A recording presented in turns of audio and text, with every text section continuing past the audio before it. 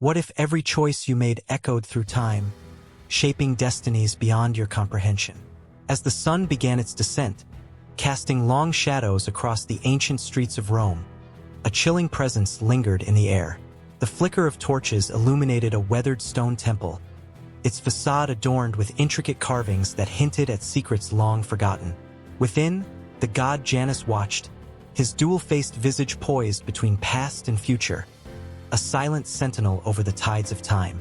Tonight, the air thrummed with an electric tension, whispering of a moment that would alter the course of history.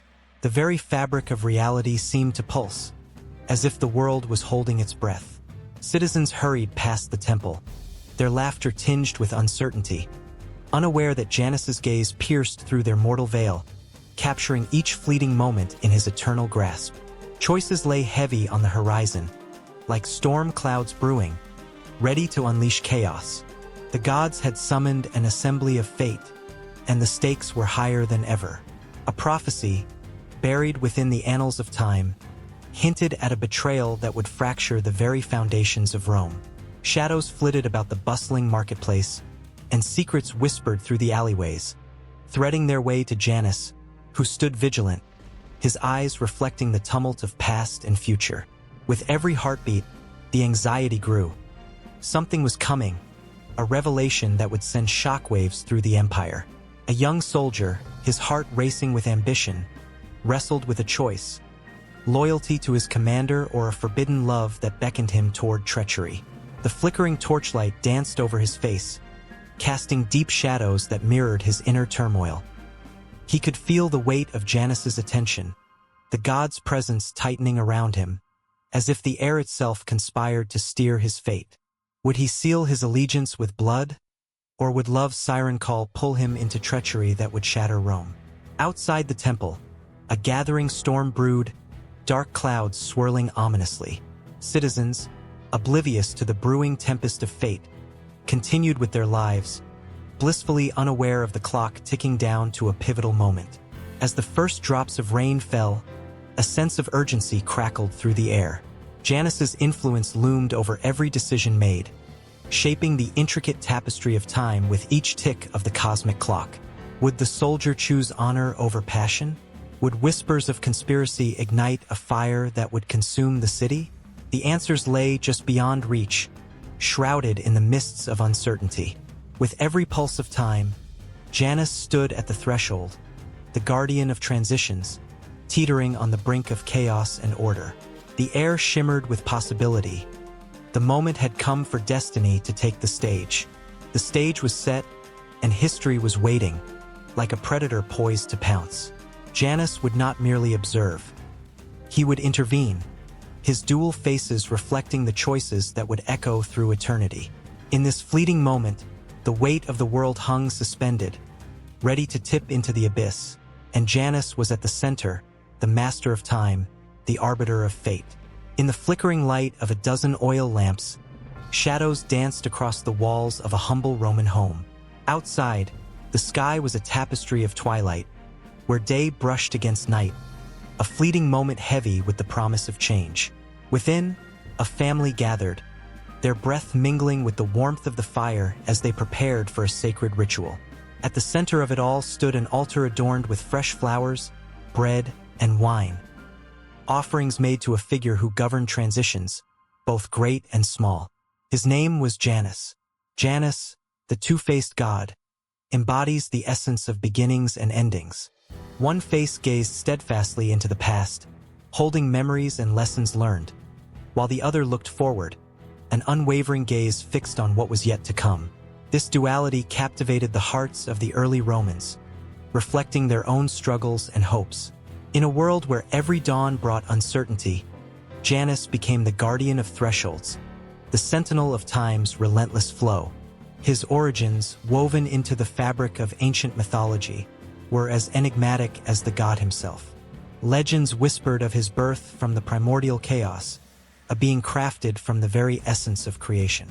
Some tales spoke of him being a son of the sky god, Uranus, while others claimed he emerged from the depths of the earth, symbolizing the union of opposites. This ambiguity only heightened his significance, for the Romans were drawn to the idea that even the gods could embody contradictions, reflecting their own human experiences. Worship of Janus began long before the grandeur of Rome took shape. In the early days, small clay figurines of Janus were crafted and placed at doorways, marking the boundaries between safety and the unknown. Families would invoke his name with quiet reverence, seeking his guidance as they crossed the threshold into new chapters of their lives.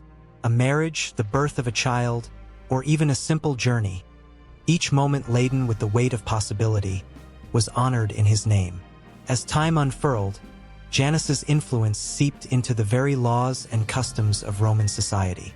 He became the patron of the new year, his presence felt during the feasts of January, a time when revelry mingled with solemn reflection. Citizens would gather in the streets, their voices ringing out in joyous celebration, a cacophony of laughter and song that echoed off the ancient stone walls. It was a time of forgiveness, of letting go of old grudges and welcoming fresh beginnings, all under the watchful gaze of their beloved deity. Yet, the worship of Janus was not solely relegated to moments of joy. In the shadows of the war-torn landscape, as soldiers prepared to march into battle, they would pause at his shrines, offering prayers for safe passage and victory. The god stood between the chaos of conflict and the hope for peace, embodying the tension of life itself. His dual faces mirrored the dualities within each soldier's heart, the bravery required to face the enemy and the fear of what awaited them. Every January, as the Romans honored Janus, they filled their homes with the aroma of freshly baked bread and the sweet taste of honeyed wine. They shared stories of his deeds, tales woven into the very essence of their culture. Janus was said to have opened the great gates of heaven, allowing the gods to descend to earth, and also to have closed them, keeping chaos at bay during times of peace. His presence was felt in every corner of their lives, reminding them that each ending was simply a new beginning waiting to unfold. In time, the Grand Temple of Janus was constructed, a magnificent structure that echoed the spirit of transition. Its doors stood wide open in times of war, a stark reminder of the chaos that lurked just beyond the peace of the city. When tranquility reigned, the doors would shut, sealing in safety and prosperity. The sound of clanging metal against metal, the creaking of ancient wood, marked the moments when time pivoted on its axis, ushering in a new era. Within the temple, priests clad in simple togas stood ready to offer sacrifices, their faces illuminated by the glow of flickering flames. They chanted prayers that reverberated through the sacred space, the echoes a testament to the power of faith. Each offering, a lamb, a wreath of laurel, symbolized a promise, a hope to be fulfilled in the seasons yet to come. The air was thick with anticipation. Hearts swelled with a mixture of fear and excitement as they turned to Janus, seeking his favor. In every village and city, the story of Janus thrived, spreading like wildfire among the people. They carved his likeness into stone, painted his image on pottery, and recited his name in their daily prayers. The tales of how he once guided Aeneas to the shores of Italy filled the hearts of many with pride. This was no mere god. Janus was a reflection of their lives, a reminder that every step taken was a step towards something new. As the sun dipped below the horizon, casting a warm glow over ancient Rome, a sense of urgency filled the air. The rituals were drawing near their peak, and a palpable tension thrummed beneath the surface. The faithful stood in silence, hearts racing, eyes fixed on the altar. The flames danced wildly, casting flickering shadows that seemed to come alive, whispering secrets of change. In that breathless moment, as the world balanced on the precipice of dawn and dusk, they felt Janus watching, waiting, ready to usher them into the unknown with open arms. With each passing day, the stories of Janus grew richer, his presence woven deeper into the hearts of the people. They knew that within his dual nature lay the truths of their existence, the bittersweet beauty of goodbyes and the thrilling promise of hellos. And so, they continued to worship, to celebrate, and to find solace in the ever-turning wheel of time, eternally captivated by the God who stood at the door, guarding the thresholds of life. In the dim light of dawn, as the sun timidly peeked over the horizon, a hush fell over the ancient city of Rome. The streets, cobblestoned and echoing with the whispers of history, held a sense of anticipation. Morning rituals were performed, and yet there was an unmistakable tension in the air. A figure stood at the threshold of every doorway, not a man but a god, Janus, the keeper of doors, the guardian of beginnings and endings. His two faces, one looking to the past and the other to the future, embodied the very essence of transformation. Janus was unlike any other deity in the Roman pantheon. While gods like Jupiter commanded thunder and Mars reveled in the chaos of war, Janus existed in the in-between spaces. He was the god of transitions, of time, and of choices. As the citizens of Rome prepared for their day, they would often pause at his altars, their hearts racing with the weight of their decisions. In every prayer whispered, in every offering laid before him, lay the hope that Janus would guide their steps. With each passing day, Janus felt the pulse of Rome, the dreams of its citizens, the fears that haunted them, and the flickers of ambition that sparked in their hearts. He stood between what was and what could be, a silent spectator to the drama of human life. As families huddled together, sharing meals and stories, he watched with a knowing gaze. Their laughter filled the air, but so too did their sorrows, their anxieties about the future. It was Janus who listened, a two-faced deity who understood the complexity of every human experience. In the bustling marketplace, merchants traded goods and whispered secrets. They sought Janus's favor for prosperous transactions, offering wine and bread at his shrines. A vendor, weary from the trials of the day, approached Janus's altar, his hands trembling. The weight of his decisions bore down upon him. Would today be the day he found fortune or failure? The flickering flames of the offering flickered wildly, as if responding to the vendor's unspoken fears. Janus, with his omniscient sight, felt the man's struggle, the sweet scent of desperation mingling with the smoke curling upwards. It was said that Janus could reach into the depths of a soul and pull forth the truth, revealing the desires hidden beneath layers of doubt and hope. As the vendor knelt in prayer, the air around him seemed to shimmer with possibility. Janus, in his duality, offered both reassurance and challenge. It was he who inspired courage in those moments of choice, urging them to embrace the uncertainty of the future. In the sacred space of homes, families honored Janus before every new venture. At the turning of the year, they celebrated the calends of January, a festival dedicated to him. With every new month, they acknowledged the passage of time, their lives marked by the moments that shaped them. The joyous laughter of children mixed with the solemn tones of elders, creating a tapestry of life woven together by Janus's influence. But Janus was not just a passive observer. He wielded his power with purpose. When war loomed on the horizon, he opened the gates of Janus, a temple that symbolized the onset of conflict. Soldiers would pray to him, seeking his blessing before stepping into the chaos of battle. Fear and fervor would ignite in their hearts as they awaited his decision. Would he keep the gates open, allowing chaos to spill into their lives, or would he close them, granting peace? Each soldier understood that Janus held their fates in his hands, a terrifying thought that sent chills down their spines. One fateful day, as the skies darkened and the winds howled ominously, a great conflict approached Rome. The citizens felt the weight of the approaching storm.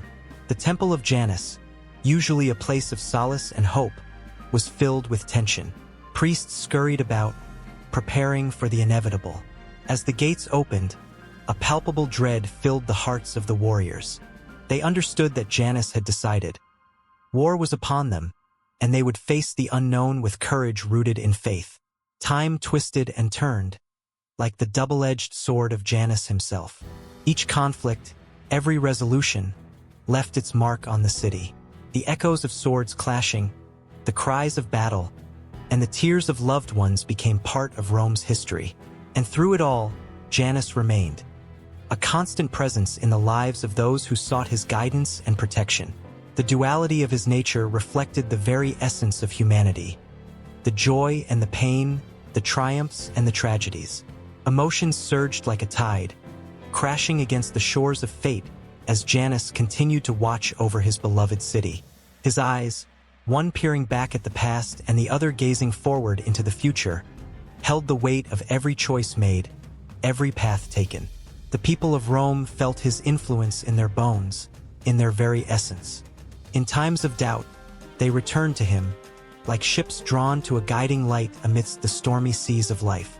Even as the sun dipped below the horizon, painting the sky in hues of orange and purple, Janus remained vigilant. With each setting sun came the promise of a new dawn, a reminder that the cycle of beginnings and endings would continue. The heart of Rome beat in rhythm with Janus, a unique deity whose presence was felt in every moment, every choice, every breath. As the night deepened and shadows danced beneath the stars, the citizens turned their eyes to the heavens. They whispered prayers, their hopes and dreams shimmering like constellations against the vast, dark sky. Janus listened, his two faces forever poised on the threshold of time, embodying the essence of what it means to be human, vulnerable, resilient, and forever caught between the past and the future. And with every heartbeat, the story of Janus continued, woven into the tapestry of their lives, never truly ending, always transitioning into the next chapter of their shared fate. As the sun dipped below the horizon, casting a warm, golden glow over ancient Rome, shadows began to stretch and twist. The city, alive with the echoes of laughter and the clatter of sandals on cobblestones, held a secret that was whispered among its citizens. A secret that rested in the hands of a two-faced god. Janus, the keeper of gates, stood watch at every threshold, embodying the timeless dance of beginnings and endings.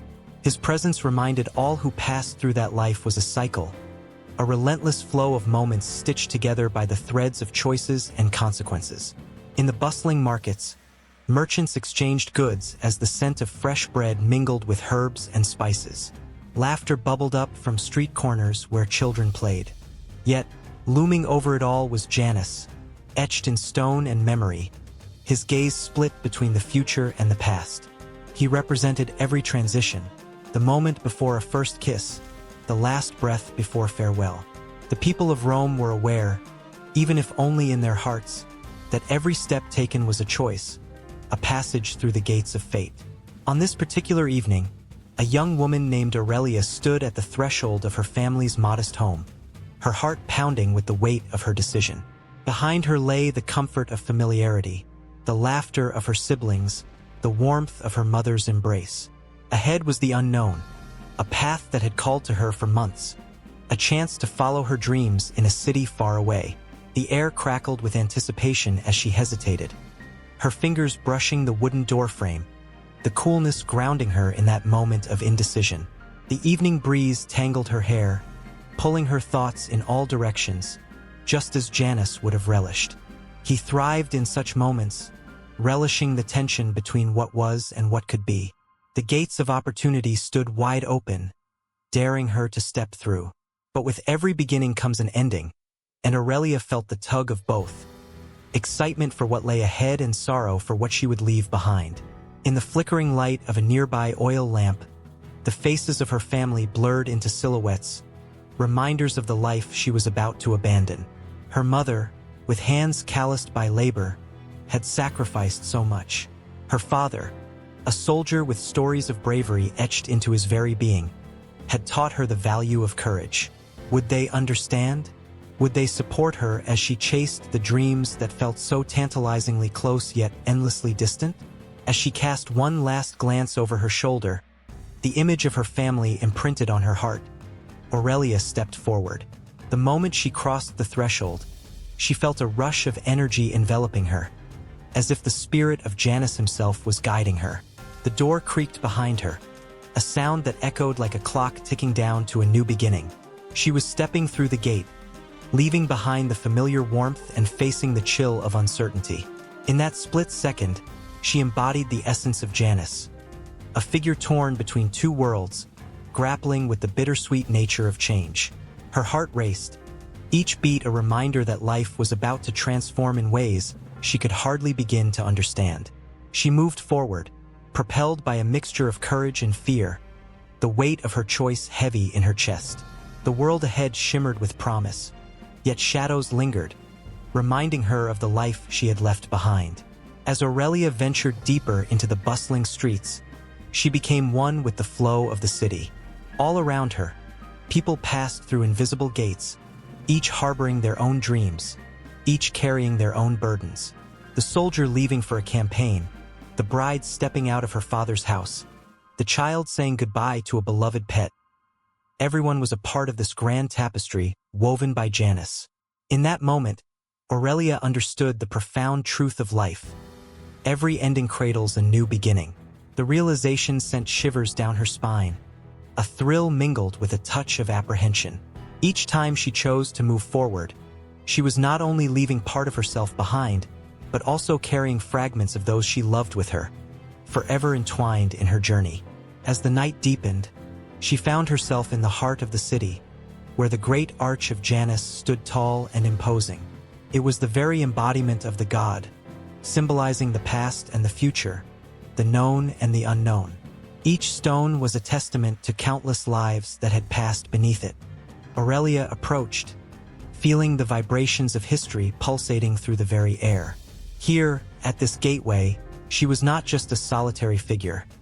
She was part of something far greater, an eternal cycle of humanity.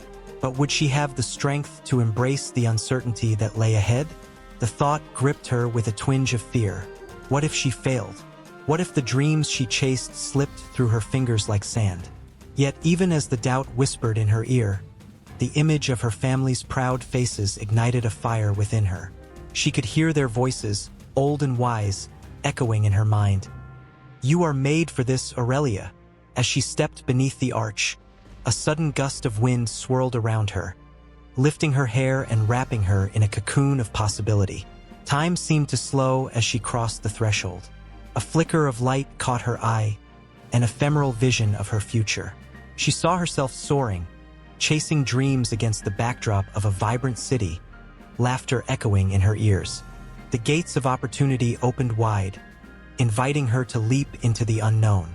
But then, just as quickly, the vision faded, replaced by the shadows of doubt. The faces of those she loved, her mother, father, siblings, swam before her eyes, urging her to remember where she came from. Could she balance the weight of her dreams with the love that anchored her? In that moment, Janus loomed large in her mind, reminding her that to move forward, she must honor both the past and the future. With a deep breath, Aurelia felt the tension resolve. She was not just leaving, but carrying her loved ones with her, each step a tribute to their sacrifices and support. And as she emerged on the other side of the arch, the world opened up before her, the streets of Rome shining with endless possibilities. With each beat of her heart, she embraced the symphony of beginnings and endings, ready to face whatever awaited her on the other side. The streets of ancient Rome were alive with the vibrant hues of life, bustling with citizens who carried their hopes and dreams as they navigated the city's labyrinthine paths.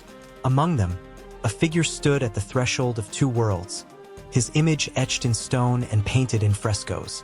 Janus, the god of beginnings and transitions, gazed knowingly, two faces turned toward the past and the future, embodying the essence of change itself.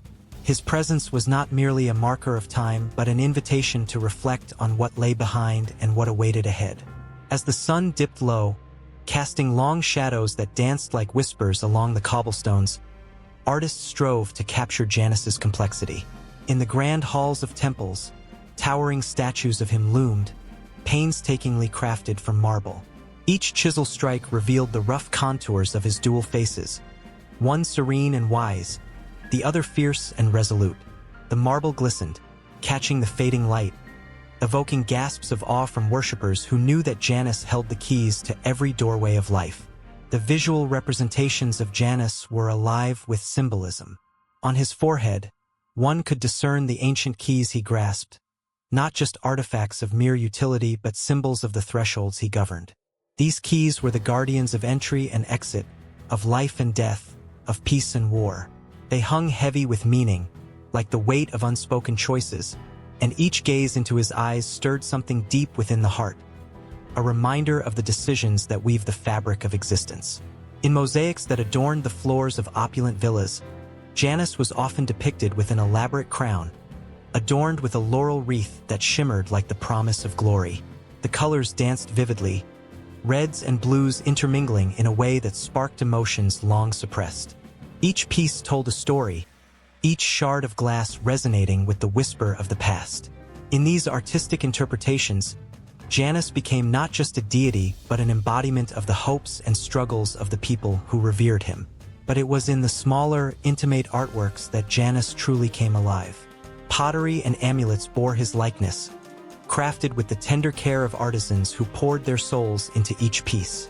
A simple clay lamp might feature his two faces, set against the warm glow of candlelight, illuminating the doubts and dreams of those who sought his favor.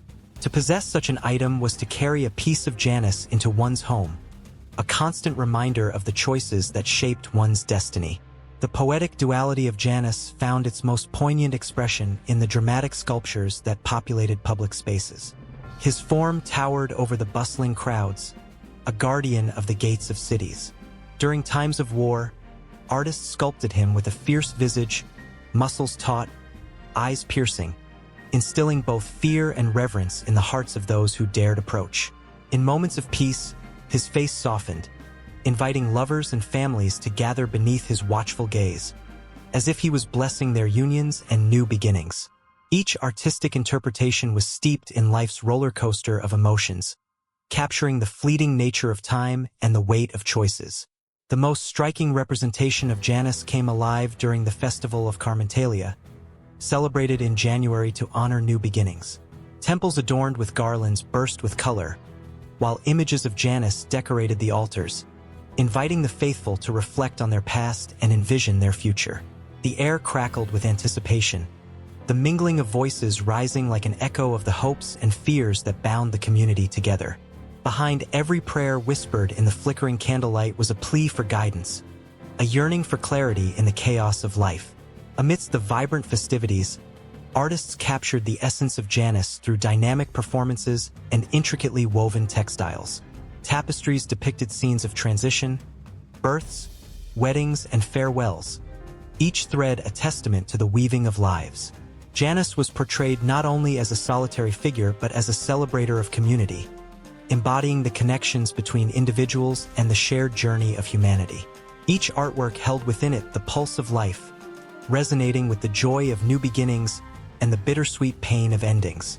As the centuries passed, the image of Janus evolved but never lost its emotional grip on the hearts of those who encountered it. During the Renaissance, artists like Michelangelo and Raphael revisited the ancient themes, infusing them with fresh vigor. Janus appeared in paintings that exploded with color and life. His dual faces became a metaphor for the human condition, capturing the dual nature of existence, the light and shadow we all carry within ourselves. Paintings hung in grand galleries, igniting conversations that stretched across generations, each observer seeing something different, yet deeply personal. In the 19th century, as the world grappled with rapid change, Janus found new life in modern interpretations. Artists began to portray him in the context of industrialization and urbanization, reflecting the anxieties and hopes of their time. The cityscapes became his canvas, where his two faces looked out over bustling streets filled with horse-drawn carriages and the first automobiles, a reminder that with progress comes the weight of decision and consequence. Through all these depictions, Janus has remained a poignant figure, a mirror reflecting the human experience. His image can be found in the most unexpected places, on the sides of clocks, in the symbolism of coins, or even in the architecture of modern buildings that embrace the concept of entrance and exit. History has breathed life into his form, ensuring that whether in marble or paint, Janus remains an eternal witness, a guide through the labyrinth of choices that shape our lives. With every glance into the past, every moment of contemplation, Janus invites humanity to recognize the beauty in every turning point. He stands as a reminder that every ending is merely a doorway to a new beginning, and within these thresholds lies the pulse of life itself. As new artists pick up their tools, whether they wield a brush or a camera, Janus's image continues to inspire, an ever-evolving testament to the stories and emotions that bind us all. The tension of what has been and what is yet to come lingers, a promise of stories still waiting to be told. And as the wheel of time turns, Janus remains, eternally watching, eternally guiding. The flickering light of a single candle cast shadows that danced upon the walls of a small, dimly lit room. It was a night heavy with anticipation, a night when the veil between what was and what could be felt impossibly thin. Outside, the winds whispered secrets, rustling through the trees like the excited murmurs of long-lost friends reuniting. Within this sacred space, a figure stood, the flickering light glinting off the polished bronze of a statue. Janus, the two-faced god of beginnings and endings, of transitions and time. Janus was revered across the ancient Roman landscape, where every turn of the calendar, every moment of change, was his domain. With one face gazing back toward the past and the other peering into the future, he embodied duality in its most exquisite form. The Romans honored him at the beginning of each year, a time that felt like a bridge straddling two realms, what was left behind and what lay ahead. But in this moment, that bridge felt wider than ever, as if the very fabric of time itself were stretching taut, inviting the curious to cross. The candles flickered again, revealing the stories etched into Janus's features.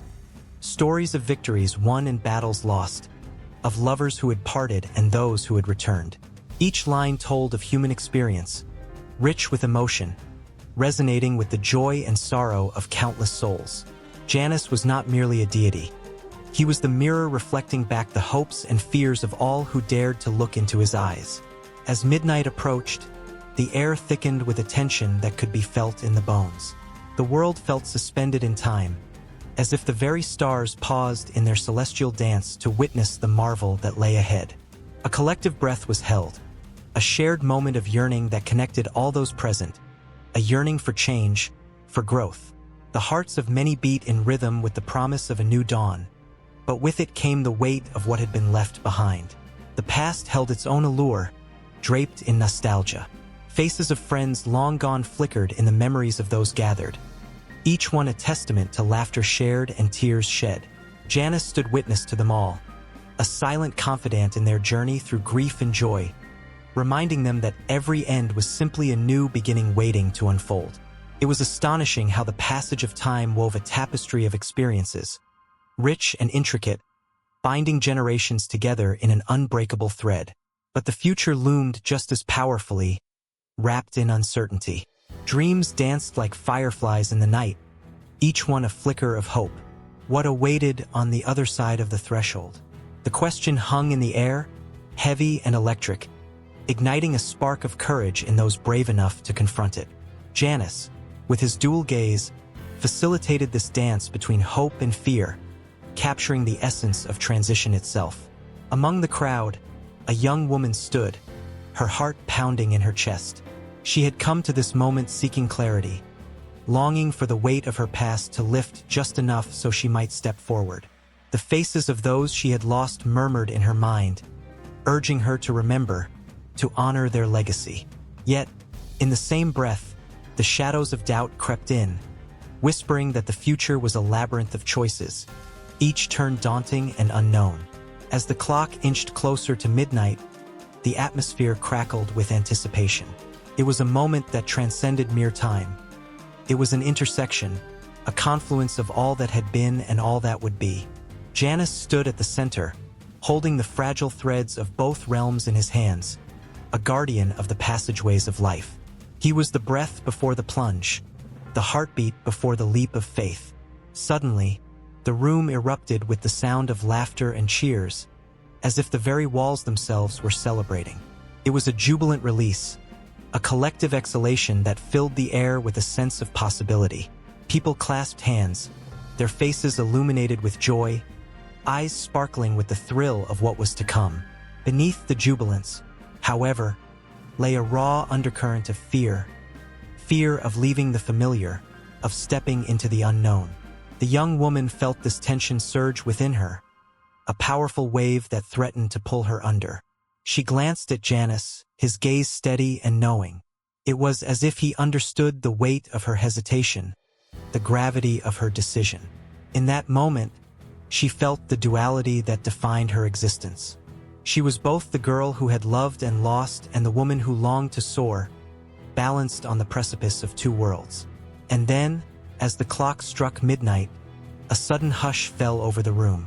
The sound seemed to echo through time itself, a bell tolling for both the past and the future. Outside, fireworks erupted, illuminating the night sky with vibrant colors. Each burst was a promise, a reminder that new beginnings were forged from the ashes of what once was. The world outside erupted in jubilant chaos, yet within, silence reigned as all eyes turned to Janus. In that breathless moment, the young woman stepped forward, her heart racing as she faced the statue. She felt the pull of the past and the call of the future intertwining, a melody of emotions weaving through her very soul. The room, once filled with uncertainty, now buzzed with a fervor that vibrated in her chest. Janus was not merely a figure to be revered. He was a catalyst, a herald of the transformation that awaited her. The boundaries of time blurred, and the energy in the room shifted, inviting new possibilities to emerge. As the fireworks painted the sky, she closed her eyes, letting the moment wash over her. It was both a farewell and a welcome, a recognition of the journey that had shaped her and the adventure that awaited. Janus, with his watchful eyes, stood as a silent witness to this profound moment of transition, a reminder that every ending cradled the seeds of new beginnings. In the distance, the echoes of laughter and celebration swelled, the world bursting with the promise of a new year, a fresh slate upon which dreams could be inscribed. The duality of Janus enveloped her, urging her forward, beckoning her to embrace the beauty of the unknown. It was time to take a step into the light, to bridge the gap between what had been and what could be. Time was a relentless river, ever flowing, and she was ready to ride its currents, guided by the watchful gaze of Janus. A chill hung in the air as dusk settled over ancient Rome, the kind of chill that sent shivers down the spine, promising a transformation. The streets bristled with life, a vibrant tapestry of colors and sounds that seemed to pulse with an unseen rhythm. It was the eve of the new year, a moment when hope and nostalgia intertwined like lovers reluctant to part. In every corner, the people whispered of Janus, the two-faced god, guardian of beginnings and endings, standing at the crossroads of time. As the sun dipped below the horizon, lanterns flickered to life, casting a warm glow over the bustling crowds.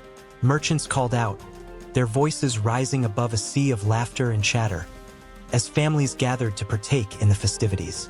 The air was thick with the aroma of roasted meats, spiced wines, and sweet pastries, tantalizing the senses and beckoning every passerby to indulge. Yet, beneath the surface of the revelry lay a deeper significance. It was a time for reflection, a moment to honor the past while welcoming the uncertainties of the future. The festival, known as the Aganalia, was not merely a celebration. It was a sacred observance dedicated to Janus. People donned their finest clothes, draped in white to symbolize purity, and adorned with laurel wreaths, a sign of victory and renewal. As night fell, they gathered around altars, lighting sacred fires that danced in the dark like flickering memories. Each flame held a wish, a prayer whispered to the god whose dual visage represented what was behind and what lay ahead. Children, eyes wide with wonder, watched as their elders tossed coins into the flames, a gesture to ensure good fortune for the coming year.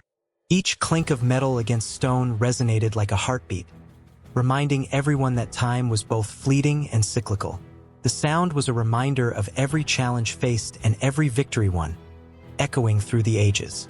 The fires crackled, sending sparks up into the night, as if the very essence of hope had taken flight. Amidst the celebrations, the rituals unfolded with precision. Offerings of bread, wine, and incense were presented at altars, each item carrying its own significance. The bread symbolized sustenance, the wine represented joy, and the incense rose as a fragrant plea for divine favor.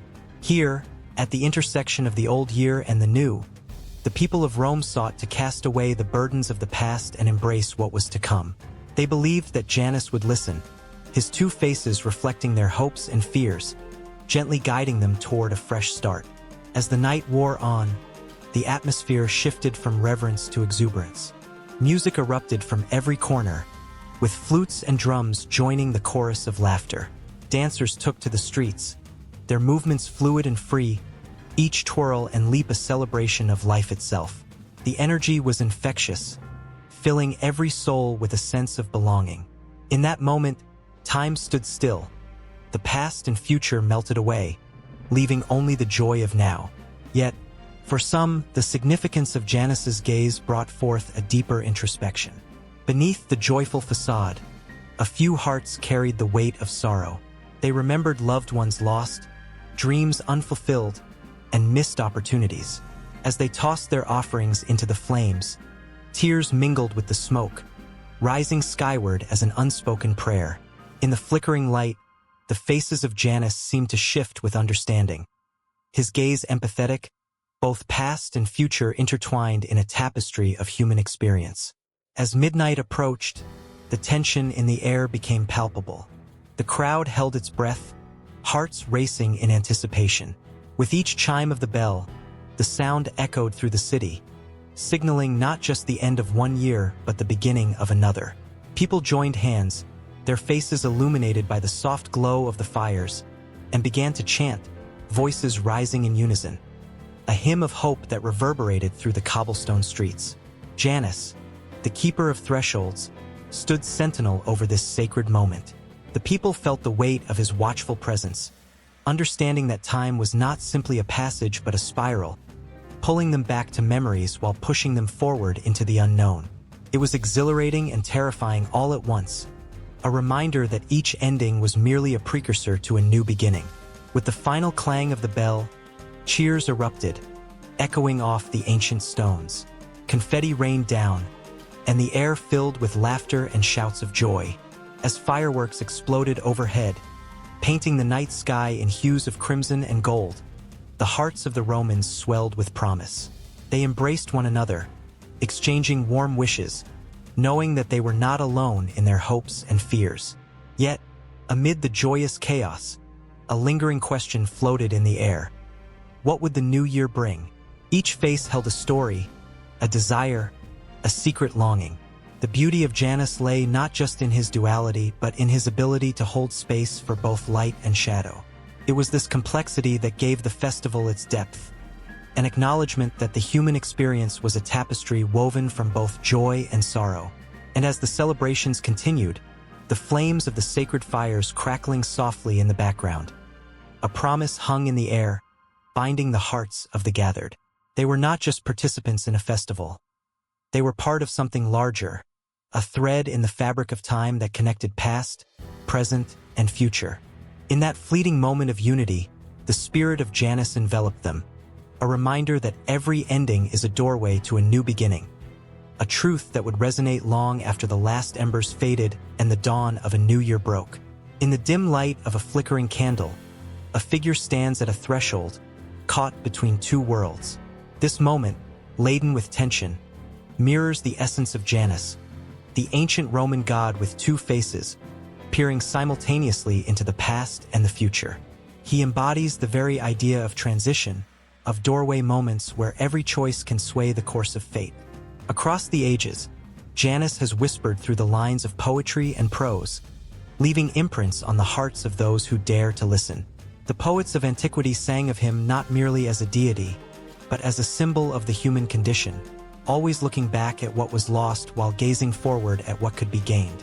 His presence lingers in the verses of Ovid, where the poet paints him as a guardian of beginnings and endings, a watchful spirit at the start of every new venture.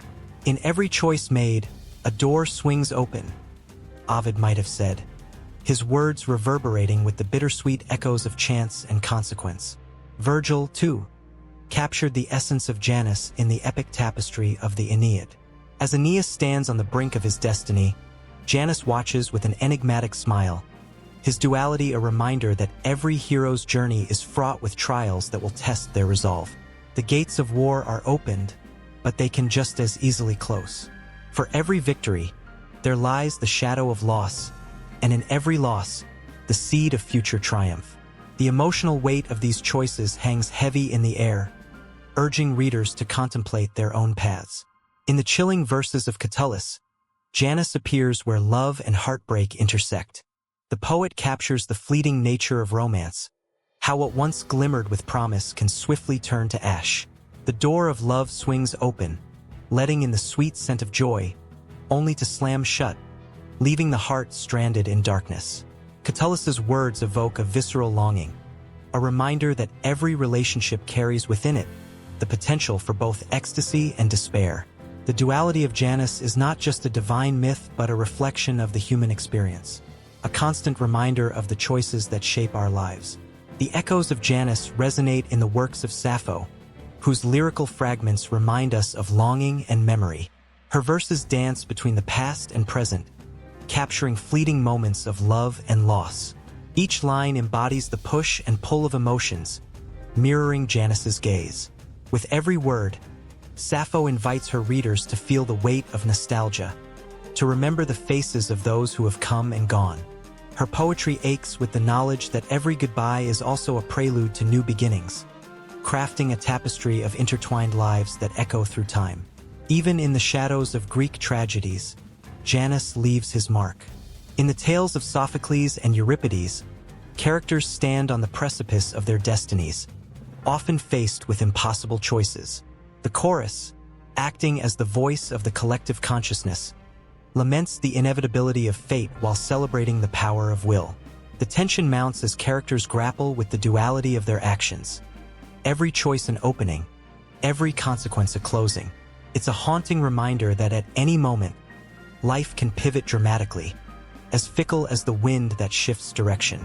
As the pages turn to the Roman poet Horace, Janus's presence deepens, transforming into a more introspective lens. Horace's odes reflect on the passage of time, the fleeting nature of youth and the inevitability of aging. His words paint vivid images of life's seasons, where youth bursts forth with exuberance, only to yield to the solemnity of old age. The duality of Janus becomes a metaphor for time itself, the past forever haunting the present while the future waits just beyond the horizon. The emotional resonance of his poetry swells with the weight of unfulfilled dreams and the sweet pangs of nostalgia, drawing readers into a contemplative embrace. In the hands of later poets, Janus continues to thrive. Dante's Divine Comedy presents an evocative portrayal of transition and redemption. As Dante moves through the realms of the afterlife, Janus lurks in the background, a silent guide through the thresholds of sin and salvation. Each layer of hell and paradise he traverses is a doorway leading to greater understanding, a testament to the human spirit's desire for growth and transformation. The tension builds as Dante faces the reflections of his past, the weight of his choices pressing down upon him, yet illuminating the path ahead. As the vibrant world of literature continues to evolve, Janus stands ever relevant, his two faces a poignant reminder of the complexities of life. The poet Rilke, centuries later, captures this essence in his works, where he contemplates the nature of existence. His verses pulse with the energy of choices made and those left unmade, exploring the delicate dance between hope and despair. Rilke's emotional landscapes resonate with the timeless struggle of humanity, where Janus watches, ever vigilant, at the edges of our stories. The threads connecting these varied poets wind through time like a river, each current carrying the legacy of Janus. The emotional turmoil, the weight of choices, and the bittersweet beauty of transition weave a complex tapestry that invites the reader to ponder their own life's multiple paths. As the candle flickers on that threshold, the figure remains, caught in a moment where every heartbeat is a choice, every breath a doorway, and every glance back is just as important as the one gazing forward. And with that tension hanging in the air, the story flows on, seamless and unbroken, into the next chapter of existence, where more doors await to be opened. In the early light of dawn, the city of Rome stirred with a peculiar energy. The air crackled with anticipation as citizens bustled about their daily lives, unaware that one figure watched over them from the shadows of their beliefs. At the crossroads of every street, at the entrance of every home, stood Janus, a two-faced deity, peering both into the past and the future. He was the gatekeeper of beginnings and endings, a silent guardian shaping the very fabric of Roman life. Janus was not just a god to be seen but a force to be felt, resonating through the walls of temples, echoing in the chambers of power. His presence brought a sense of unity to the Romans, a thread that wove through their rituals, politics, and even their wars. For centuries, his duality encapsulated the essence of the Roman state itself, reflecting the people's hopes and fears. In his gaze, they saw the potential for greatness, but also the specter of ruin, always reminding them that every decision had consequences. As Roman generals prepared for battle, they would stand before Janus, pleading for his favor. The clang of armor, the march of legions, and the fervent prayers offered to this ancient god filled the air with an electric tension. Soldiers, their hearts pounding, sought Janus's blessings, believing that victory lay not solely in strength but in divine approval. The gates of war were opened, and it was Janus who held the key. His temple, with its massive doors, stood testament to the Romans' understanding that every conflict began and ended with a choice, a moment suspended in time. On the other side of the city, in the Senate, political debates swirled like a storm. Senators, each more ambitious than the last, often invoked Janus in their discussions, underscoring the importance of wise decisions. They knew that one misstep could lead to chaos. When a new leader rose to power, the people would gather to witness the rituals that honored Janus, praying that their choices would align with the future they envisioned. The whispers of the crowd were heavy with hope, yet tinged with fear. What if their trust in this deity faltered? What if the choices made today would haunt them tomorrow? The tension heightened with the arrival of the Ides of March. The Senate floor was alive with fervor, each senator eyeing one another, calculations and betrayals fueling the air. The looming figure of Julius Caesar stood at the center, a man who had risen to power but whose ambition had also made him many enemies. As he approached the sacred altar of Janus, the whispers subsided. Would he honor the god of gates and transitions, or would he ignore the warnings etched in the sacred texts? The moment hung in the air, thick and palpable, as if Janus himself was watching, waiting for the right moment to intervene. In the days leading up to that fateful day, the signs became ominous. The rituals were performed with fervor, but the citizens felt a shift, a dark undercurrent weaving through their daily lives. Even the most hardened warriors felt a chill as they passed Janus's temple, his two faces gazing upon them, a constant reminder of the duality of fate. It was in this charged atmosphere that the threads of destiny tightened, weaving a tapestry of hope and despair. On the evening before the Ides of March, the streets were eerily silent. The moon cast a pale light over the city, illuminating the statue of Janus, who remained steadfast, his expression inscrutable. Citizens whispered tales of omens, strange dreams and unsettling visions that haunted their nights. It felt as if Janus himself had stepped through the threshold of time, warning them of an impending storm. Little did they know, the very fabric of their lives was about to unravel.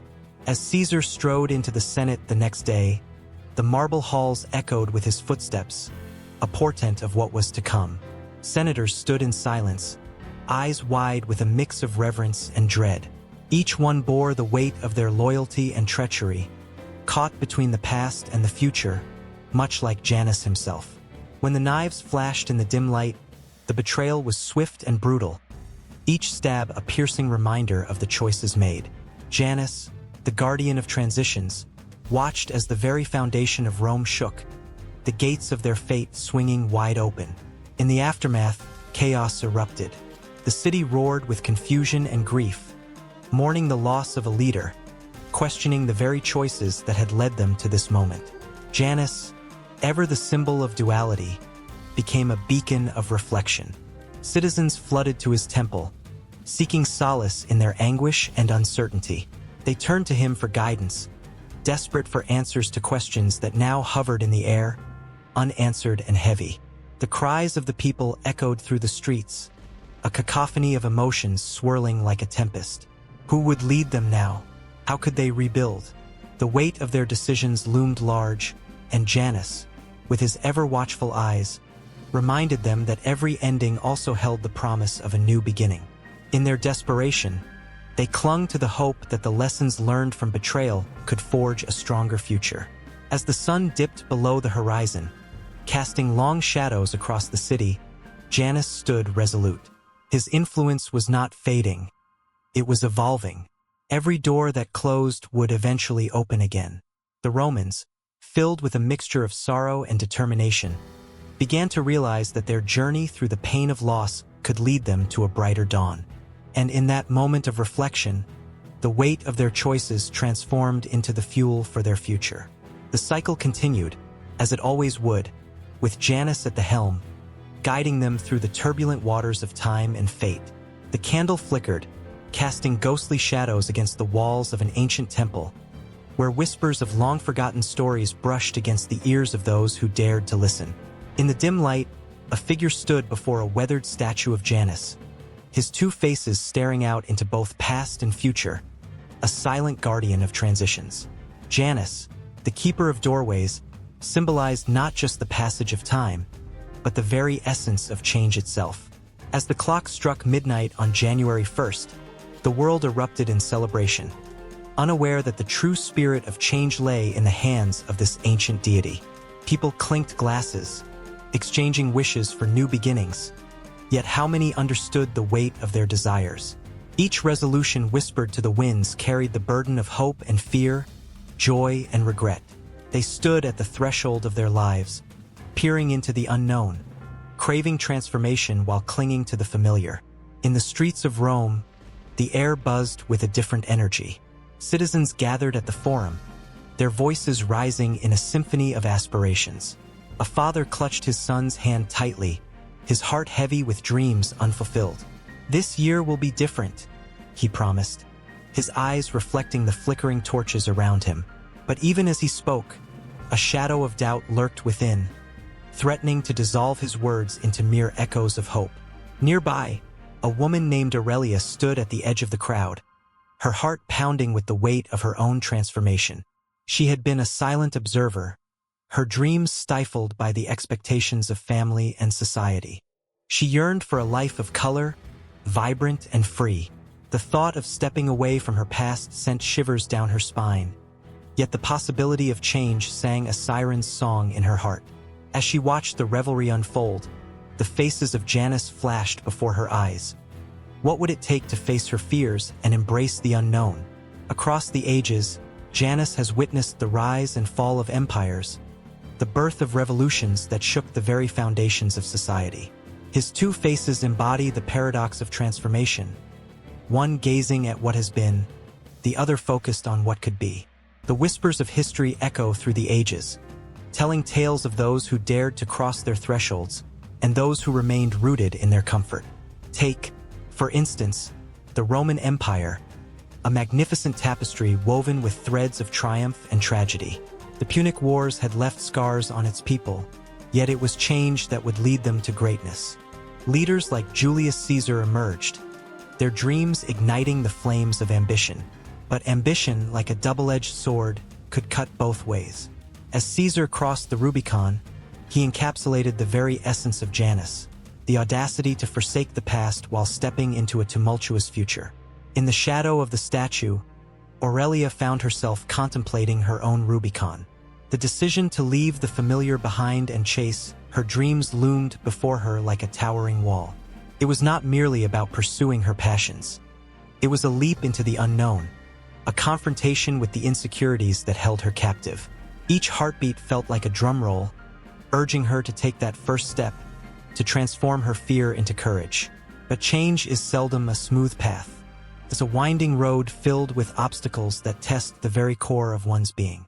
As the celebrations raged on, the winds of time carried tales of those who had faced monumental shifts in their lives. The struggles of the civil rights movement emerged, echoing with the cries for justice and equality. Individuals stood together, driven by the belief that change was not just necessary, it was inevitable. Each march, each protest, each rally became a testament to the power of collective transformation.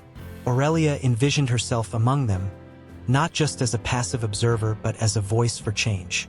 The courage of those who marched for justice ignited a fire within her soul. What if she could be part of something greater, something that transcended her own fears? What if her journey could inspire others to break free from their own chains? Yet, with those dreams came the haunting reminder of the sacrifices required. Janus, with his duality, reminded her that every change comes with a cost.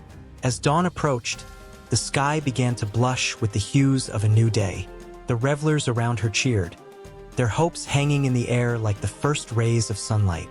But for Aurelia, the noise faded into a distant hum. She felt an overwhelming pull, as if the universe itself was urging her to make her choice. Should she remain in her comfortable cocoon, or should she leap into the unknown? Armed with nothing but her dreams and the audacity to change her reality, the statue of Janus loomed larger than life, its faces reflecting the myriad possibilities that lay ahead. She could feel the energy crackling around her, a mix of anticipation and dread. As she took a tentative step forward, she glanced back at her past, a life filled with expectations and unfulfilled dreams. But she also felt the weight of the future calling her, a world filled with promise and uncertainty. In that moment, the boundaries between personal transformation and societal change blurred. Every individual's journey is a thread woven into the grand tapestry of humanity. Just as Aurelia contemplated her own leap, the world outside continued to shift, propelled by the collective will of countless souls seeking change. The echoes of history reverberated through her, a reminder that every act of courage resonates far beyond the individual.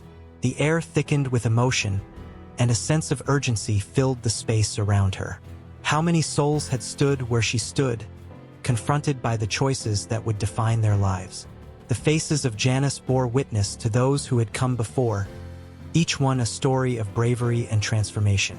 With every heartbeat, the drumroll grew louder, urging her to choose, to step through the doorway that led to her dreams, to embrace the change that awaited. But before she could take that leap, a sudden rush of wind swept through the temple, as if the very essence of Janus was calling out to her. The flames of the candles flickered violently, and the shadows danced around her, igniting a fire in her heart. She could feel the pulse of history coursing through her veins, echoing the struggles of those who had come before her. Would she rise to meet the challenge, or would she allow fear to bind her to the past? And as Aurelia stood on the brink, the threads of personal and societal transformation began to intertwine, weaving an intricate tapestry that stretched beyond her own life, reaching into the hearts of countless others. The choice was hers. The world awaited, and history hung in the balance, ready to be rewritten with each courageous step toward change. The Roman army marched forward, the sound of clanking armor echoing across the land. In that moment, the fate of countless lives hung in the balance. But there was one presence watching over them, Janus, the two-faced god. He stood at the threshold of war and peace, his gaze shifting from the chaos of battle to the tranquility of treaties.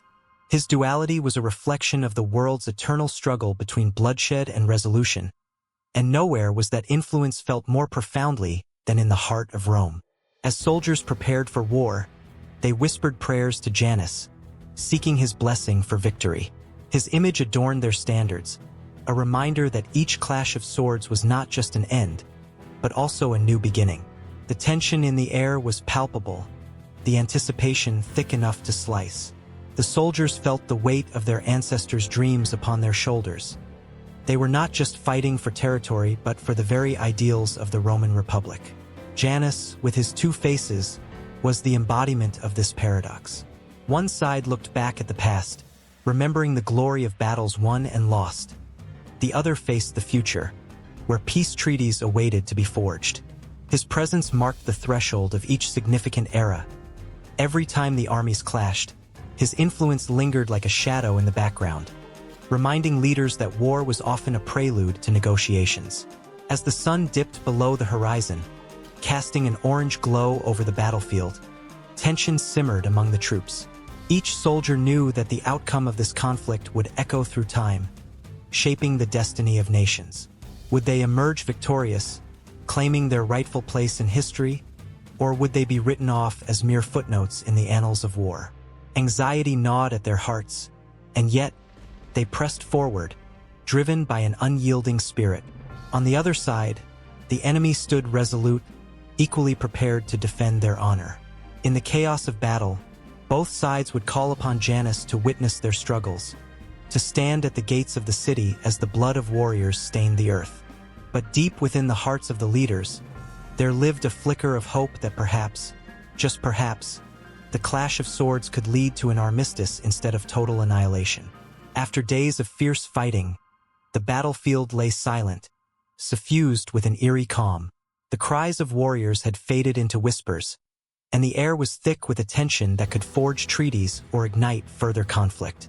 In this stillness, Janus was summoned once more. His presence loomed over the remnants of both armies, a silent reminder that the end of a battle was often the beginning of negotiations. Delegates from each side met under a weathered olive tree, the air heavy with the scent of earth and blood. They approached one another with caution, a mixture of pride and fear swirling within them. Each knew that the fate of their people rested upon the fragile threads of words spoken and promises made. The imagery of Janus persisted in their minds, the god who could see both sides of the story, the past filled with loss and the future brimming with the possibility of peace. As the leaders spoke, their voices trembled, weighed down by the memories of fallen comrades. They recalled faces they would never see again, the stories left untold. Yet, amidst their grief, there was an undeniable flicker of hope. The discussions turned passionate, animated gestures punctuating their words as they reached for a common ground. Janus held his breath, watching closely, his two faces reflecting the delicate dance between animosity and understanding. The sun began to rise once more, illuminating the tired faces of the negotiators. They had come to understand something profound, that their destinies were intertwined. The cycles of war and peace were not merely events in history, they were the very fabric of human existence. In that moment, Janus knew that he had played his part, guiding them from the brink of destruction towards the promise of tomorrow. But even as peace settled like a blanket over the battlefield, a lingering tension remained. The echo of clashing swords would not be easily forgotten. The ink dried on treaties, yet the potential for conflict always loomed. Janus, standing at the threshold, understood that peace was as fragile as glass, and in an instant, it could shatter. The hearts of men were unpredictable, driven by passions that could ignite at any moment. As the leaders returned to their people, their hands raised in unity, Janus watched with a bittersweet smile. He knew that this was but a moment of respite, a brief pause in a much larger narrative. The stories of their lives would continue, filled with joys and sorrows, triumphs and defeats. In the realm of human experience, war and peace would forever be intertwined, each shaping the other in a relentless cycle. In the distance, another conflict brewed, waiting for its moment to unfold. The drums of war would beat again, calling forth the brave to gather their courage and march toward destiny. But for now, the world held its breath, suspended in a delicate balance, with Janus standing vigil, a silent guardian over the human experience. His influence was felt in every decision made, every treaty signed, and in every battle cry that echoed through the ages. Even as the dust settled on the battlefield, Janus remained a silent participant in the unfolding drama. His two faces turned toward the past and the future, reminding all that every end is a new beginning, and every peace can be a prelude to war. The cycle continued, relentless and unyielding, with Janus standing watch, the eternal sentinel at the gates of fate. The tension of the moment hung in the air, a promise of stories yet to be told, battles yet to be fought, and lives yet to be changed. In the flickering light of 100 candles, the ancient Roman market square pulsed with life, a tapestry woven from laughter and whispers, the clinking of pottery and the scurrying of feet. Just beyond the vibrant chaos lay a row of stone archways, each entry cloaked in shadows and mystery. At the threshold of these doors stood Janus, his two faces gazing out into both the bustling thoroughfare and the intimate silence of the homes behind each entry. One face gazed toward the future, eyes wide with hope, while the other reflected upon the past, steeped in memory. Doors were not mere barriers. They were sacred passages, transitions between worlds. From the bustling marketplaces of the city to the quiet sanctuaries of family life, Janus presided over each entry with a vigilant watch, ensuring that all who passed through understood the weight of their choices. His presence summoned a shiver of reverence. The community believed that he guided the souls of those entering and leaving, be it for joy, sorrow, or the mundane. Children scampered past the doorways, their laughter echoing, drawing the attention of a weary mother. She stood at the threshold of her home, her heart heavy with the burden of the day. The door before her felt like a boundary drawn between her struggles and her sanctuary. As she hesitated, a breeze whispered through the cracks, carrying the scent of fresh bread from the oven within. The flicker of hope ignited in her chest, reminding her of the warmth that awaited her. Janus's spirit lingered in the air, urging her forward, urging her to embrace not just the comfort of her home, but the love of her family. Yet, while the domestic spaces thrummed with tenderness, the public squares held their own tensions. A soldier emerged from the tavern, his armor glinting under the midday sun, the weight of his sword heavy at his side. He approached a grand entrance, a door adorned with intricate carvings that spoke of honor and sacrifice. Janus seemed to press against him, a guardian of the threshold, challenging him to reflect upon the life he'd chosen. The soldier stood still, a silent war raging within him as he weighed the pulse of duty against the ache of personal desire. To step through that door meant to accept the call to protect, to fight for a city that thrived under the watchful gaze of Janus. Yet, it also meant to leave behind the laughter of his children and the warmth of his wife's embrace. The door loomed larger than life, a portal to a destiny that could change everything. With each breath, he could feel Janus urging him to consider the roads not taken, the lives that hung in the balance, the delicate dance between the past and the future. In the corners of the marketplace, a shadow stirred. A man draped in tattered cloth, eyes glinting with desperation. He shuffled towards a door that led into the temple, a space revered and protected. It was said that Janus held dominion here, his presence both feared and adored. The man's heart raced as he approached, knowing that within lay the whispers of wisdom, the promises of guidance. Yet the door felt heavy, as if it sensed his intentions. Janus, with his dual gaze, scrutinized the man's soul, compelling him to confront the truth of his existence.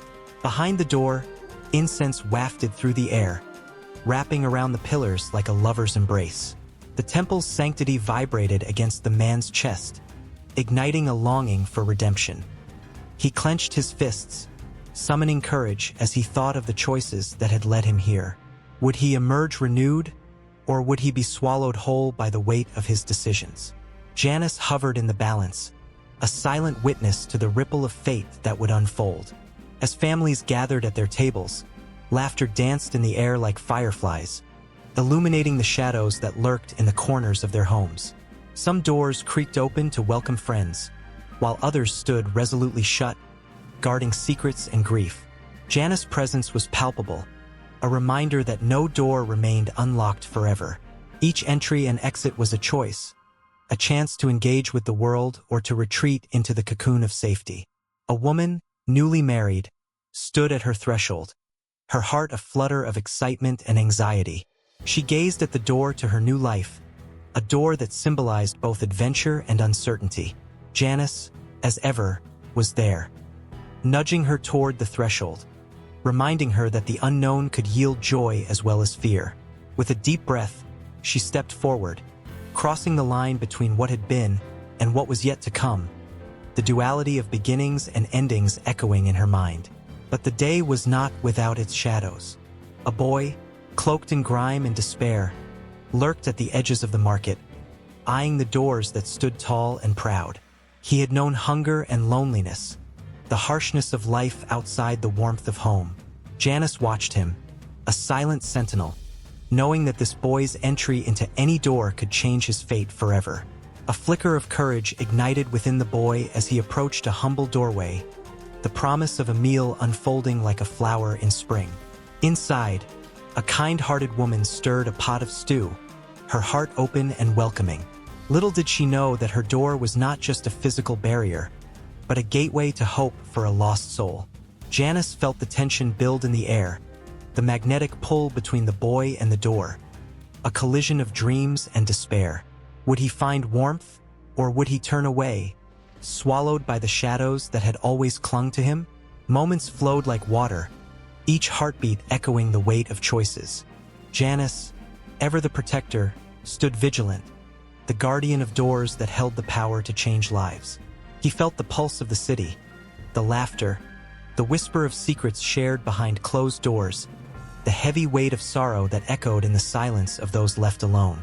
Through the marketplace, into the intimate spaces of homes, and into the sacred halls of temples, Janus remained a steadfast figure. He was a reminder that each threshold crossed was a moment suspended in time, a choice that defined who one was and who one might become. His dual faces mirrored the complexity of existence, the simultaneous embrace of hope and fear that danced at every door. And as the sun began to set, casting a golden glow over the city, Janus stood watch, knowing that the stories of those who crossed his threshold were far from over. The tension lingered, and the air crackled with the promise of what was to come. In the flickering shadows of a dimly lit Roman marketplace, a figure stood at the crossroads, embodying the very essence of contradiction. Janus, the ancient god with two faces, gazed into the past with one eye and into the future with the other, forever caught between what was and what could be. The air brimmed with an electric tension, as vendors shouted their wares and the scent of fresh bread mingled with the dust of history.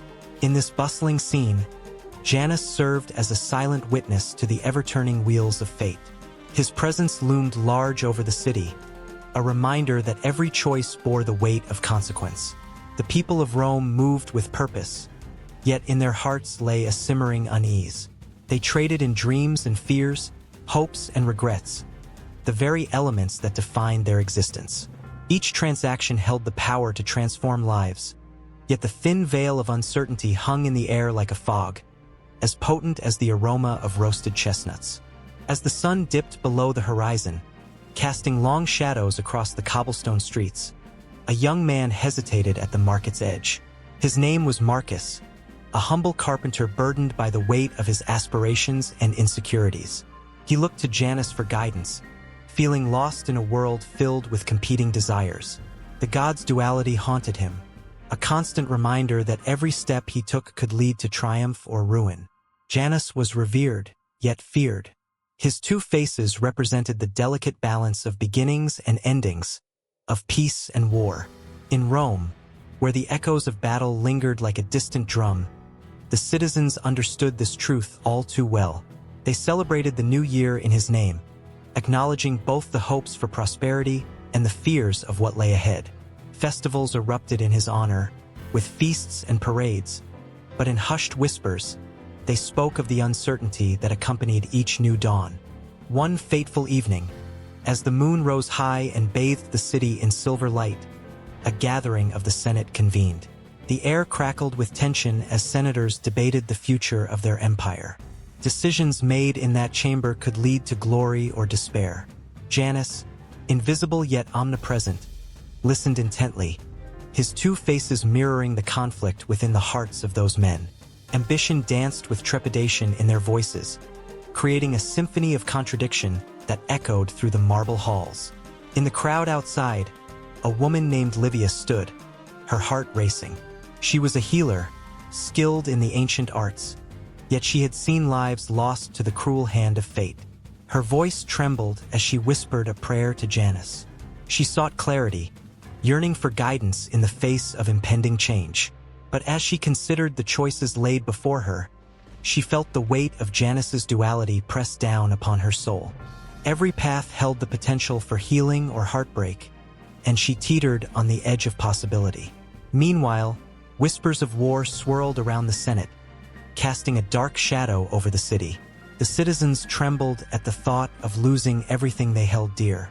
Here was Janus again, the guardian of transitions, standing at the precipice of destruction and rebirth. When one door closes, another opens, but which would it be? The streets buzzed with rumors, igniting emotions that ran high. Fear gripped the hearts of many, while others felt the fire of rebellion stirring within. Janus was both the protector and the harbinger of chaos, reminding them that every ending was also a beginning. On the verge of conflict, Marcus stood resolute, grappling with his own crossroads. He had the chance to join the ranks of soldiers defending his home. Yet the thought of bloodshed chilled him to the bone. His mother's cries echoed in his mind, the pain of loss a stark reminder of what was at stake. He glanced up at the statue of Janus, caught between the valor of a warrior and the comfort of a humble life. The statue seemed to beckon him, a silent plea to embrace his own contradictions. As the night deepened, the tension unfolded like a tightly wound coil, ready to snap. The moonlight flickered over the faces of the people gathered in the streets, illuminating their fears and dreams. Livia, feeling a surge of courage, stepped forward, rallying those around her. "We are the architects of our destiny," she cried, her voice resonating with the power of ancient prophecies. The crowd, inspired, began to chant, their voices rising in a crescendo. They were ready to confront their fears, to stand at the crossroads and demand their future. Janus watched, the echoes of their resolve reverberating through his being. This was the essence of humanity, the intense struggle between hope and despair, courage and fear. Each person carried their own duality, a reflection of Janus's eternal gaze. The gods' two faces seemed to shimmer in the moonlight, embodying the very spirit of contradiction that defined their lives. In the distance, the drums of war began to beat, a haunting reminder that the battle was near. The citizens of Rome stood at the threshold of change, their hearts pounding as they faced the unknown. Marcus felt the pull of destiny, torn between the life he had known and the call of honor. Livia, too, sensed the shift in the air, the energy crackling like lightning. They were all bound by the same thread, woven together by Janus's powerful duality. As the first light of dawn began to break, illuminating the horizon with streaks of gold, hope flickered alongside the shadows of uncertainty. The crossroads loomed ahead, a moment suspended in time, capturing the essence of what it meant to be human. Janus, with his watchful eyes, bore witness to the unfolding tale of contradictions, where every choice shaped the future and every moment echoed the past. The story had only just begun, and the air thick with anticipation hinted at the trials yet to come. As the last light of day kissed the horizon, the village stirred with a familiar cadence, one that echoed through the ages.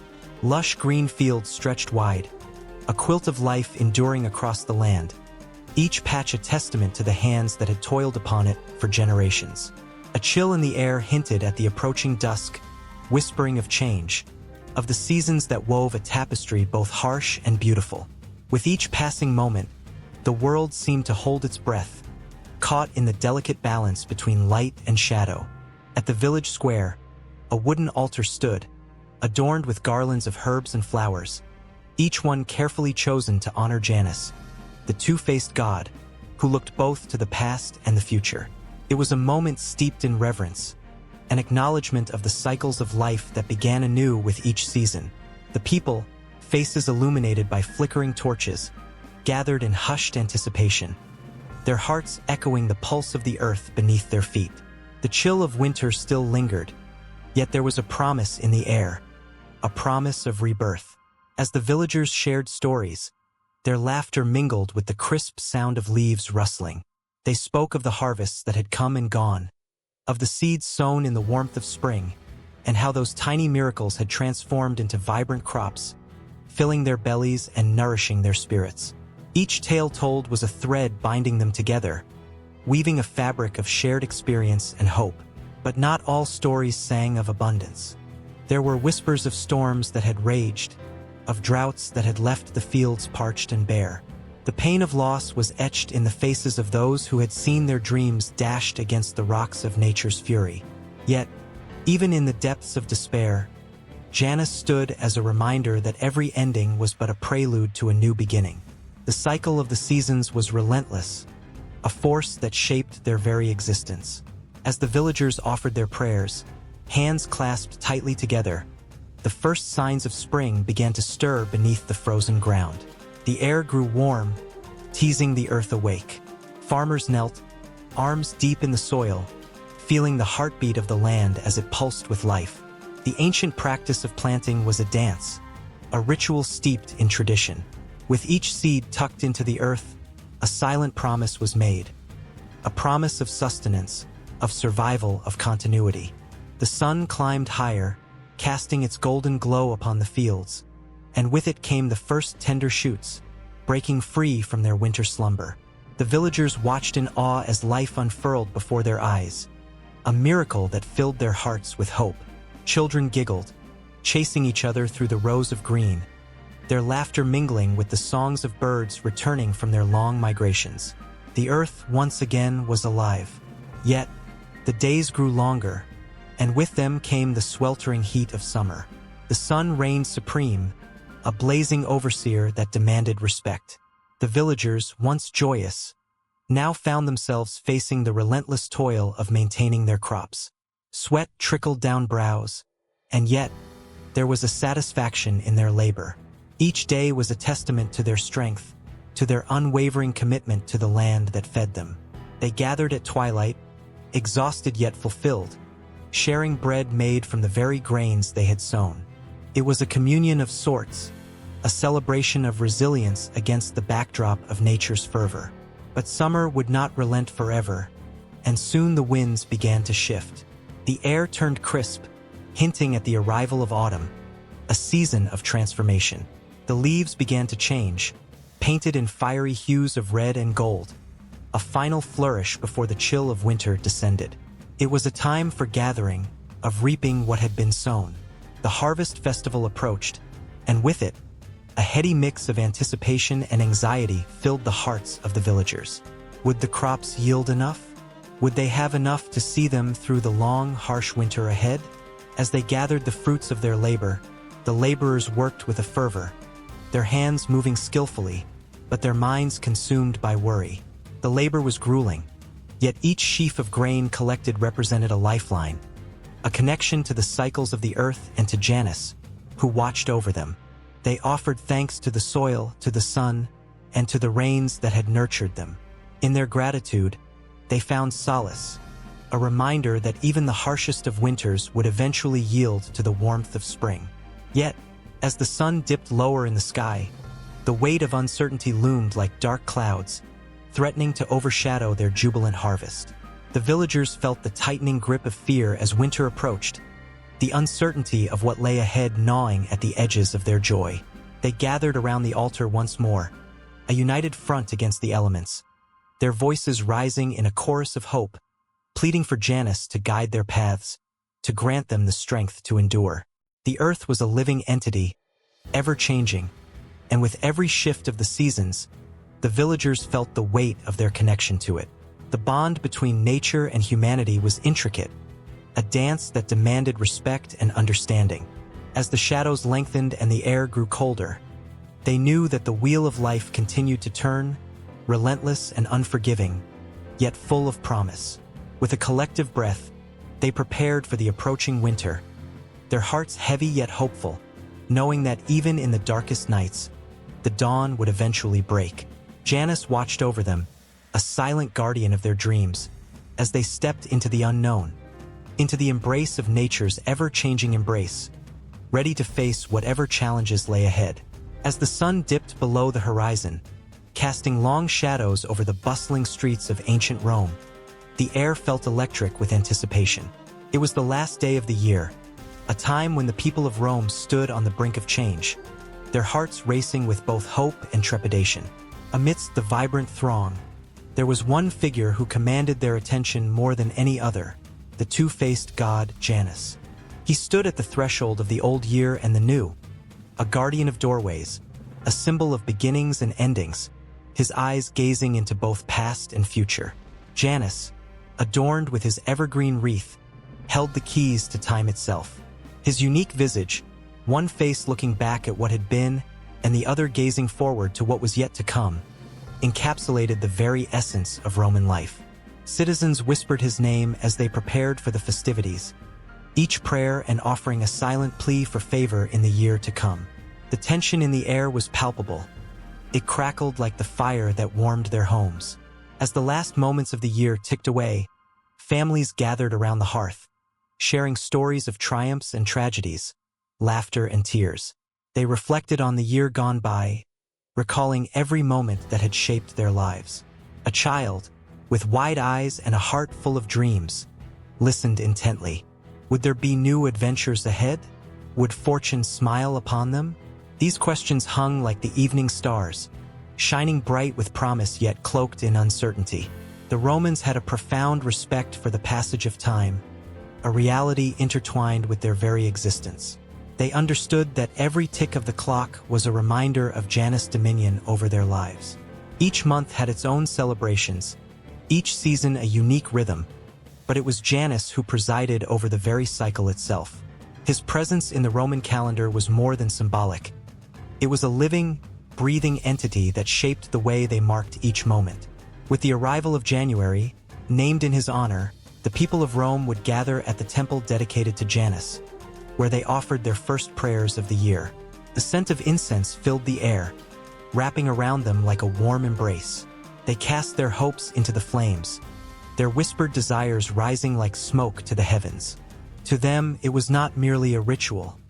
It was a lifeline, a chance to reset, to renew, to step boldly into the unknown. Yet, the role of Janus extended beyond the personal. He was intricately linked to the very heartbeat of the Roman state.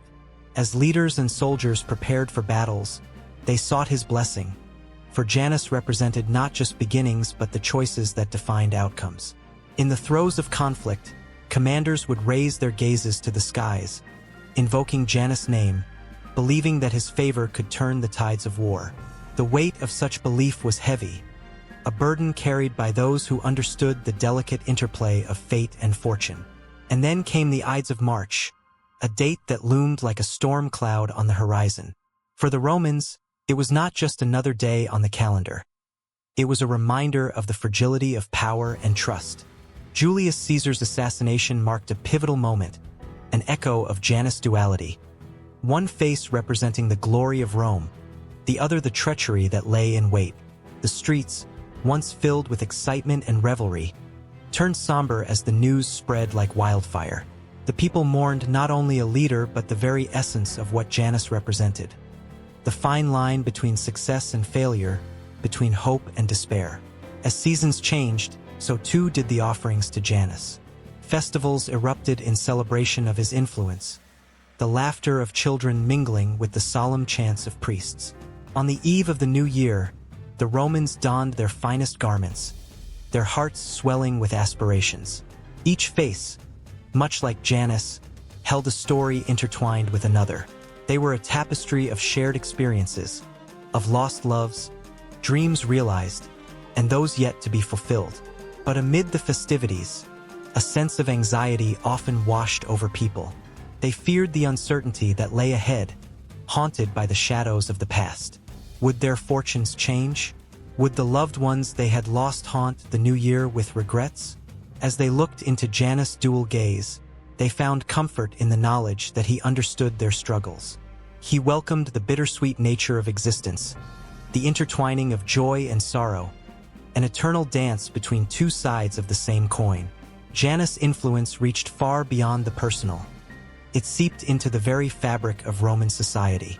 The Senate convened, their discussions echoing within the grand halls of power, decisions made under the watchful gaze of Janus. Every war waged, every law enacted, bore his mark. He was not just the god of beginnings. He was the gatekeeper of time, holding within him the weight of destinies. As the first light of January broke over the horizon, illuminating the city, the Romans stood united before Janus. Their hearts beat as one, a collective pulse filled with hope and trepidation, each person preparing to step through the doorway he represented. Lives were about to change, and in that moment of transition, the past met the future in a beautiful collision of time and possibility. The sounds of celebration rang out, laughter mingling with the distant echoes of history, and Janus smiled, a knowing glint in his eyes. In this moment, as the old year faded and the new one beckoned, the people of Rome embraced the duality of their existence, ready to face whatever fate had in store for them. All they had to do was take the first step through that sacred doorway, into the unknown that lay ahead, guided by the ever-watchful presence of their beloved Janus. A cold wind whispered through the streets of ancient Rome, carrying with it the weight of unspoken fears and the echo of lost souls. The city hummed with life, yet beneath its vibrant facade lay an undercurrent of unease. People hurried past shrines and temples, casting wary glances over their shoulders, as if the shadows themselves might reach out and claim them.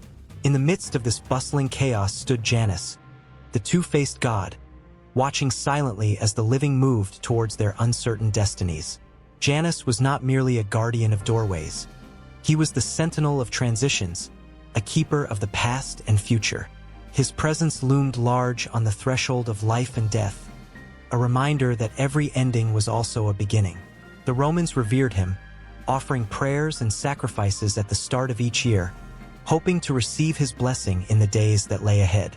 Yet, in their hearts, they felt the weight of the inevitable truth. Death was an unyielding force, a passage they must all face. And when that time came, Janus would be there. The afterlife was a mystery shrouded in myths and whispers.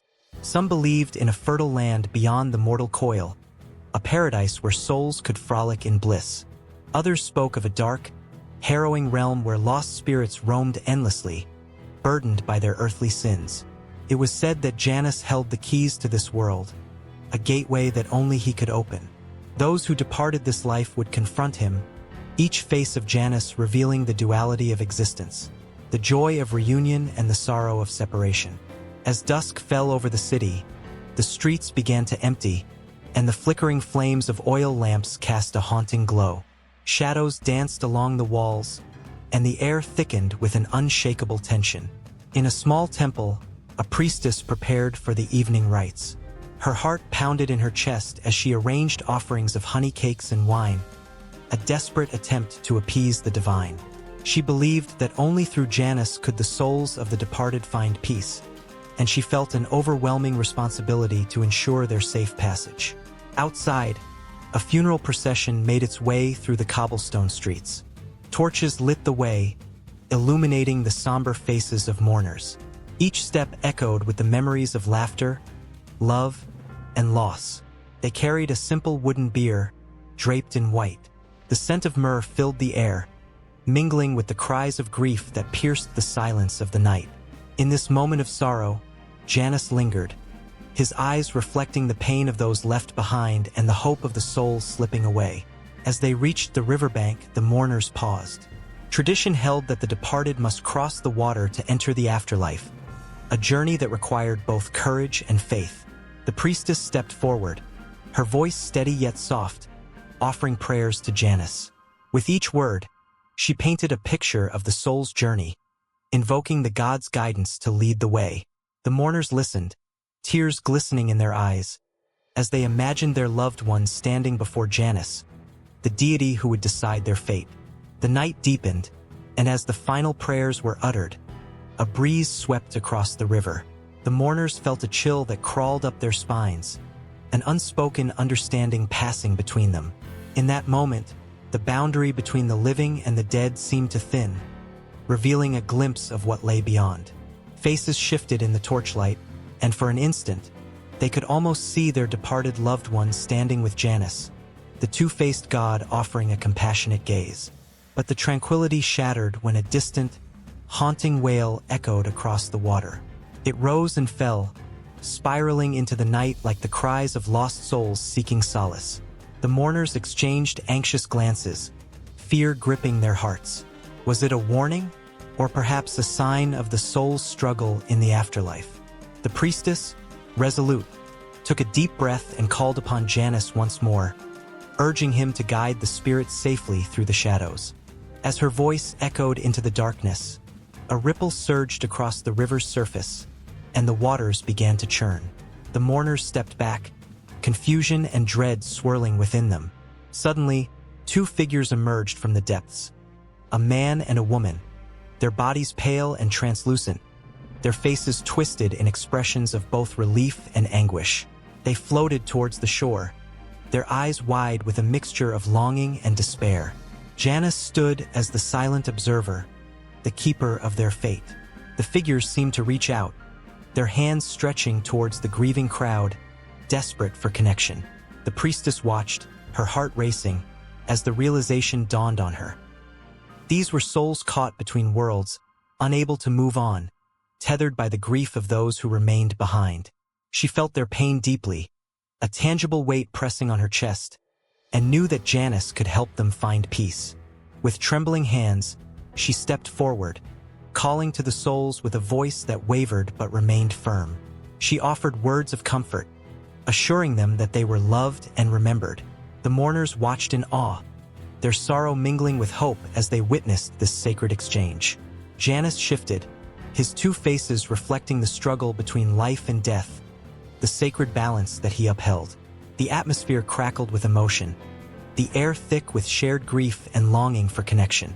The priestess extended her arms, as if to bridge the divide between the living and the dead, urging the souls to let go of their burdens and embrace the light that Janus offered. But with every word, the wailing grew louder, echoing the urgency of their plight. These souls were not merely lost. They were trapped beneath the weight of unresolved memories and unfulfilled wishes. In that charged moment, time seemed to stand still. The mourners held their breath, witnessing the drama unfold before them. Janus, the guardian of transitions, remained the silent arbiter. He would decide who could pass and who would remain shackled to the earth. The river roared with a life of its own, mirroring the tempest of emotions swirling around them, as hope intertwined with despair in a dance as old as time itself. As the final plea escaped the priestess's lips, the air shimmered with the weight of anticipation. The souls flickered, their forms wavering like smoke in the wind. Janus listened, his two faces reflecting the duality of existence, the joy of release and the pain of parting. The moment hung, suspended in uncertainty, as the boundaries between life and death blurred, leaving everyone yearning for resolution, yet fearing what it might bring. In the flickering candlelight of an ancient church, a figure stands at the threshold, caught between two worlds.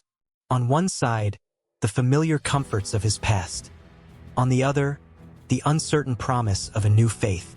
This figure is Janus, the two-faced Roman god symbolizing transitions and beginnings, a bridge between the old and the new.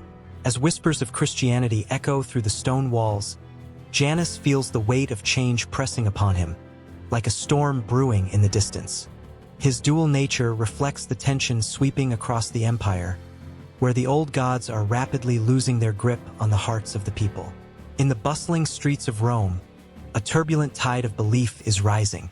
The air is thick with anticipation and fear. Followers of Christ gather in dimly lit rooms, exchanging fervent prayers and secret glances as they risk everything for their faith.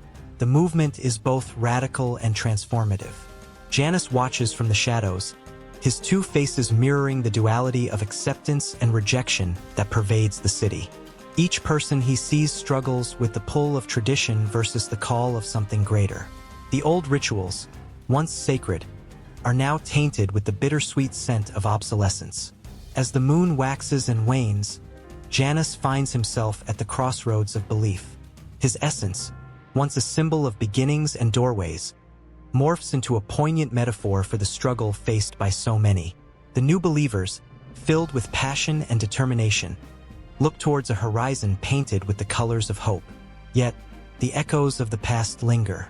Statues of Janus, once revered, now crumble in neglect, their faces half erased by time and the fervor of change.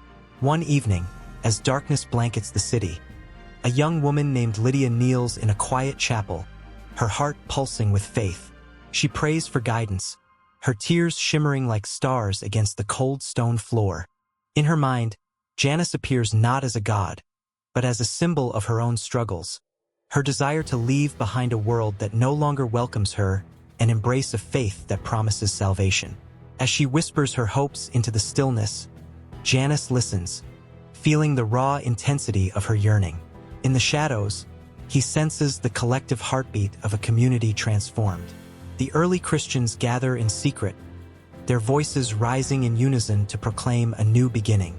They cling to the teachings of love, forgiveness, and resurrection, each word resonating like a drumbeat in Janus's chest. The once familiar gods fade under the weight of this new truth. Yet Janus remains, embodying the very essence of transition, standing sentinel at the threshold of transformation. The struggles of these believers echo through the night, a powerful symphony of devotion and doubt. Each prayer is a step forward, yet each step is fraught with the fear of persecution. The Roman authorities, threatened by this new movement, tighten their grip. Persecution looms like a storm cloud ready to unleash its fury. Janus feels their pain. He understands the fear of losing loved ones, of being ostracized for choosing a different path. A fateful day arrives, and with it, a decision that will forever alter the course of history. The Romans, driven by a desire to quash this new faith, march into the streets, their armor glinting menacingly under the sun. The Christians gather to hold a vigil, their hearts racing with both fear and fervor. Janus stands watch, his two faces reflecting their courage and despair. He knows that this moment, this confrontation, could be the turning point for all. As the authorities clash with the faithful, the air crackles with tension. Shouts fill the streets, echoing off the ancient stone buildings. The old ways are being challenged in ways never seen before. Janus, once a symbol of the past, now embodies the struggle for a future filled with hope and love. In the chaos, he witnesses the unyielding spirit of those who refuse to back down. Their cries for mercy, for grace, resonate through the ages, reaching him like a haunting melody. In the aftermath, the dust settles, but the scars remain. The early Christians are persecuted, yet they grow stronger, more united in their belief. Janus watches as they gather, their faces illuminated by the flickering flames of hope. They become beacons of light in a world threatened by darkness. The symbolism of Janus transforms from that of mere transition to a profound representation of resilience and faith. The two faces now gaze not just into the past and future, but into the heart of a new identity forged in the fires of struggle. As the sun rises on a new day, the transformation is palpable. The statues of Janus, once seen as guardians of the old ways, are repurposed, their significance shifting. They become symbols of transformation, a reminder of the turbulent journey from despair to hope. The early Christians begin to adopt elements of Janus's duality, reflecting their own struggles between worldly temptation and spiritual devotion. The tension in the air is still thick, yet something has changed. The early Christians are no longer just spectators in their fight for faith. They are warriors, fiercely defending their beliefs against the backdrop of a changing world. Janus, their silent witness, feels the pulse of this new movement. Each prayer, each act of faith, strengthens the bond between the divine and the human experience. The old gods may fade, but in their place, a vibrant new symbolism takes root. In the quiet of the chapel, Lydia reflects on her journey, the weight of her faith heavy yet beautiful. She thinks of Janus, his two faces forever watching over the crossroads of her life. She feels the thrill of belonging to something greater than herself, a community woven together by belief, hope, and love. The walls of the church seem to vibrate with the energy of their collective spirit, a testament to the enduring power of transformation. As the sun sets, casting long shadows across the city, Janus stands watch, his heart swelling with the emotions of the faithful. They no longer look back. Their eyes are set firmly on the horizon. The old world is fading, but in its place stands a new dawn filled with possibility. Yet, as they march forward, exultant and hopeful, the echoes of their struggles linger, reminding Janus that transformation is not merely an ending, but a beginning, a doorway to an ever-unfolding story that has yet to be fully told. The cold wind swept across the Roman Forum, stirring the leaves of the olive trees that stood sentinel over the bustling crowds. Shadows danced on the marble, and shouts of merchants filled the air as the sun dipped low on the horizon. In this moment, with the day giving way to night, the figure of Janus loomed large in the minds of the people. Two faces, one looking back at the past and the other gazing into the unknown future, embodied the very essence of transition. The worship of Janus, the god of beginnings and endings, held a significant place in the hearts of Romans, serving as a silent witness to the ebb and flow of their history, from the humble days of the Republic to the grandeur of the Empire. In those early days, Janus was a simple yet profound figure, his duality reflecting the complexities of life itself. Romans would gather at his temples, offering prayers and sacrifices. They sought his favor before embarking on journeys, entering new ventures, or even making life-altering decisions. Each act of devotion was steeped in a deep desire for success and protection against the uncertainties that lay ahead. The flickering flames of their offerings mirrored their hopes and fears, an eternal dance between what was known and what was yet to come. As the Republic flourished, so too did the worship of Janus. His significance grew alongside the expanding borders of Rome. He became a symbol of unity amidst the chaos of war and politics. The gates of his temple, located at the edge of the Forum, stood open during times of conflict, letting in the sound of clashing swords and the cries of soldiers.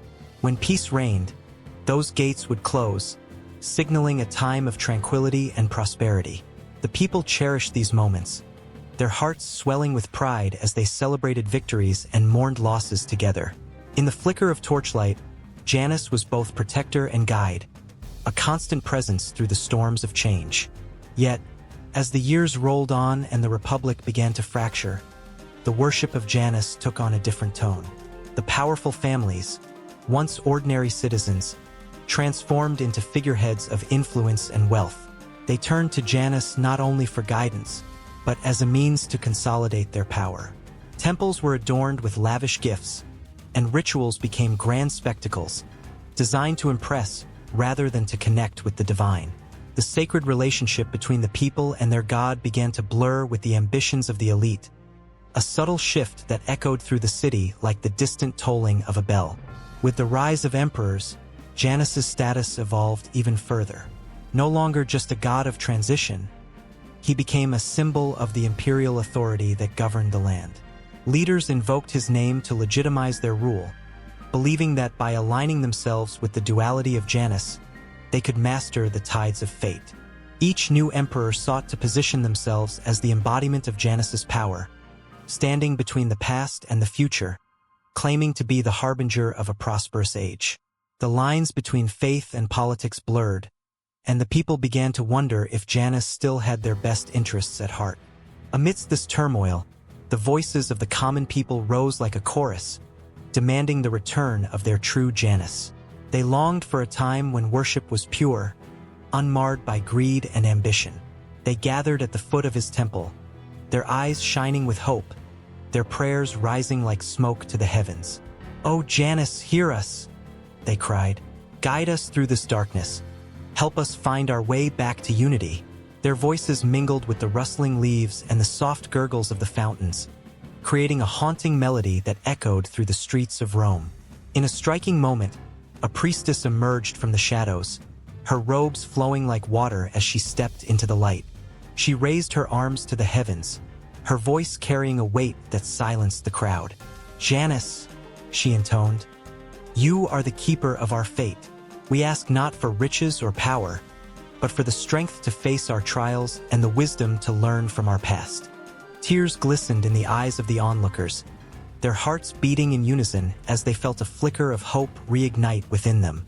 For a fleeting instant, they were reminded of the simplicity of their faith, the connection that once bound them to a God who saw their triumphs and tribulations. But the winds of change continued to howl, and the imperial might tightened its grip on the very essence of worship. Festivals that once celebrated the divine connection were now grand displays of power. Spectacles of wealth overshadowed the simple prayers that once filled the air.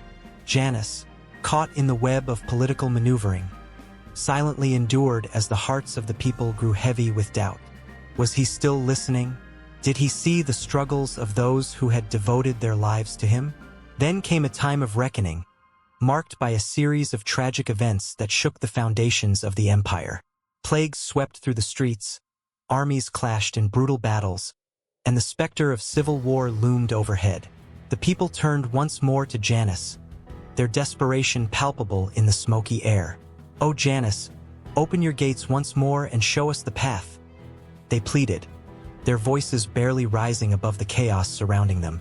The flickering torches seemed to dim, as if the very essence of hope was being tested. In those turbulent days, Janus's image transformed again, bearing witness to the struggles of an increasingly fractured society. His dual faces reflected not only the hopes of a people yearning for peace, but the stark realities of a world spiraling into darkness. The open gates of his temple became a haunting reminder of the passage of time, a symbol of both opportunity and peril. As the empire expanded, so too did the complexities of its worship, intertwining the sacred with the secular, leaving the people to navigate the treacherous waters of faith and ambition. In the depths of despair, the whispers of ancient traditions began to revive.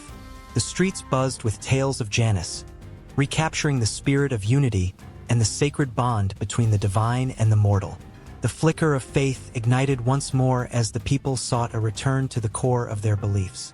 The rituals began to shift, a blend of the old and the new, bridging the gap that had formed between the elite and the common folk.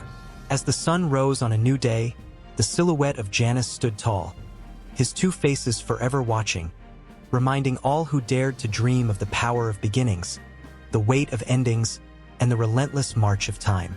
In the flickering light of twilight, a figure stands at the threshold of two worlds, one foot in the past and the other stepping into the uncertain future.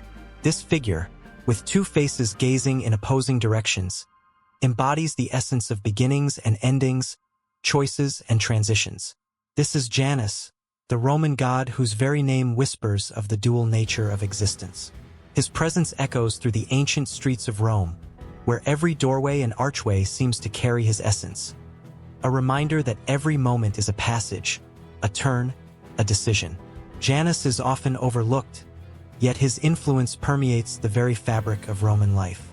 While the gods of Olympus, such as Jupiter, Mars, and Venus, bask in the glory of conquest, love, and power, Janus stands apart, cloaked in mystery. He is not a figure of grand tales of heroism, but rather the subtle guardian of transitions, watching over the delicate moments of change. The Romans honored him at the beginning of every important endeavor, from planting crops to embarking on battles. They believed that invoking Janus would ensure fortune on their journey. His two faces symbolize more than mere duality. They represent the eternal tension between past and future, chaos and order. In the mythology of Janus, there is no single moment that captures the entirety of existence. Instead, there lies a continuum, where choices unfold like petals of a flower, each leading to another reality. Perhaps it was this aspect that set him apart from gods like Mercury, the swift messenger, who danced between realms with a playful lightness. Mercury was all about speed and communication, often racing through the skies. Janus, however, embodies the weight of decisions, the gravity of what it means to choose. In the temples dedicated to Janus, rituals were conducted with an air of reverence and anticipation. Worshippers would approach with their hearts pounding, their offerings trembling between their palms. They sought his favor, understanding that every prayer was a plea for guidance through the labyrinth of life. With his spirit watching over them, they were reminded that decisions shape destiny, that every doorway crossed signifies a new path forged. Unlike the mighty Jupiter, who wielded thunder and lightning, Janus was a keeper of subtler forces, the unseen currents that guide human lives. His significance extended beyond the sacred spaces. Janus was woven into the very fabric of Roman society, where the opening of gates heralded the start of wars or welcomed returning victors. The Roman gates themselves, adorned with his image, were not just physical barriers. They were symbolic thresholds, representing the fine line between peace and conflict. When the gates of the Temple of Janus were open, it signified a time of war. Closed, they heralded peace. This powerful symbolism spoke volumes about Roman values, where the balance between conflict and harmony was a constant dance. The mere mention of Janus often conjures comparisons with other deities, such as the Greek god Kronos, who represented time itself. Both are tied to the concept of passage, yet where Kronos is linear, flowing steadily in one direction, Janus embodies the cyclical nature of existence. His dual faces are a reminder that time does not merely march forward. It folds back on itself, intertwining past experiences with future possibilities. It creates a rich tapestry of human experience. In contrast to Janus stands the goddess Fortuna, the embodiment of luck and fate. Fortuna spins her wheel, granting fortune or misfortune at a whim, leaving mortals at her mercy.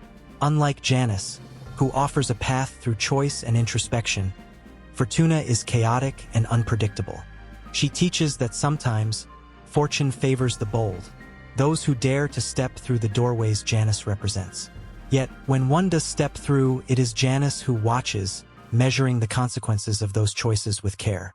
Even a figure as formidable as Mars, the god of war, portrays a different aspect of life. Mars embodies the thrill of battle, the fierce glory of combat and conquest. He charges forward, sword raised high, while Janus stands at the edges, observing the choices that lead to conflict. Where Mars represents the passion of action, Janus signifies the moment of contemplation before the charge, the heartbeat in the silence before the storm.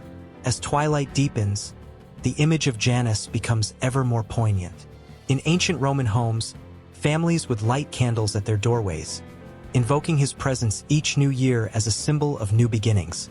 They would whisper their hopes for the future, acknowledging the shadows of the past that lingered just beside them. The emotional weight of these rituals was palpable. Each flickering flame signified not just a wish, but a recognition of the choices that would shape their lives in the year to come. Janus' essence also permeated the world of the arts. Poets often sought his counsel when crafting verses about love and loss, creativity and destruction. The delicate balance between these themes played out across the pages of history, where every stanza echoed the duality Janus embodied. He breathed life into the tales of lovers who faced choices that could either unite or tear them apart. In the works of Roman playwrights, Janus emerged as a figure of reflection, often standing witness to the unfolding drama of human connections, choices leading to joy or heartache. As the shadows lengthen and the day gives way to night, the figure of Janus remains steadfast, a sentinel at the crossroads of existence. His dual faces serve as a reminder that every moment is a turning point, a doorway waiting to be opened.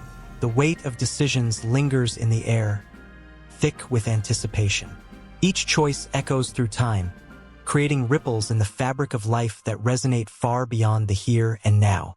Janus, the silent guardian, watches patiently, ensuring that the past and future remain intertwined in a dance as old as time itself. In the flickering light of 1,000 candles, the streets of ancient Rome pulse with the beat of life, and shadows dance against the stone walls, whispering tales of time. There stands Janus, the two-faced god, his gaze split between the past and the future. To the Roman people, he embodies the very essence of time, a reminder of where they've been and where they are going.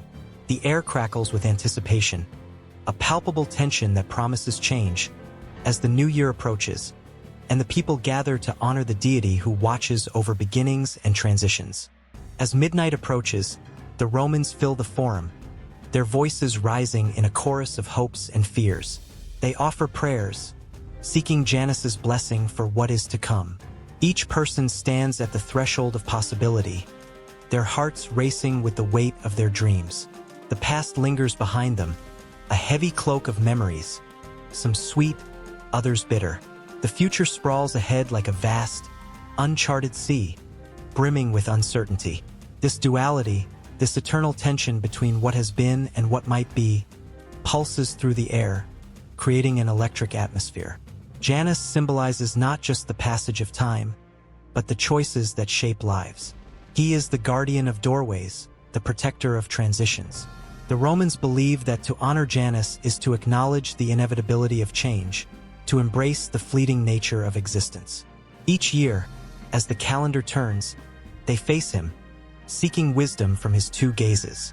One face looks back, reflecting on achievements and sorrows.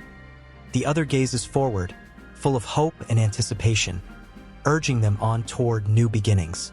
As the crowd swells, stories intertwine like the strands of a tapestry. A soldier stands, his heart heavy with memories of fallen comrades, the weight of time pressing down on him like armor. A young woman clutches a sprig of laurel, her dreams of love and success shining bright in her eyes, full of promise as she feels the grip of the past loosen. Each flicker of the candlelight reveals the tapestry of human experience, woven with threads of joy and regret, hope and despair. In this moment, Janus becomes more than a deity.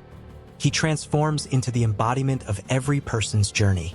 The old man, with wrinkles etched on his face, recalls his youth with bittersweet nostalgia, while the child, wide-eyed and innocent, dreams of adventures yet to come. Time flows like a river, relentless and unyielding, and Janus stands as the sentinel, reminding all that every ending is but a new beginning. As midnight strikes, an exhilarating hush falls over the crowd. They lift their voices in unison, a prayer to Janus, a plea for guidance and protection. The sound reverberates through the forum, echoing off the marble columns, mingling with the heartbeat of the city. Each word spoken is a thread binding past and future, a testament to their shared humanity. The flickering flames cast long shadows, and as the first moments of the new year unfold, a fresh wave of urgency flows through the gathering. Time is a relentless current, and Janus stands at its edge, watching with both eyes. He knows the weight of decisions. With every passing year, people come to him with their aspirations, hoping for a glimpse of what is to come. The Romans, ever mindful of the cycles of nature and history, see Janus not just as a god but as a teacher, urging them to reflect on their choices. Should they cling to the past, or should they brave the uncertainties of tomorrow? In the flickering glow of the firelight, the stories of generations ripple outwards. A farmer recalls a year of bountiful harvests, grateful for the past that nurtured him. A merchant remembers the risks taken, the losses endured, and the triumphs that followed. Each experience, each memory, a lesson learned in the school of time. Janus's dual gaze reminds them to learn from yesterday while building the future, a delicate balancing act that defines the human experience. Emotions surge like waves crashing upon the shore, pulling the crowd into a whirlwind of reflections and dreams. Laughter mingles with tears, a symphony of life. The soldier speaks of sacrifice and honor, the weight of history resting on his shoulders. The young woman's voice rings with optimism, a desire to forge her own path in the world. Each voice is a note in the melody of time, creating a harmony that resonates through the ages. As the night deepens, Janus's presence becomes more pronounced, almost tangible. The air thickens with possibility. He whispers of choices yet to be made, of paths that diverge in the shadows of uncertainty. The Romans, caught in the web of their emotions, feel the weight of his gaze. They are at a crossroads, a moment suspended between what was and what could be. In the quiet corners of the forum, an old woman stands alone, lost in thought. She remembers the years gone by, filled with love and loss, laughter and tears. Time has etched its story on her heart, each crease a testament to a life lived fully. She looks up, her eyes meeting Janus's, and in that moment, she feels a surge of understanding. The past has shaped her, but it does not define her. With every new dawn, there lies the potential for rebirth. The flickering candles now reflect the embers of hope igniting in each soul. As the Romans stand united in their reverence, they feel the weight of time lifting, replaced by a sense of renewal. With Janus as their guide, they embrace the unknown, ready to step through the door of tomorrow. The stories of their lives stretch outward like shimmering threads, intertwining with the histories of those who came before and those yet to arrive. Yet, as they prepare to greet the future, the echoes of the past linger in the air, a reminder of the complexities of time. The tension between hope and fear, joy and sorrow, becomes palpable. Janus watches, his two faces reflecting the intricate dance of life itself, beautiful, chaotic, and endlessly fascinating. Time is an intricate web, and with each passing moment, the Romans know they are woven deeper into its fabric. And so, the night continues, the festival of Janus alive with energy, the spirit of the past and the future colliding in a glorious celebration. The Romans revel in the moment, caught up in the tides of time, their hearts beating in rhythm with the pulse of the universe, embracing the journey ahead. The god remains, a silent observer and a guiding light, as the world spins onward, forever caught in the embrace of moments yet to unfold. In the whisper of the wind that sweeps through the ancient streets of Rome, one can almost hear the echoes of prayers and rituals that once filled the air. There, amid the stone and vine, stands the towering temples dedicated to Janus, the two-faced god of beginnings and thresholds. His presence is palpable, a silent guardian watching over the passage of time, embodying the duality of existence. Each temple, every shrine, reveals a story, a heartbeat from an era where every stone was infused with the hopes and fears of its people. The Temple of Janus Geminus, perhaps the most iconic, looms like a sentinel at the crossroads of life and death. Its grand archway, set against the azure sky, opens into a world of possibilities, a promise of new beginnings, as well as a reminder of inevitable endings. On special occasions, the massive doors would swing wide, revealing the sacred interior where worshippers sought guidance. Imagine the fierce energy of the crowd as they packed in, their faces illuminated by flickering torches, eyes glistening with a mix of devotion and desperation. They would cry out, beseeching Janus for clarity as they stood on the precipice of monumental decisions. Carved from marble that glinted in the sunlight, the temple's pillars stood tall and proud, each one telling tales of battles won and lost, of treaties signed and broken. The intricate designs depicted scenes of the past, victorious armies parading through the gates, families reuniting after long separations, and lovers pledging their troth beneath the watchful gaze of Janus. It was a place where time itself felt suspended, where the weight of history pressed down on the shoulders of all who entered. Nearby, smaller shrines dedicated to Janus were scattered throughout the city, each imbued with its own unique spirit. Some were tucked away in alleyways, almost secretive in their allure. Others stood boldly in town squares, demanding attention from passers-by. These shrines were humble yet profound, made from the simplest of materials, often just a stone altar with a small bust of Janus perched atop. Here, the people would leave offerings, small tokens of gratitude or requests, perhaps a coin, a sprig of rosemary, or a simple note inscribed with their wishes. The connection between the divine and the mortal was palpable in these intimate spaces, where the scent of incense mingled with the earthy aroma of the ground beneath. As twilight descended, casting elongated shadows on the cobbled streets, the rituals of Janus came alive. Candlelight flickered as priests donned their ceremonial garb, invoking the god's presence with chants that reverberated through the air. The flickering flames cast a warm glow over the gathering, illuminating the faces of the faithful, their expressions a mix of hope and trepidation. The tension was electric, a palpable reminder of what lay at stake, a new venture, a journey into the unknown. In one particularly moving ceremony, a young soldier stood at the threshold of the Temple of Janus, his heart pounding in his chest. Today, his life would change forever. He sought Janus's blessing before leaving for war. The weight of tradition pressed upon him, a lineage of warriors stretching back through generations. He knelt, the cool stone beneath him grounding his swirling emotions.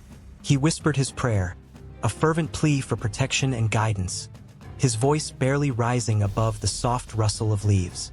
The flicker of candles seemed to respond, dancing erratically as if stirred by the very breath of the god. As the ceremony concluded, the soldier rose, his heart swelling with a bittersweet mix of pride and fear. The crowd parted for him, their faces a collage of encouragement and sorrow. They knew the significance of this moment, the uncertainty of what lay ahead echoing in their minds. For in that fleeting instant, the past and future collided, and Janus, with his dual gaze, embodied both possibilities, the glory of victory and the pain of loss. As dawn broke on the horizon, the temples stood firm, their stones enriched by the stories of countless souls. Each morning, the sun illuminated the sacred spaces, a reminder that life was a series of thresholds, each one an opportunity to choose one path or another. Janus was not merely a god. He was a reflection of the human experience, the hope that springs eternal and the fear that lurks in the shadows. The architectural legacy of Janus, etched into the fabric of the city, served as a timeless reminder of the complexities of life. The arches and columns whispered ancient tales to those who dared to listen, wrapping them in a tapestry woven from the threads of joy and sorrow, triumph and tragedy. In the embrace of these hallowed structures, emotions ran deep, the air thick with the weight of history and the promise of what was yet to come. As footsteps echoed against the stone, the world outside continued to spin, busy with the mundane, while within the sacred confines, time seemed to stand still. The lingering presence of Janus enveloped all who sought him, an everlasting reminder that every ending was but a new beginning, every shift in fate a chance to embrace the unknown. With the city awakening around them, the legacy of Janus remained a powerful force, urging those who tread the ancient paths to reflect on their own crossroads. The spirit of the two-faced god loomed large, challenging each person to confront their choices, to honor their journeys. The very air thrummed with anticipation, as if the temples and shrines were holding their breath, waiting for the next wave of pilgrims to arrive, each with their own sacred story to tell, each with their own hopes and fears that would echo through the ages. In the flickering shadows of an ancient temple, the twin-faced god Janus stood sentinel, his gaze split between the past and the future. This was a deity unlike any other. His presence pulsated with the weight of time itself. On one side, he reflected the memories of what had been, while on the other, he gazed forward, filled with uncertainty and promise. As the wind whispered through the ruins, it carried tales of reverence and fear, of beginnings and endings, echoing through the ages. In the bustling streets of Rome, Janus was celebrated, his image adorned on coins, altars, and public edifices. The people honored him as the guardian of transitions, whether in war or peace. They would pray to him at the dawn of each new year, allowing his dual vision to guide their futures. His temple stood on the Forum, its doors swinging open or closed according to the state of the empire, open in times of war, closed in times of peace. The very act signified the volatile nature of fate, the thin line between fortune and calamity. Each opening of those doors sent tremors through the hearts of Romans, a reminder that the past and future were inextricably linked. Centuries turned like the pages of an ancient tome, and Janus's legacy shimmered through the tapestry of culture. In the Renaissance, artists painted him anew, capturing the essence of his dual nature. A canvas would often reveal the two faces, one etched with wisdom and the other with youthful eagerness. Viewers stood in awe, recognizing their own struggles between reminiscence and aspiration within those painted visages. The brushstrokes evoked an emotional response, a blend of nostalgia for the past and excitement for what was yet to come. In literature, Janus's presence haunted the pages of great works. Poets spoke of him in hushed tones, weaving him into the fabric of their verses. He became a metaphor for change, a symbol of the choices that define lives. When Shakespeare penned his tragedies and comedies, Janus lingered in the subtext, reminding characters that every decision carried the weight of history and the thrill of possibility. Readers found themselves caught in a web of emotions, recognizing their own dilemmas mirrored in the struggles of those who faced their crossroads. As the ages rolled on, Janus leaped from the confines of classical literature into the vibrant world of modern storytelling. He seeped into films, where his dual nature became a potent device to explore the complexity of human experience. In a gripping narrative, one could see a character confronted with a choice that could alter their entire life trajectory. The camera would linger on their face, capturing the turmoil of their inner Janus. The past, filled with regrets and lessons learned, clashed against the bright unknown of the future, beckoning yet terrifying. Audiences would hold their breath, their hearts racing in tandem with the characters' journeys. Television shows, too, embraced Janus. Characters faced dilemmas that seemed insurmountable, each decision echoing the ages-old struggle between what was and what could be. The screen lit up with the tension of love triangles, lost opportunities, and the haunting specter of time. Viewers became engrossed, feeling their own lives reflected in the choices laid bare. Every twist and turn resonated deeply, making them question their own paths. Video games took the essence of Janus to new heights, placing players in the role of decision-makers, where every choice branched into multiple realities. The thrill of navigating these alternate timelines left players with goosebumps, an exhilarating reminder that their actions shaped not just the characters' fates, but their own. Each game over-echoed with the weight of time, a bittersweet reminder that every ending could be a triumphant new beginning. Social media, with its endless scrolling and fleeting moments, became a modern manifestation of Janus. Users often crafted their online personas, curating images and narratives that reflected an idealized self. Each post was a snapshot of the present, yet steeped in the longing of the past and a glimpse of future aspirations. This duality ignited a sense of connection and alienation, a digital dance with Janus himself, who watched as individuals straddled the lines between authenticity and projection. As the world turned to chaos, Janus reemerged, his image reinterpreted in art that sought to capture the spirit of our times. Street artists painted murals showcasing his visage amidst the explosions of color and emotion, blending modern struggles with ancient wisdom. These works resonated in public spaces, sparking conversations about identity, choice, and consequence. People gathered beneath those vibrant expressions, feeling a camaraderie in their shared uncertainties, their lives becoming a canvas painted with the struggles of the human condition. Even in politics, whispers of Janus lingered. Leaders were often idolized as visionaries, their decisions reverberating through history like the opening and closing of Janus's temple doors. The duality of their promises, what they hoped to achieve versus the legacies they would leave behind, became the very heartbeat of political discourse. Citizens watched closely, their emotions intertwined with the fate of nations, each choice echoing through generations. As the digital age dawned, Janus inspired a new wave of thinkers and creators. The concept of time travel in films and literature soared, reflecting humanity's desire to revisit the past or escape into the future.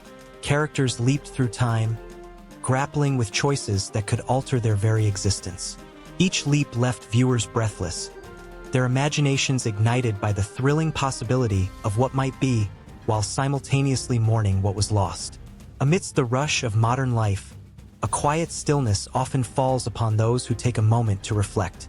In that silence, Janus whispers, reminding everyone that the past is a teacher, the future a mystery. His essence reaches through the ages, pulling at the strings of human experience, intertwining joy with sorrow, hope with despair. In every tale told, every choice made, the duality of existence dances like a flickering candle, timeless and eternal, ever-present and undeniably compelling. In the flickering light of a dying fire, shadows danced on the walls, whispering ancient secrets. The flicker beckoned back to a time when the world was steeped in myths, and the echoes of gods lingered in the air like the final notes of a haunting melody. On this night, the spirit of Janus, the two-faced god of beginnings and transitions, seemed to loom larger than life, inviting all to ponder his far-reaching influence on language, etymology, and expressions, stirring a deep yearning for connection and understanding. Janus, revered in the cobbled streets of Rome, held a unique place in the hearts of citizens. He stood at the gates of the city and the threshold of the year, his dual visage gazing both backward into the past and forward into the future. His presence was not just a practical one. It was deeply philosophical, representing the perpetual dance between what was and what could be. His name whispered into the very fabric of language, giving breath to words that evoke change, uncertainty, and hope. The very word Janus has become a symbol in its own right, appearing in various forms across languages. When one person experiences both joy and sadness, they might say they feel Janus-faced, caught in the tension between two opposing emotions. This linguistic evolution reflects the duality of human experience, a testament to Janus's timeless influence. Scholars who trace the roots of language often find themselves captivated by how Janus's essence permeates expressions that encapsulate the bittersweet essence of life. Consider the phrase, "the other side of the coin." Here lies a sentiment echoing Janus's duality. The phrase invites one to explore perspectives hidden from plain view, urging contemplation of the complex layers of truth.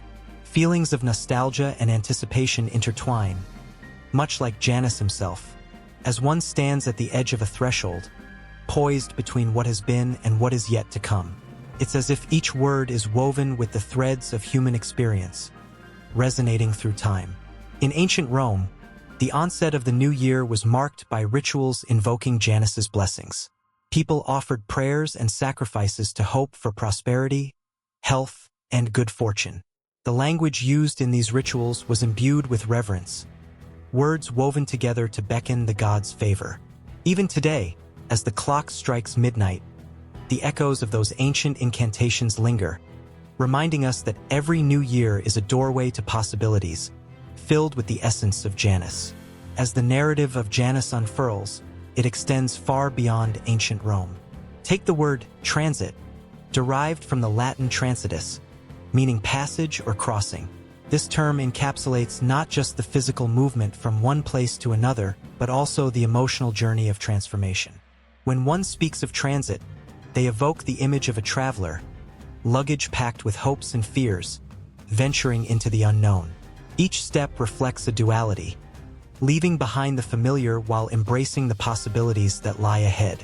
Language flourishes in the spaces between words, where emotions linger and connections are forged. Within the rich tapestry of expressions influenced by Janus, one finds phrases like turning over a new leaf. This expression resonates with the thrill of new beginnings, the promise of change, and the weight of what has come before. The leaf turning speaks to the heart, suggesting a fresh start, while also acknowledging the story written on the pages of the past. Even in everyday conversations, the impact of Janus dances lightly through our speech. The word transition captures the essence of change, an evolution that brings both excitement and trepidation. When someone says they are in a state of transition, it evokes a vivid picture: a caterpillar on the cusp of metamorphosis, perched on the edge of becoming. This notion encapsulates Janus's spirit, a reminder that each ending is but a precursor to a new beginning. As listeners and speakers weave their narratives, the influence of Janus lingers in the air, like a familiar tune that tugs at the strings of the heart. Words that portray opposites like happy and sad, love and loss, carry the weight of emotional complexity. In these contrasts, Janus finds a home, embodying the idea that every experience is a blend of light and shadow, joy and sorrow. The language that emerges from these dualities is rich, layered, and profoundly human. In the throes of passion, when lovers stand at the brink of commitment, they echo the eternal struggle of Janus. They gaze into each other's eyes, searching for reassurance while also contemplating the uncertainty of the future. The very words they choose to express their feelings are imbued with a sense of vulnerability and hope, reflecting that dual gaze of Janus. One eye on the present and the other scanning the horizon for what might be. The stories told through language are steeped in the essence of Janus, a reminder that every tale holds within it the potential for both happiness and heartbreak. Beneath the surface of simple conversations lies a world of complexity, a reminder that words have the power to heal or wound, to connect or isolate. They can bridge the gap between individuals, forging bonds that transcend time and space. Then there are the moments when language fails, when emotions swell and words become inadequate. The rawness of the human experience surfaces. In silence, one can still feel Janus's presence, a reminder that not all transitions are verbalized. Sometimes, the most profound connections happen in the spaces between words. A shared glance, a soft touch, or a lingering pause. It is in these moments that Janus reigns supreme, a silent witness to the beauty and heartbreak of the human experience. As the fire flickers lower, shadows begin to blend into one another, casting a soft glow on the faces gathered around it. Each person, with their stories of love, loss, and longing, mirrors the duality embodied by Janus. They are all standing at the threshold of their own lives, navigating the intricate dance of beginnings and endings, caught between what has been and what lies ahead. In that dim light, the influence of Janus on language becomes a living pulse, an unending rhythm that binds all who gather. The echoes of history reverberate through every expression, every phrase, and every emotion shared. Janus, with his two faces, reminds them that they are all part of something greater. A tapestry of human experience, woven together by the threads of language, hope, and the promise of new beginnings, forever on the cusp of the next chapter, waiting to unfold. The flickering flame of a single candle cast long shadows across the stone walls of the ancient Roman home, whispering secrets from ages past. In this sacred space, Janus, the two-faced god, stood sentinel, his gaze shifting between the past and the future. He embodied the profound transitions of life, eternally watching as souls passed through the thresholds of birth, marriage, and death. Each moment was a sacred passage, a ritual steeped in emotion, memory, and the weight of history. As dawn broke, the first cries of a newborn echoed through the villa, a sound as ancient as time itself. In this moment, Janus bore witness to the miracle of life, a child born into a world of hope and promise. The mother held her baby close, tears of joy mingling with the sweat of labor. Family and friends gathered, surrounding her with love and blessings. They offered gifts of wheat and honey, symbols of prosperity and sweetness. The infant, wrapped in soft linen, was named with care, each syllable a prayer to the gods. It was a reminder of the fragility of life and the joy that blossomed amidst the chaos. But as the sun ascended higher, the atmosphere shifted. Laughter turned to silent reverence as the family prepared for another significant moment, the wedding. The air thickened with anticipation, the scent of blooming flowers mingling with the lingering aroma of the feast. The bride, adorned in a flowing gown of white, her hair woven with laurel leaves, stood before the altar, heart racing. Janus watched as she took a step forward, symbolizing more than just a union of love. It was a leap into the unknown. The ceremony unfolded like a delicate dance, with sacred words weaving through the air. Vows were exchanged, promises sealed with the warmth of hands clasped together. Friends and family encircled the couple, their faces illuminated with joy and expectation. But beneath the surface, an undercurrent of tension thrummed, a reminder that with every beginning comes the shadow of an end. Janus, with his duality, held this truth in his gaze. Love, in all its beauty, was a fragile thread connecting the past and the future, binding souls together while standing on the precipice of loss. As night fell, shadows lengthened, and the laughter faded into a poignant stillness. The candles flickered, illuminating the faces of those gathered to honor a life that had slipped away. The air became heavy with sorrow as they prepared for the final rite, a farewell to a beloved elder who had lived a full life. Janus lingered at the threshold, his two faces reflecting the joy of memories and the grief of absence. The mourners dressed in dark clothes, tears glistening like jewels on their cheeks. They carried the body, wrapped in linen, adorned with tokens of affection. A favorite book, a cherished trinket. Each item spoke of love shared, lessons learned, and the indelible mark left on those who remained. As they reached the burial site, a hush fell over the crowd, punctuated only by the soft rustle of leaves in the breeze. In this sacred moment, Janus honored the transition from the living to the realm beyond, embodying both sorrow and hope. As the earth embraced the body, words of farewell spilled forth, each syllable a promise to remember, to keep alive the spirit of the departed. This ritual was not merely a goodbye. It was a celebration of life, a reminder that love transcends even death. The mourners clutched each other, their hearts heavy yet filled with gratitude for the time shared.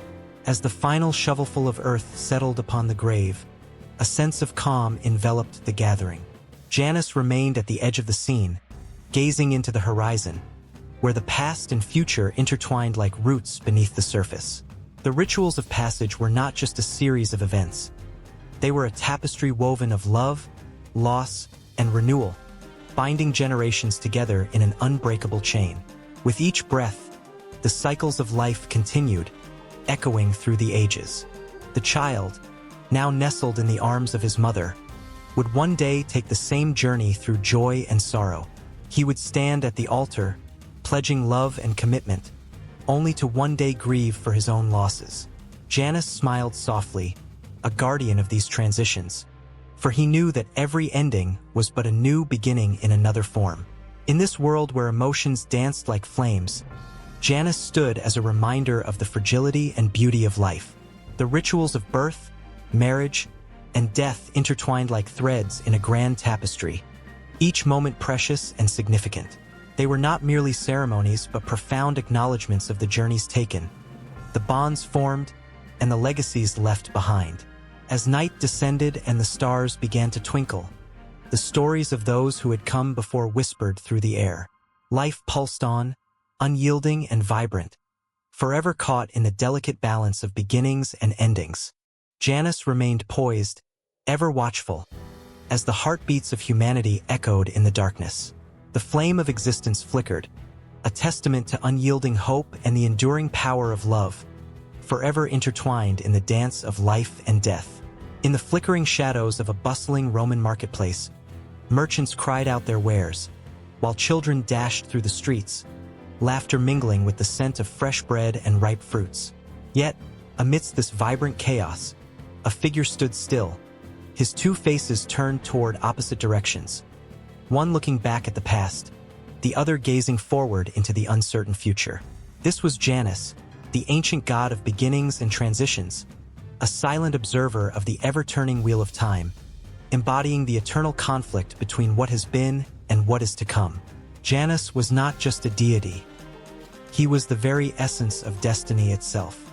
With his dual faces, he represented the tension that exists in every choice, every moment that hangs suspended between the past and the future. The people of Rome revered him, for they understood that every day held the possibility of change, and with change came the weight of their decisions. Within his gaze lay the echoes of regrets and the whispers of hope, a constant reminder that time flows like a river, carrying all who dare to cross its currents. As the sun dipped below the horizon, shadows lengthened, and the air grew cooler. An old soldier, calloused hands gripping a wooden staff, approached the shrine dedicated to Janus. His eyes, weary from years of battle, reflected the weight of time. Each scar on his body told a story of choices made, of paths taken, but at this moment, he felt the tug of uncertainty. He whispered a prayer to Janus, seeking guidance, battling with the memories of comrades lost to fate and the dreams of a peaceful future that seemed just beyond his grasp. The flickering oil lamps cast a warm glow around him, illuminating the dual nature of his own existence. One foot planted in the past, the other poised for tomorrow.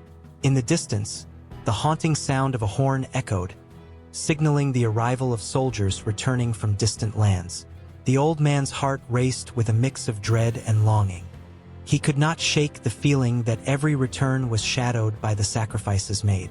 Each soldier had their own story, their own struggles with destiny, forged in the fires of conflict and tempered by the memories they carried. As they approached, he felt the weight of their shared experiences, a tapestry woven from the threads of bravery and despair, each thread a testament to Janus's eternal gaze. Meanwhile, high atop the Palatine Hill, the senators gathered, cloaked in the heavy fabric of their togas, as they debated the fate of their city. The tension was palpable, rising like smoke from the incense burning in the corners of the chamber. They spoke of alliances and betrayals, their words sharp like knives.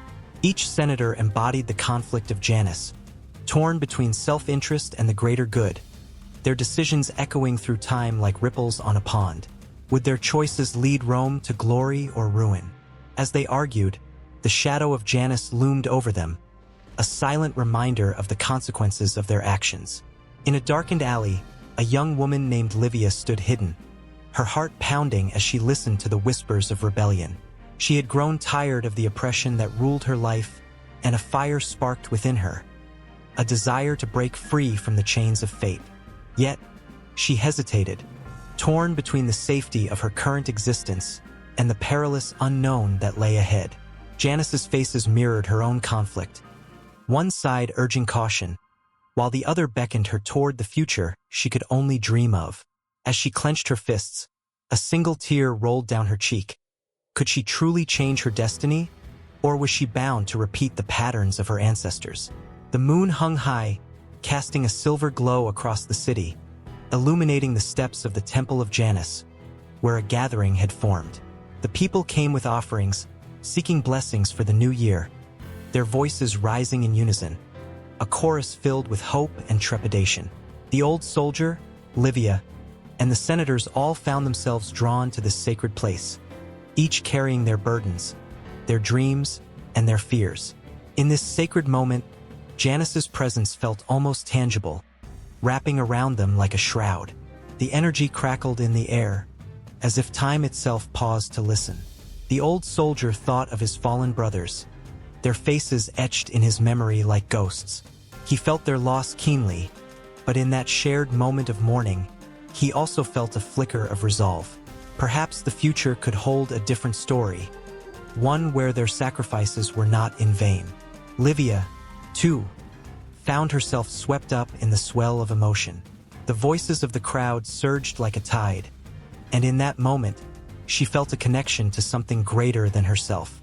The fear that had held her captive began to melt away, replaced by a fierce determination to forge her own path. With every heartbeat, she felt the weight of Janus's gaze, a promise of new beginnings and the chance to seize her destiny. As the senators concluded their debate, the air was thick with unspoken words, the weight of their decisions hanging delicately in the balance. They had a choice to make, one that would ripple through time, echoing in the lives of every Roman citizen. Janus watched silently, his faces reflecting the gravitas of their actions. Would they choose wisely, or would they plunge the city into chaos? The scene was electric, charged with emotions that swirled like leaves caught in a gust of wind.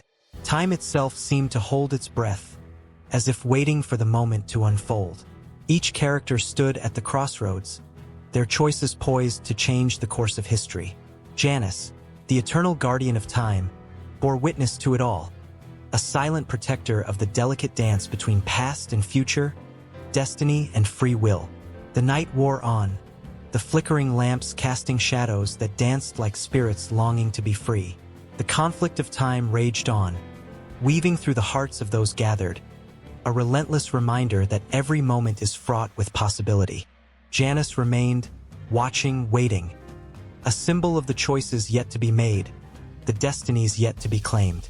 And in that charged atmosphere, the air thick with potential, the story of Rome continued to unfold, poised on the edge of the unknown. In a time when the air was thick with the scent of incense and the bustling of traders filled the streets, one figure remained cloaked in mystery and reverence, the two-faced god Janus. He stood at the threshold of realms, gazing out with one face toward the past and the other toward the future. To the people of ancient Rome, Janus was not just a deity. He was a powerful symbol of beginnings and endings, a bridge between the known and the unknown. As the flickering glow of oil lamps cast dancing shadows on stone walls, historians of the day captured the essence of Janus in their writings. Livy, with his meticulous attention to detail, penned accounts that echoed through the halls of history. He spoke of the Temple of Janus, its mighty doors that stood open in times of war and closed during peace, a testament to the state's fortunes and misfortunes. When the doors swung wide, chaos poured forth. When they closed, a fragile tranquility settled over the city. Livy's words ignited a sense of urgency, as if one could almost hear the clash of swords and the cries of warriors caught in the throes of battle. In the annals of history, Janus was not merely a statue. He was an active participant in the lives of the Romans. His presence was felt during rites and ceremonies, marking each new year with the promise of hope as families gathered to give thanks. Cicero, in his eloquent style, painted vivid images of these celebrations, where offerings were laid at Janus's feet, each prayer a whisper into the swirling winds of fate. The emotions were palpable, hope intertwined with anxiety, the fear of what the new year might bring. Yet, it was not just hope that surrounded Janus. There loomed an undercurrent of fear. Suetonius, with his sharp eye for detail, recounted tales of emperors who invoked Janus's name at pivotal moments. The echoes of his words reverberated with tension, each passage hinting at the fragility of power. When the doors are open, he warned, the gods witness not just the triumphs but the downfalls. The air would grow heavier with each mention of Janus, a reminder that every beginning carries the weight of its end. Amidst the writings of these historians, one could feel the pulse of the city, a living, breathing entity caught in an eternal dance of change. The streets were alive with the chatter of merchants, the laughter of children, and the solemn prayers of the faithful.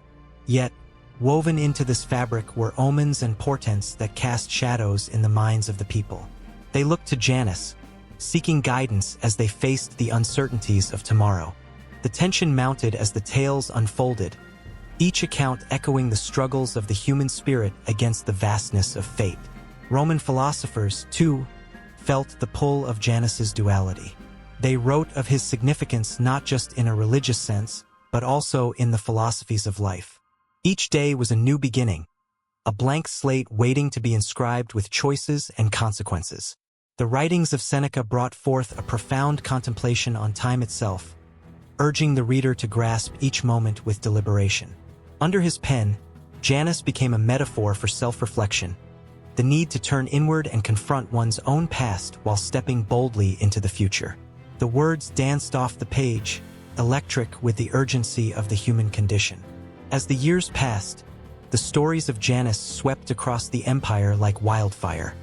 His presence was felt in the hearts of the soldiers marching to distant lands, in the prayers of families hoping for safe returns. Tacitus, with his keen insights, captured the essence of this devotion, recounting scenes of men invoking Janus before battle, their voices rising in a chorus of faith and fear. The weight of these moments lingered in the air, a heavy reminder of the stakes involved. Each soldier, with his heart pounding and his destiny uncertain, sought the favor of the two-faced god, a plea for protection against the chaos that lay ahead. Yet not all accounts were reverent. Janus was also a mirror reflecting the flaws of humanity.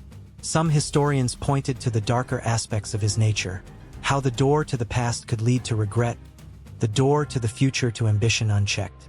The words dripped with a bittersweet realism, capturing the duality of existence. The tension grew thick as these narratives unfolded. Janus became a symbol of not just new beginnings, but also the haunting echoes of choices made and paths not taken. As twilight descended upon Rome, casting long shadows over the cobblestones, the stories of Janus lingered in the air, refusing to fade.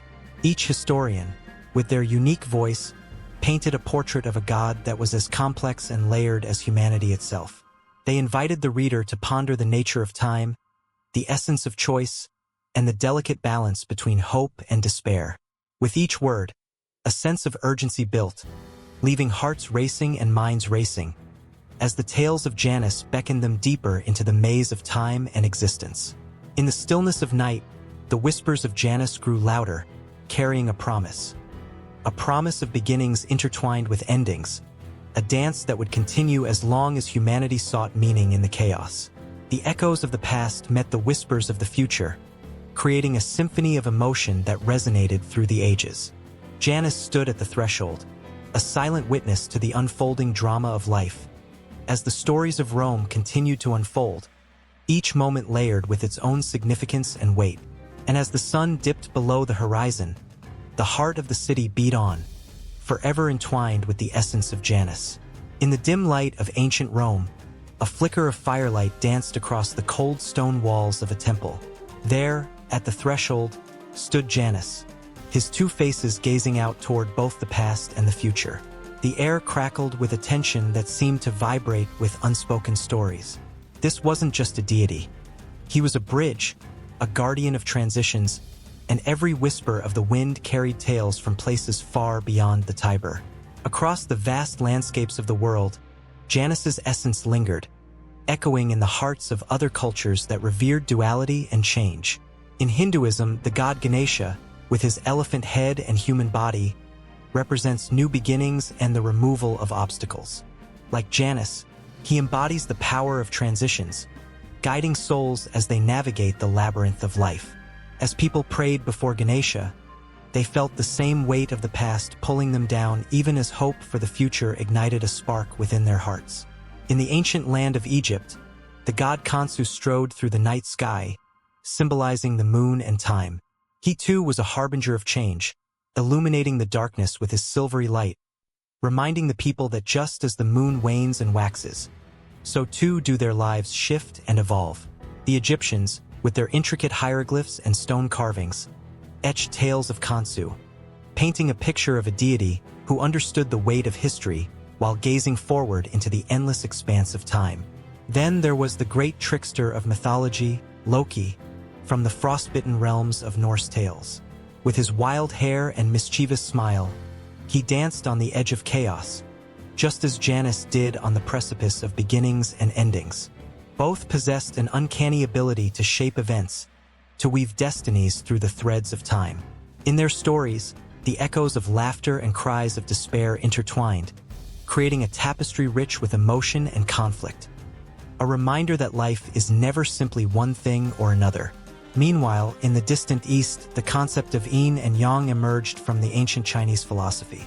This symbol, with its swirling black and white halves, encapsulated the dual nature of existence. Just as Janus looked forward and backward, yin and yang spoke of balance, of opposites coexisting in harmony. The Chinese understood that within every moment of darkness lay the potential for light, and within every joy lurked the shadow of sorrow. It was a profound realization that resonated deeply through the ages, much like the messages whispered in the winds of Rome. In the Americas, the ancient Mayans revered the god Itzamna, who, like Janus, was the keeper of time. He held dominion over the past, present, and future, understanding the cyclical nature of existence.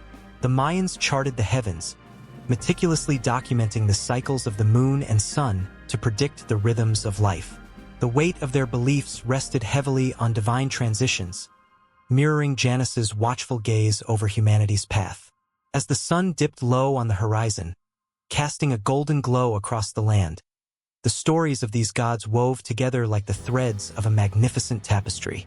Cultures separated by oceans and mountains shared a common understanding of the human experience, a dance between what was and what could be. The emotions surged like a tide, swaying the hearts of those who felt the weight of their past while standing on the precipice of their future.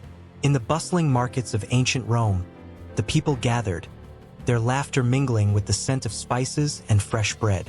They spoke of Janus, offering prayers and sacrifices, their voices rising in unison, a chorus of hope and reflection. The priest, cloaked in ceremonial robes, raised his hands to the sky, invoking the power of the two-faced god. The crowd held their breath, knowing that in this moment, they were connected to something greater, a shared consciousness that spanned the globe. In all corners of the earth, the pulse of change was felt, a heartbeat that quickened with every transition, every moment of uncertainty and potential. Whether it was the joyous celebration of a birth, the solemnity of death, or the transformative power of love, these experiences resonated with the essence of Janus. Each culture embraced the complex dance of existence, a constant reminder that endings lead to new beginnings, and every moment is a fleeting intersection of time. With each story told, the presence of Janus lingered. His faces smiled knowingly, encouraging the world to embrace the duality of life with open arms. The past was not merely a shadow to be feared, nor was the future an impossible dream. Rather, they were threads in a tapestry that reflected the beauty of existence. A rich, emotional symphony composed of laughter, tears, hope, and fear. The fire flickered lower in the temple as the night deepened, but the stories continued to ignite passion in hearts across the world. Each tale, whether whispered on the winds of Rome, etched in the hieroglyphs of Egypt, or celebrated in sacred ceremonies, was a testament to the eternal dance of Janus. A dance that echoed across time and space, uniting humanity in its shared quest for understanding. And in this web of connections, the stories were far from over. They beckoned for more, reaching out across the ages, intertwining with every heartbeat, every breath. The flickering candlelight cast dancing shadows across the ancient walls, illuminating the worn faces of those gathered in the dimly lit theater. Each breath was thick with anticipation, a mesmerizing blend of hope and fear that hung in the air like the sweet scent of blooming jasmine. Here, in this sacred space dedicated to the arts, the audience held their collective breath, awaiting the eruption of life from the stage. the heartbeat of a world that felt both vibrant and terrifying. With the arrival of Janus, the dual-faced god, the theater transformed into a portal, a bridge between realms, the past and the future, sorrow and joy, tragedy and comedy. He watched over the unfolding drama, his two faces reflecting the myriad emotions of the human experience. In the tales spun by poets and playwrights, Janus was a constant reminder that every story harbored two sides, each worthy of exploration. A poet, clad in a simple tunic, stepped into the spotlight, his voice trembling like the delicate petals of a flower caught in a spring breeze. The words flowed from him like an ancient river. They carried the weight of despair, joy, love, and loss. As he recited verses of longing and passion, the audience was spellbound, their hearts racing in sync with the rhythm of his verses. Each line stirred something deep within them, a resonance that ignited their own memories. There, in the luminous embrace of the theater, they felt the sting of unfulfilled dreams and the warmth of long-lost embraces. In the back of the room, a woman with eyes like storm clouds wiped a tear from her cheek. She remembered the love that had slipped through her fingers like grains of sand. The poet's words were not just his.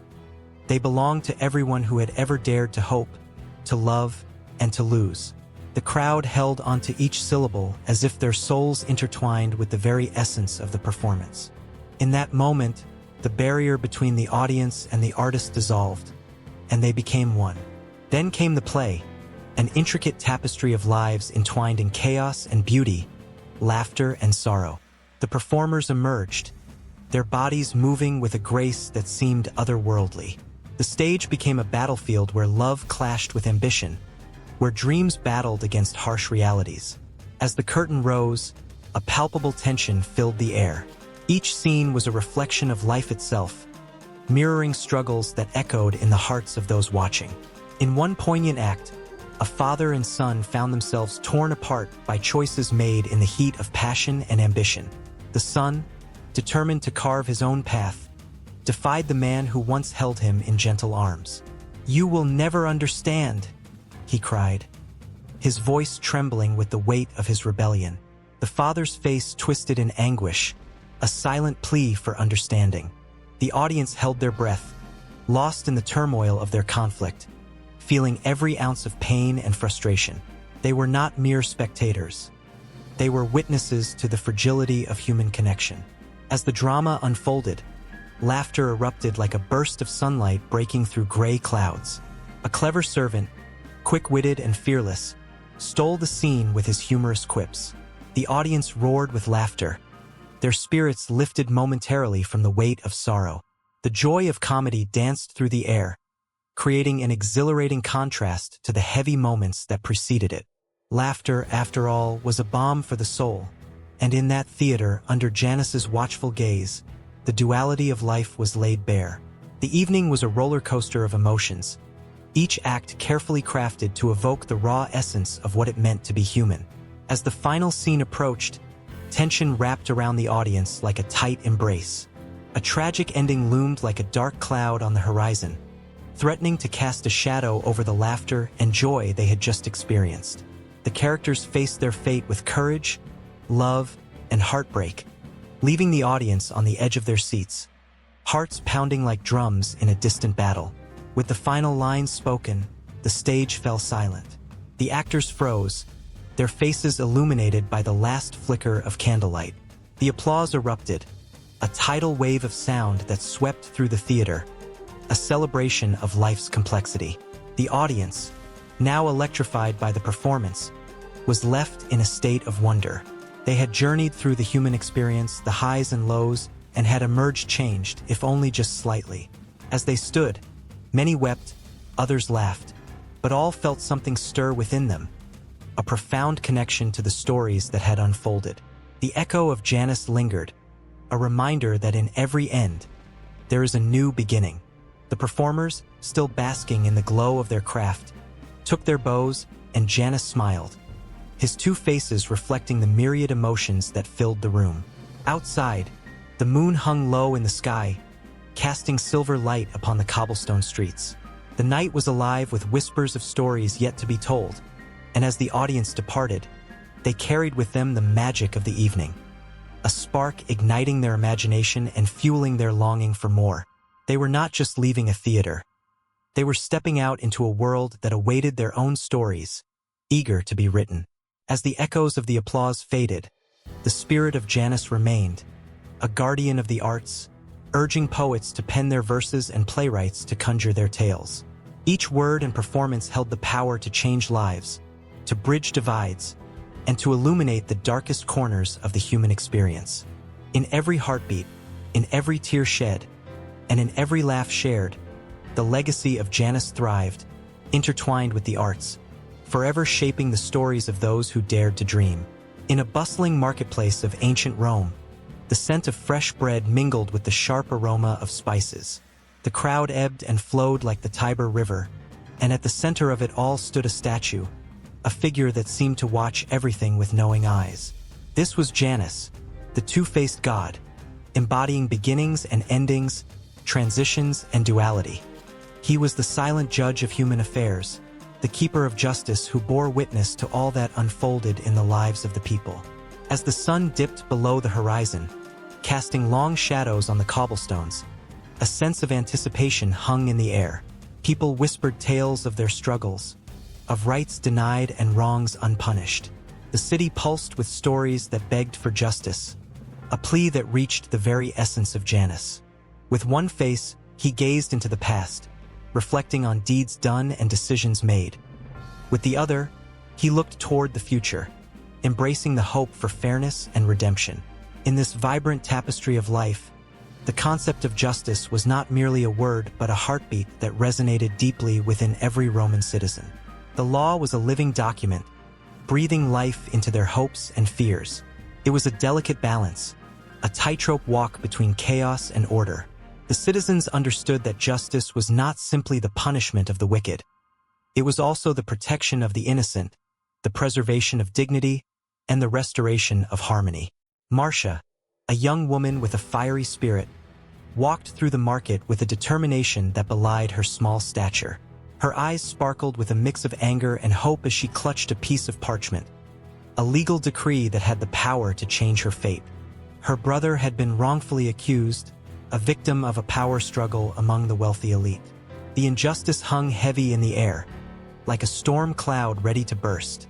As she approached the statue of Janus, she could almost feel the weight of the god's gaze upon her.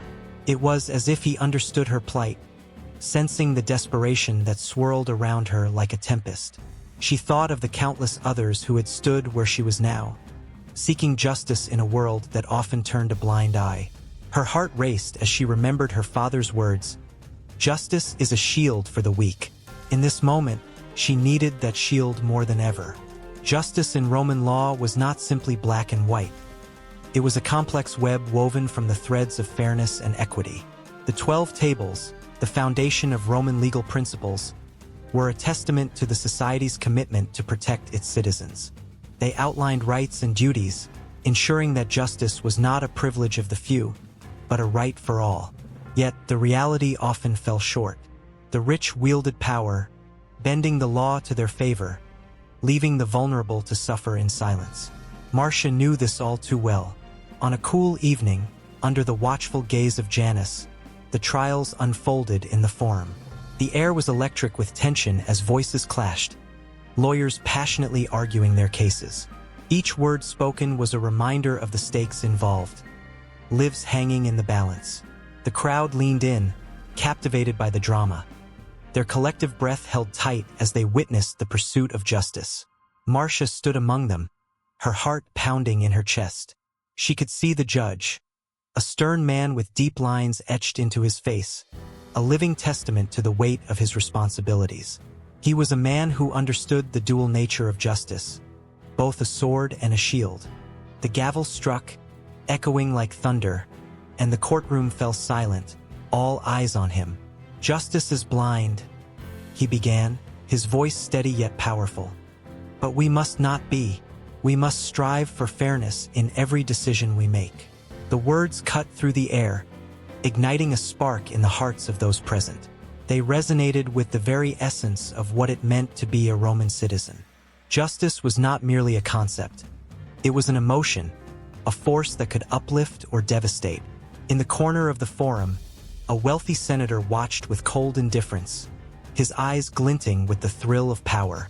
He had manipulated the law for his gain, and now the scales of justice threatened to tip against him. The crowd sensed the injustice in the air, a palpable tension that wrapped around them like a shroud. Marcia's heart raced, her hands trembling as she clutched the decree tighter. The fate of her brother hung in the balance, a fragile thread that could easily snap. She whispered a silent prayer to Janus, pleading for guidance and strength. If justice was to be served, it would need the courage of the people, the very spirit of Rome itself. As the trials progressed, moments of hope flickered like candles in the darkness. A witness stepped forward, a humble merchant whose life had intersected with Marcia's brother. His words were like a balm, healing the wounds of injustice. "I saw him that night," he declared, his voice strong. "And he was not the man they claim him to be." The room erupted in murmurs, a wave of shock and disbelief sweeping over the crowd. Marcia felt a surge of adrenaline course through her veins. This was the moment they had all been waiting for, a chance for justice to be served. Janus stood as a silent witness, embodying the hope that justice could prevail in a world often plagued by darkness. Yet, the senator's face darkened, and his power began to reveal its ugly side. He leaned back, plotting, scheming, his mind racing with ways to twist the very fabric of the law he had once manipulated so easily. The tension escalated, the stakes growing higher as the trial reached a critical point. Every heartbeat echoed with the questions of fairness and integrity, justice hanging in the balance like a fragile thread. Marcia's breath quickened as the drama intensified. The courtroom transformed into a battleground, a clash of honor and deceit. She could feel her heart pounding, a rhythm that echoed the battle for fairness, for truth. This was not just her fight. It was a fight for every wronged soul who had ever stood in the shadow of injustice, waiting for their moment in the light. As the gavel struck once more, the air thickened with anticipation. Janus, the guardian of justice, watched over them, a testament to the struggles and victories that had come before. The pulse of the Roman people surged with a fierce determination, a collective hope that justice would emerge, unscathed and triumphant, through the fire of adversity. And the story continued to unfold, ever entwined with the very essence of Janus, with each heartbeat marking a moment in the eternal quest for fairness. In the flickering shadows of a dimly lit room, a figure sits hunched over a table scattered with scraps of parchment, ink stains painting chaotic patterns. The air is thick with the weight of memories, fragile and fleeting, each one a ghost waiting to be summoned. The flicker of a candle casts a wavering light, illuminating the ancient face of Janus, the two-faced Roman deity, forever gazing into the past and the future. Here lies the essence of identity and memory, a tense intertwining that holds the power to shape lives, destinies, and the very fabric of human existence. Janus, with his twin faces, is not merely a relic of mythology. He embodies the struggle within every soul. The left side gazes backward, steeped in nostalgia, dressed in the tattered robes of bygone days. The right side stares ahead, bold and unyielding, reflecting the aspirations and fears of what is yet to come. In this duality, every person finds a reflection of themselves, a whisper of their own inner conflicts. Across the centuries, legends have whispered of Janus. In ancient Rome, the month of January bore his name, a time of reflection and renewal. As the last leaves of winter clung to the branches, Romans looked to Janus for guidance, hoping to glean wisdom from their past, while also stepping bravely into a new year. Families gathered, sharing stories that intertwined their identities with the legacy of their ancestors. Each tale breathed life into memories, knitting a tapestry of who they were. But the weight of memory is a double-edged sword. For some, it is a comforting embrace. For others, it is a relentless specter. The echoes of past mistakes can reverberate through the corridors of the mind, casting shadows over sunny moments. A soldier returning from the battlefield carries not just the scars of war, but the burden of faces forever etched in his memory. Friends lost, lives shattered. Each recollection has a power of its own, shaping his identity and clouding his vision of the future. In the bustling markets of Rome, the aroma of spices mingles with laughter and chatter. Yet, amidst the vibrant chaos, there are those who stand apart. A woman, eyes distant, clutches a small locket close to her heart. Inside is a faded portrait of a loved one, lost to time. The image flickers like the candle's flame, igniting memories of laughter, warmth, and shared dreams. Yet, with each heartbeat, the weight of absence grows heavier. Janus watches her, a silent observer of her turmoil, a reminder that memories can be both treasure and torment. Time marches on, relentless and unyielding. The stories of Janus are etched into the walls of history, from the ashes of Rome to the cold marble of forgotten temples. Philosophers ponder his significance, questioning how identity is formed in the crucible of memory. Is it the past that defines us, or the future we envision? As conversations swirl, the essence of Janus breathes through the ages, a bridge connecting what has been with what could be. On the outskirts of a bustling town, an elderly man sits alone on a weathered bench.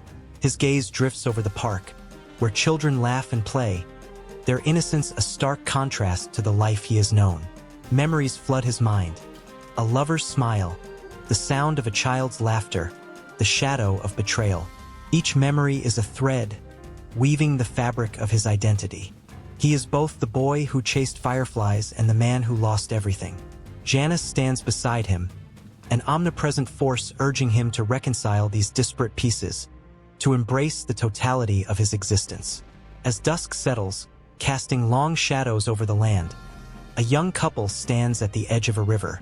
Their hands are clasped tightly, hearts racing with dreams of the future. Yet, within them lurks the whisper of fear, the echoes of their pasts haunting their hopes. Janus, a guardian of gateways, watches as they stand at this threshold, poised between what they have experienced and what they yearn to create.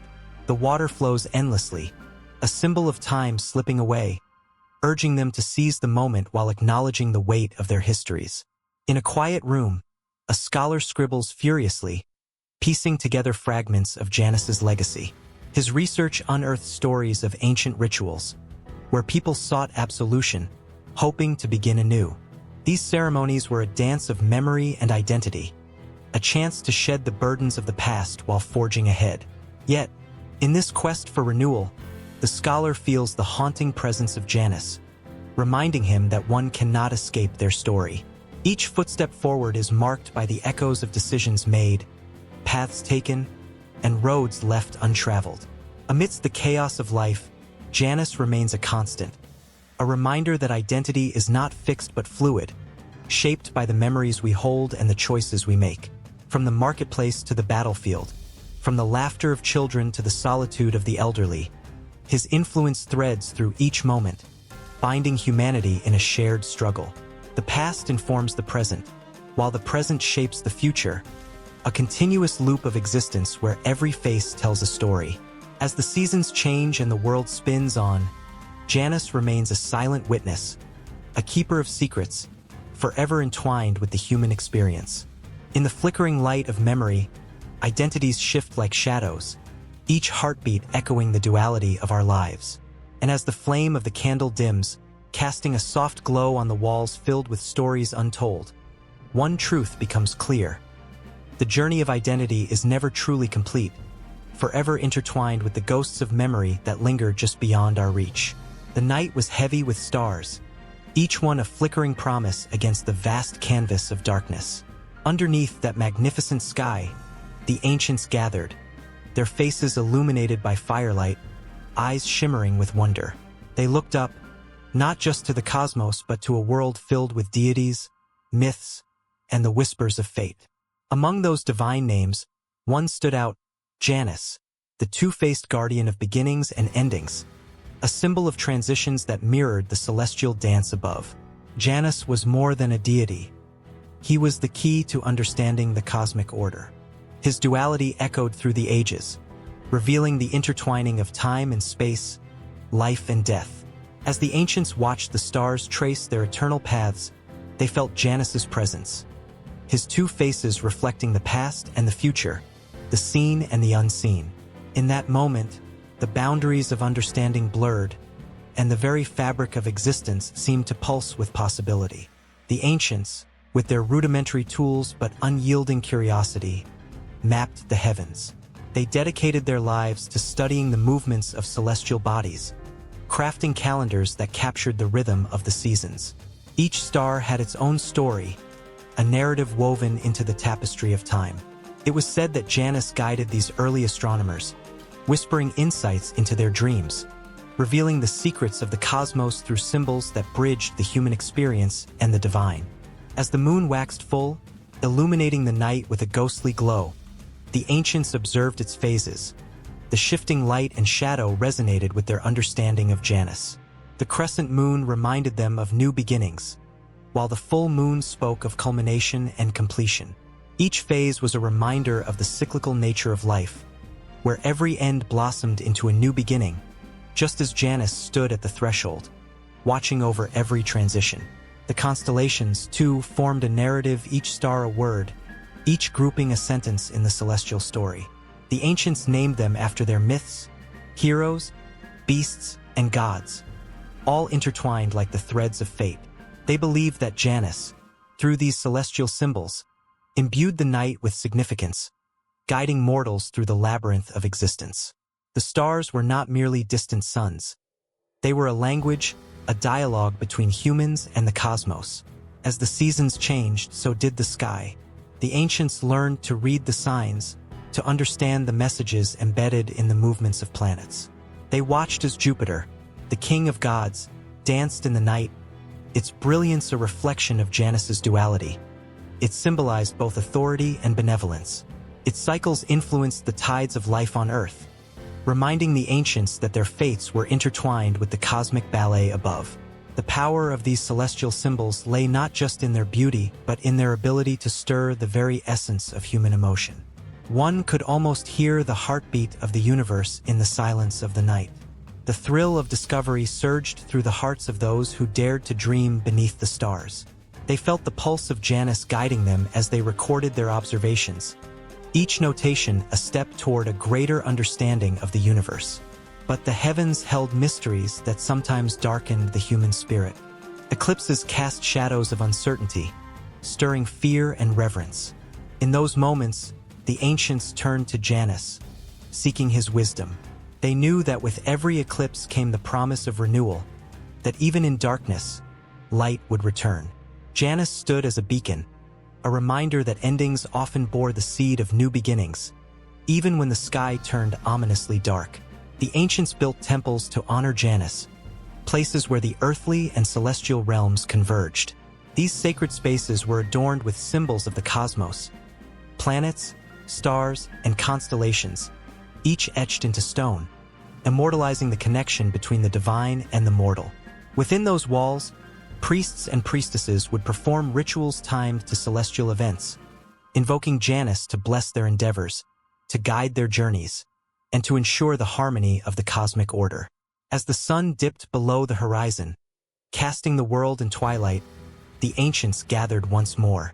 They felt the weight of time, the pull of Janus's influence, as they prepared to mark the passage of another year. In that sacred moment, they understood that every celebration was a tribute to the cosmic rhythms, the rising and setting of the sun, the waxing and waning of the moon, the shifting constellations above. Each moment was a treasure, a fragment of time bestowed upon them by Janus, the guardian of all beginnings and endings. With every ember that crackled in the fire, stories of Janus blended with the stories of the stars. The flickering flames danced, mirroring the celestial fires above, as if the heavens were alive, listening intently to the hopes and fears of humanity. The ancients felt a connection to something greater, a thread that tied their fate to the cosmos. They reveled in the knowledge that they were not alone. Janus was with them, his two faces watching over every transition, every heartbeat, every breath. As night fell deeper, the ancients lifted their eyes to the heavens, feeling an overwhelming sense of wonder. It was a cosmic symphony, a reminder of their place in the universe, a fleeting existence woven into the grand tapestry of time. In the stillness, they understood that Janus was more than a god. He was the essence of existence itself, the bridge between what had been and what was yet to come, binding the human spirit to the celestial realm in an endless cycle of wonder and awe. The stars whispered secrets, and Janus listened, a silent guardian of the cosmic order, ensuring that the dance of life would continue, forever intertwined with the rhythms of the universe. In a dimly lit room, where candles flicker like whispers of the past, a scholar sits hunched over a pile of ancient texts, the air thick with the scent of parchment and ink. His heart races as he uncovers a forgotten manuscript, the first glimpses of Janus, the two-faced god of beginnings and transitions, who gazes both into the past and the future. A shiver runs down his spine, for he knows he's touching the lifeblood of a revival that will spark a revolution in thought and art. The Renaissance, a time of profound change, is on the brink of a rebirth that will echo across centuries. Janus, with his duality, becomes the perfect symbol for an age that straddles the old world of medieval thinking and the shimmering promise of humanism. In Florence, streets buzzing with energy and ambition, artists and thinkers gather, their minds ablaze with inspiration. The rediscovery of classical texts ignites passions long buried in the ashes of the Dark Ages. The likes of Leonardo da Vinci and Michelangelo feel Janus's presence in their work, weaving threads of the past into the fabric of the future. Each stroke of a brush, each chisel against stone, captures the essence of humanity, a yearning to break free from the shackles of ignorance. As the scholar reads, visions of bustling piazzas filled with laughter and debate dance in his mind. He can almost hear the sounds of men and women discussing philosophy and art with fervor. The air crackles with possibility as Janus whispers secrets of balance and perspective, urging the artists to look not just backward, but forward into the realms of imagination. It is in this crucible of ideas where the first sparks of the Renaissance ignite, illuminating the dark corners of a stagnant world. The tension mounts when the scholar uncovers a passage that describes a mysterious artifact believed to have belonged to Janus himself, an amulet said to grant the bearer insight into the dual nature of existence. The thought sends a rush of adrenaline through him. If such an object truly existed, it could change everything. He envisions the intense debates among scholars as they sift through the layers of history. Who will find it first? What power might it hold? The stakes are high, and with Janus as their guide, the quest for knowledge seems both exhilarating and perilous. In the bustling heart of Rome, artists frequently gather at cafes, their voices rising and falling like the tides. They are entranced by the idea of Janus as they sip their wine, their imaginations set ablaze.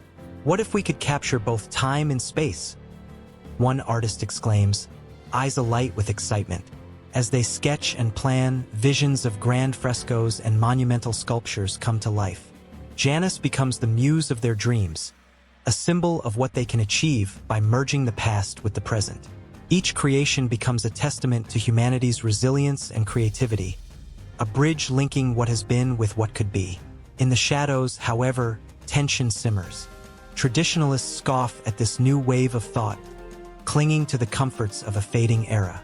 They see Janus not as a beacon of hope but as a threat. Their voices grow louder, warning against the dangers of straying too far from established norms. They speak of chaos and moral decay, their warnings echoing through the halls of power. Yet the artists and thinkers, intoxicated by their visions, push back with fervor. Embrace the unknown, they shout, for in every ending lies a new beginning. The struggle is palpable, as if the very fabric of society hangs in the balance. In Florence, a young artist named Botticelli stands poised before a canvas, brush in hand, drenched in the inspiration of Janus. He paints not just a figure, but a universe of emotions, drawing on the longing and hope that Janus embodies.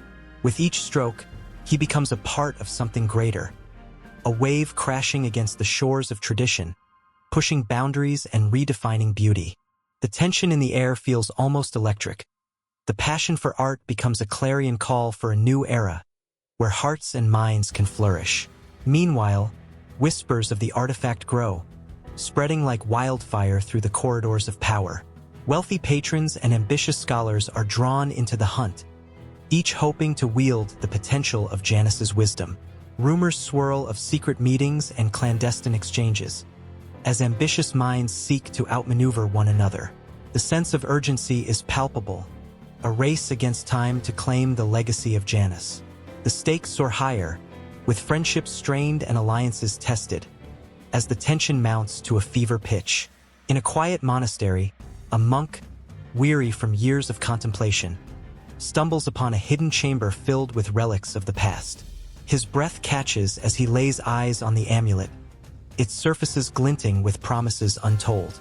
He hears the distant echoes of laughter mingled with the cries of artists, a reminder of what could be lost if the world were to ignore the lessons of Janus. Should he take it? Should he unleash its power? The weight of history presses upon him, and he can feel the shifting tides of destiny. Back in the vibrant streets of Florence, the artists become more daring, inspired by the stories of Janus that fill their minds. They create with fervor, mixing colors and emotions, each piece a declaration of defiance against the past. As they unveil their work, crowds gather, their hearts racing with excitement and curiosity. The duality of Janus shines through their art, captivating the very soul of the Renaissance. The light of the past melds beautifully with the hope of the future, creating a mosaic of colors that sends goosebumps racing down spines. Amidst the chaos, the scholar's heart pounds at the thought of the amulet, the very embodiment of Janus's legacy. What if its secrets could unlock the door to untold creativity? What if it held the key to understanding the delicate balance between progress and tradition? The questions swirl around him, leading him deeper into the labyrinth of possibility. As the candle flickers once more, he senses the moment is approaching when the past and the future will collide, and the world will never be the same again. The tension hangs palpably in the air, as the legacy of Janus pulses like a heartbeat, promising excitement, fear, and the thrill of rebirth. The journey has only just begun, and every moment is charged with the pulse of history, ready to propel humanity into realms yet unimagined.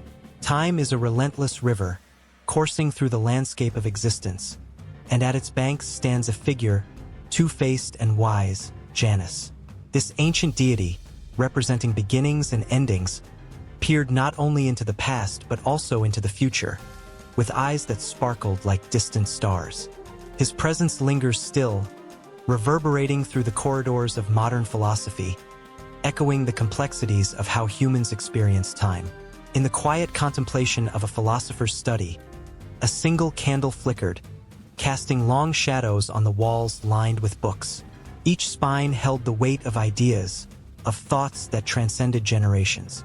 The philosopher, hunched over a desk, scribbled furiously, the ink flowing like the moments slipping away.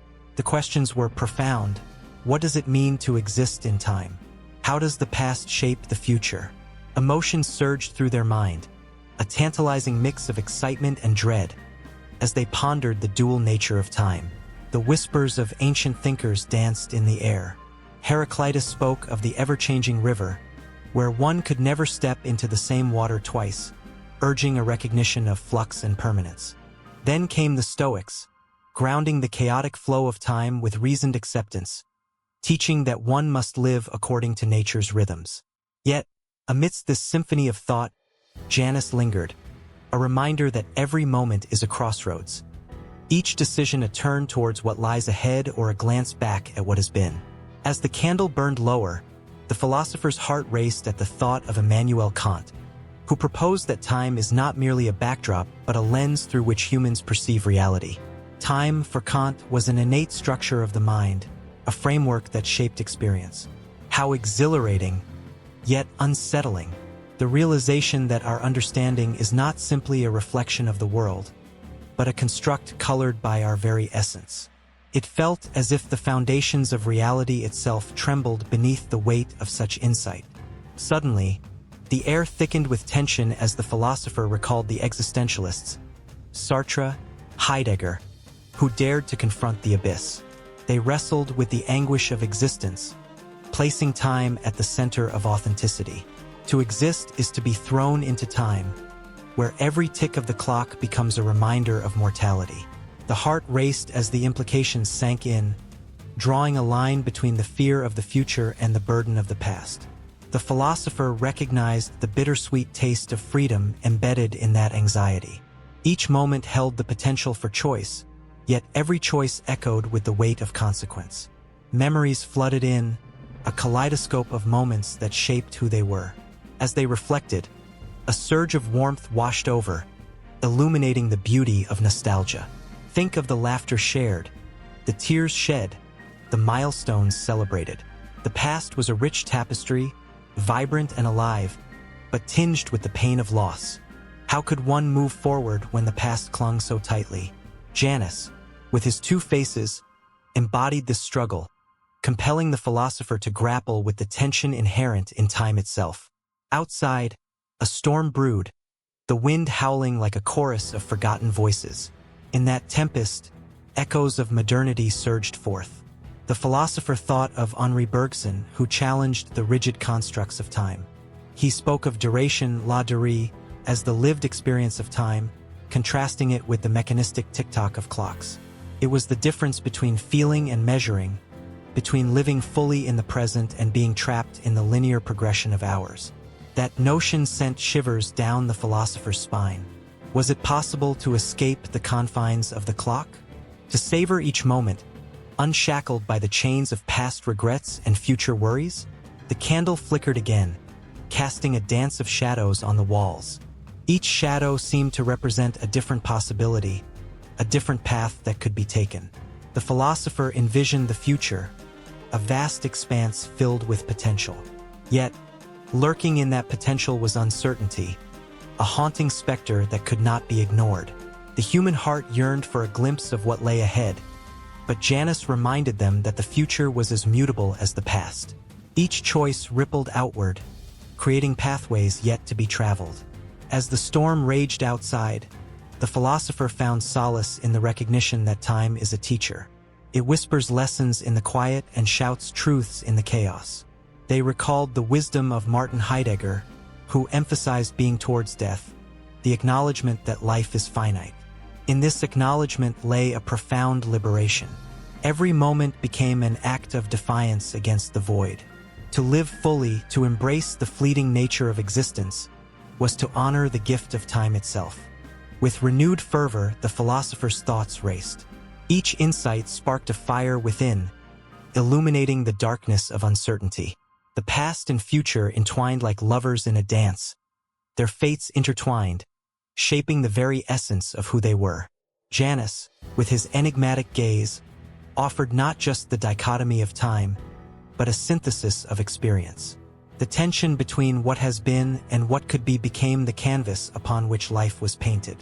Thunder rumbled in the distance, a reminder of nature's power, a reflection of the tempest within.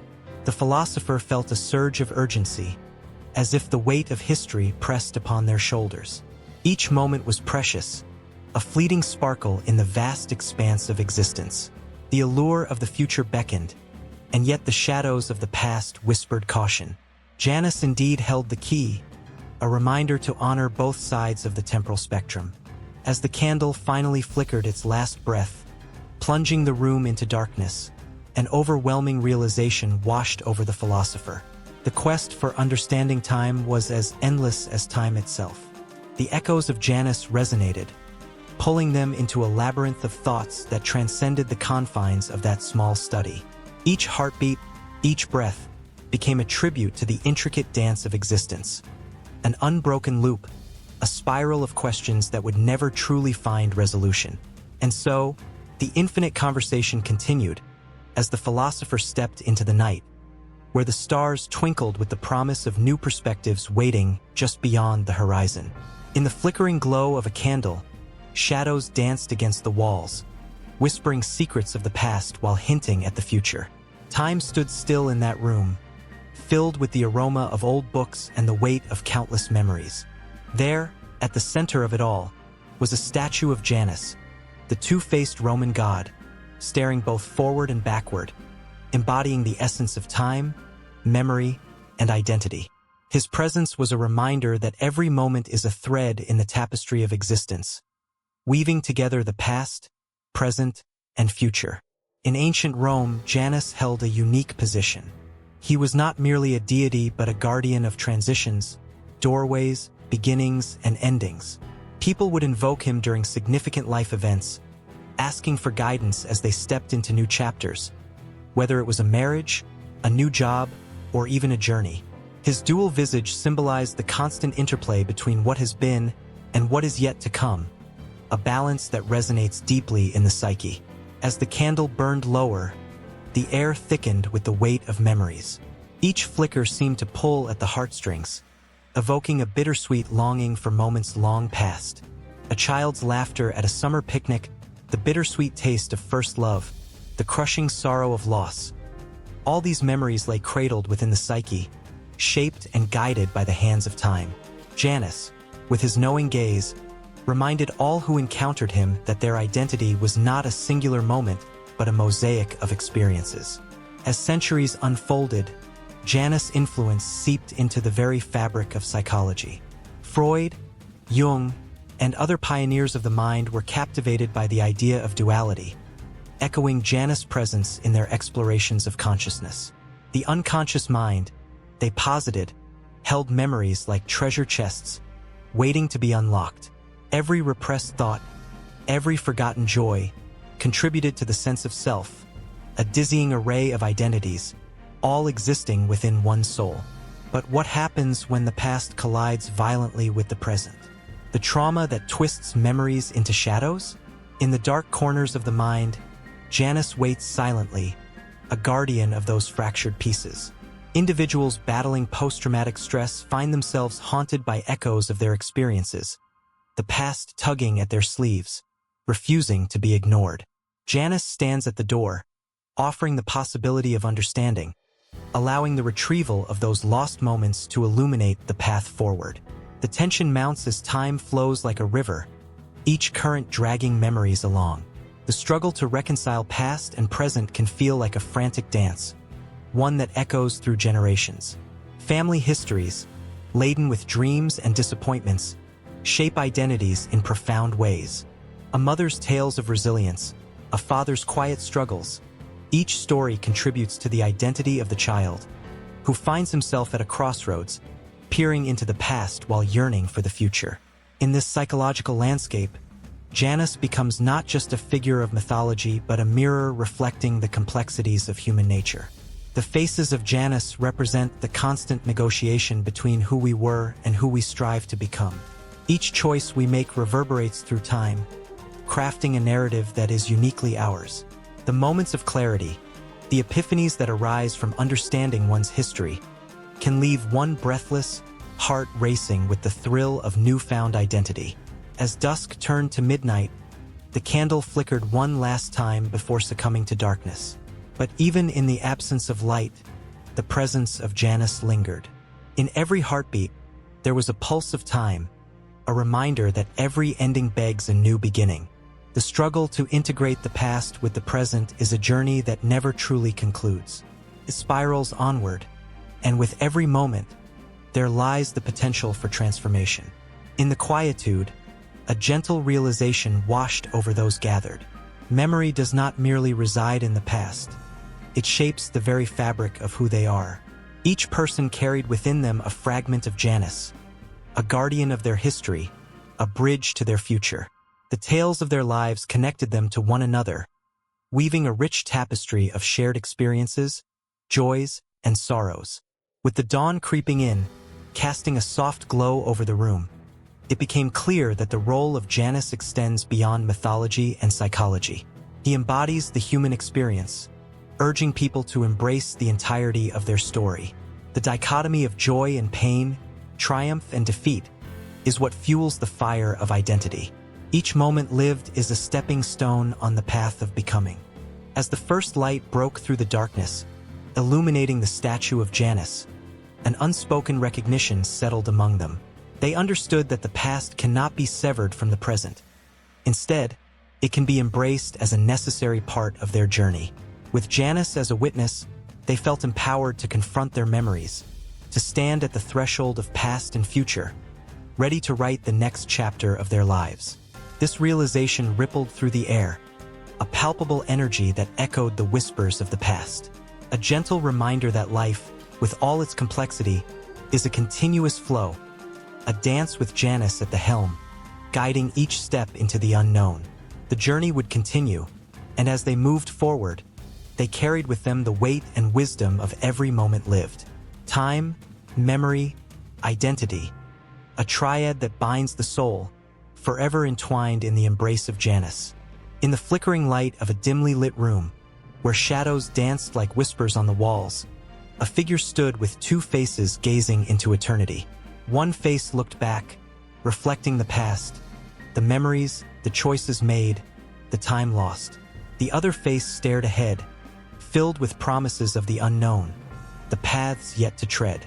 Such as Janus, the ancient Roman god who embodies the duality of existence, a sentinel at the threshold of time.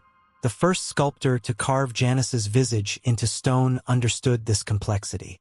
Two faces, each with distinct expressions, one serene, the other wary. It was here in the bustling streets of Rome, amidst the grandeur of temples and bustling markets, that Janus became a symbol of beginnings and endings, of transitions that shaped the very fabric of life. His statues adorned doorways, reminding people of the choices they faced each day. This divine guardian of gates and passages became not just a figure in marble, but a reflection of every human soul striving to reconcile their past with their hopes. As centuries turned, the image of Janus slipped softly into the tapestry of art and literature, a continuous thread weaving through the ages. Artists began to explore his essence, capturing the tension between the known and the mysterious. In the Renaissance, when the world blossomed into a riot of color and creativity, Janus emerged in paintings that pulsed with life. Here was a figure that spoke to the human condition, reminding the viewer of the uncertainty and promise wrapped in each new dawn. Botticelli, with his ethereal strokes, portrayed Janus at the cusp of spring, a whisper of renewal hanging in the air, each petal a hope, each blossom a fresh beginning. Yet even as the beauty of his form graced the canvas, darkness lingered in the shadows. The artist's brush could not help but capture the haunting fear of what lay beyond the threshold. Janus, with his two faces, reflected the tumult of the human spirit. In literature, he became a powerful symbol for poets like Ovid, who wove tales of transformation and metamorphosis. The dichotomy of joy and sorrow, love and loss, each word dripped with emotion, resonating in the hearts of those who dared to read. In the 19th century, as the world teetered on the brink of modernity, Janus found himself reborn in the works of writers like Charles Dickens. In A Christmas Carol, the specter of the past, present, and future loomed large, echoing Janus's own purpose. The clashing of time became a chorus of human experience, each note a reminder that what was once will always influence what is to come. Dickens painted a scene of redemption, where the protagonist, Scrooge, stood at his own gate, poised between despair and a chance for renewal, much like those who sought Janus at the threshold of their own hearts. As the clock struck midnight in the 20th century, the world found itself entangled in chaos. 2 world wars and countless conflicts marred the landscape, yet Janus remained a silent witness. Artists like Pablo Picasso captured the fragmented reality of existence, depicting figures torn between the past and the future in his Cubist style. The broken lines and disjointed forms mirrored the very essence of Janus, the god of transitions caught in a world where time was both a friend and a foe. His 2 faces reflected the agony of choice, the burden of memory, and the weight of consequences that bore down upon humanity. Then came the digital age, a whirlwind of information and transformation. Janus seemed to adapt, slipping seamlessly into the virtual world. Writers and artists alike began to explore themes of identity in a society that shifted faster than ever before. In novels filled with vivid imagery and punchy prose, he appeared as a metaphor for the self, ever-changing, multifaceted. Authors like Haruki Murakami encapsulated this essence, crafting characters who straddled the lines of reality and fantasy, past and present. Each story became a gateway, beckoning readers to confront their own Janus-like moments, the choices that define them. In cinematic realms, Janus found a home in films that blurred the boundaries between memory and imagination. The haunting visuals of Christopher Nolan's Inception wrestled with the nature of time, inviting viewers to question their realities. Here, Janus was not just a relic of ancient mythology, but a living, breathing embodiment of struggle and triumph, urging every soul to reconcile their own dualities. The tension mounted, a palpable energy crackling in the air, as characters faced themselves in mirrors, each reflection a reminder of the many paths life offered. Now, in the 21st century, Janus stands at yet another threshold. Artists and writers grapple with the complexities of identity in a world where connections are instant yet fleeting. The social media landscape glimmers with curated realities, each post a carefully crafted facade, a mask worn to navigate through the maze of perception. In this new era, Janus whispers truths that cut through the noise, urging the introspective to reflect on their own transformations. The struggle remains timeless, a poignant reminder that every ending births a new beginning. As dusk settles over the horizon of history, Janus continues to inspire. He beckons from the pages of books, the canvases of artists, and the frames of films, urging each generation to confront the dualities within themselves. The tension between past regrets and future aspirations lingers, a heartbeat that quickens as the lines of time blur, intertwining the stories of countless souls. The echoes of his presence reverberate, reminding all that the journey between what was and what could be is an eternal dance, a story that never truly ends, but flows onward, a thread woven into the fabric of existence. In a dimly lit temple, shadows danced upon the stone walls, whispering tales of the past. Flickering torches illuminated the features of Janus, the two-faced Roman god, whose expression seemed eternally caught in a conflict between the past and the future. As he stood at the threshold of time, his eyes gazed in opposite directions, forever contemplating the delicate threads woven by fate. A chilling breeze swept through, carrying echoes of ancient stories where choices led to unforeseen outcomes and destinies were shaped by the will of the gods. Janus, revered by the Romans as the guardian of beginnings and transitions, possessed a unique power. He was the one who could see both what had been and what was yet to come. It was said that he held the keys to every door, both literal and metaphorical, unlocking the potential of each moment. Yet, alongside him, fate loomed, a formidable force, weaving the intricate tapestry of lives with threads of inevitability. As Janus watched the currents of time flow, he felt the weight of his power and the burden of the choices that lay ahead. In the grand halls of history, where emperors rose and fell, the interplay between Janus and fate unfolded like an epic drama. The Roman Empire, with its vast expanse and ambitious conquests, was a playground for their complex relationship. Emperors would consult Janus, seeking his guidance before embarking on military campaigns or making significant decisions. They would stand before his statue, their hearts pounding with the hope of favorable outcomes.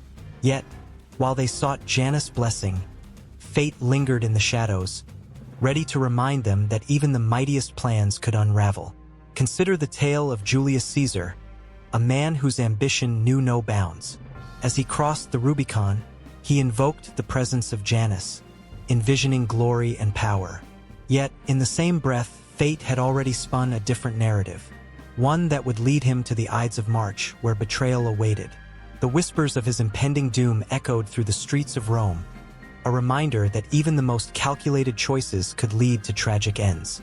The tension between Janus and fate was palpable, a dance of free will and predestination that left all who dared to engage breathless.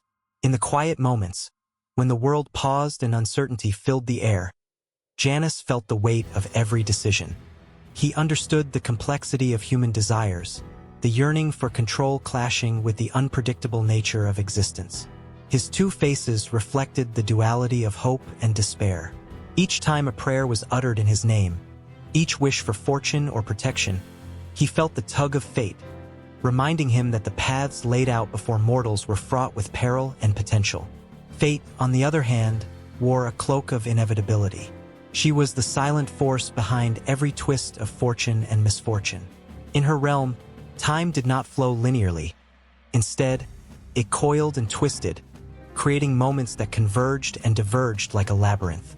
She wielded her scissors with precision, snipping the threads of life with a casual flick of her wrist. Every birth, every death, every triumph and failure were but mere stitches in her grand design. And she watched the players move across the stage, indifferent to their desires and dreams. As Janus stood at the crossroads, he often pondered the choices laid before him. Should he guide mortals toward their aspirations, or should he allow them to stumble into the embraces of fate? Each decision weighed heavily, burdening him with the knowledge that he could alter paths, yet not escape the ultimate design that fate had woven. He was both a protector and a spectator, a witness to the fragility of human ambition. In the flicker of a candlelight, a young soldier sought Janus' blessing before departing for war. He was filled with bravado, dreams of glory illuminating his eyes. His family had gathered in prayer, their hopes intermingling with the flickering flames. Yet, as Janus looked upon the young man, he glimpsed a shadow lurking in the distance, a foreboding sign from fate. The soldier would soon face a battle that would not only test his courage but also sever the ties of love and life that he held dear. Janus felt the anguish ripple through him, a reminder that every choice carried the weight of consequences, and every hope stood on a precipice of uncertainty. And so, the interplay between Janus and fate continued, a continuous thread binding them in an eternal dance of conflict and coexistence. As time moved forward, the stories of mortals unfolded like scrolls, revealing the intricate balance of hope and despair. Sometimes, Janus would offer a flicker of foresight, guiding an unsuspecting soul toward a better path. But more often than not, fate would remind him of the unpredictability of life, where even the smallest decisions could send ripples through time, altering destinies in ways no one could anticipate. The temple's atmosphere thickened with tension as stories and emotions collided. Each life touched by Janus and fate became a chapter in a larger narrative, one filled with triumphs and tragedies, laughter and tears. Their symbiotic relationship was a testament to the complexity of existence, where the divine and human intertwined in a dance of free will and destiny. In the darkness of that ancient temple, the candle's glow flickered with the heartbeat of time itself. Janus stood resolute, watching as mortals whispered their dreams and fears, his two faces reflecting the hope and despair that coursed through every soul seeking direction. The air crackled with emotion, a reminder that the dance between choices and fate was far from over. And in that moment, as history whispered through the corridors of time, a new chapter awaited to be written, a testament to the enduring struggle between human will and the unfathomable web of fate that bound them all. The flickering flames of a dying bonfire cast long shadows on the ground, whispering tales of the past while illuminating the path ahead. As the sparks danced toward the velvet night sky, the air hummed with a mixture of nostalgia and yearning. Among the gathered, faces glowed softly in the firelight, each one reflecting a unique story, a personal struggle, a glimmer of hope. They were drawn together by an ancient tradition that connected them to a figure who existed beyond time. Janus, the Roman god of beginnings and transitions. His two faces, one looking toward the past and one gazing into the future, spoke of a duality that resonated deeply within each person present. Janus, with his enigmatic gaze, held the key to understanding the human experience. He was worshipped at the start of every significant endeavor and honored at the beginnings of the year. As people contemplated their resolutions, they often sought his blessing. The very act of turning the page, leaving behind the old while welcoming the new, echoed the eternal struggle between memory and aspiration. In ancient Rome, Janus was more than just a deity. He was a symbol of hope and renewal. His presence resonated through the ages, embodying the essence of what it means to look forward while carrying the weight of what has been. A mosaic etched into the walls of the Temple of Janus depicted him with one face adorned with a serene smile and the other shadowed in contemplation. It was a visual representation of the balance between despair and hope. The Romans, with their deep reverence for fate and fortune, understood that every ending birthed a new beginning, a truth that rippled through time and echoed in the hearts of all who sought a better tomorrow. As the fire crackled, a young woman named Kasha leaned closer to the warmth, her thoughts wandering through the labyrinth of her own life. She had recently faced a monumental loss, the kind that felt insurmountable. But as she reflected on the flickering flames, she felt a stirring within. A small, barely noticeable flicker of hope. It danced in rhythm with the fire, urging her to look ahead, to believe that something good could rise from the ashes of her sorrow. The crowd shifted, stories spilling forth like wine from an ancient goblet. An old man, his voice tremulous yet strong, recounted tales of battles fought and lost, of empires that crumbled yet stood the test of time. With each word, he painted pictures of resilience, of communities that rebuilt themselves from the ground up, each brick a testament to hope's enduring power. The listeners hung on his every word, hearts swelling with a collective sense of possibility. In that moment, they understood that hope was not simply a fleeting emotion but a force that could galvanize societies, inspire revolutions, and ignite the flames of change. As the night deepened, the air thick with the fragrance of earth and fire, the stories morphed into dreams. A young boy, eyes wide with innocence, spoke of his ambitions to become a great inventor. With the conviction only a child could possess, he envisioned a world freed from struggle, where every person thrived.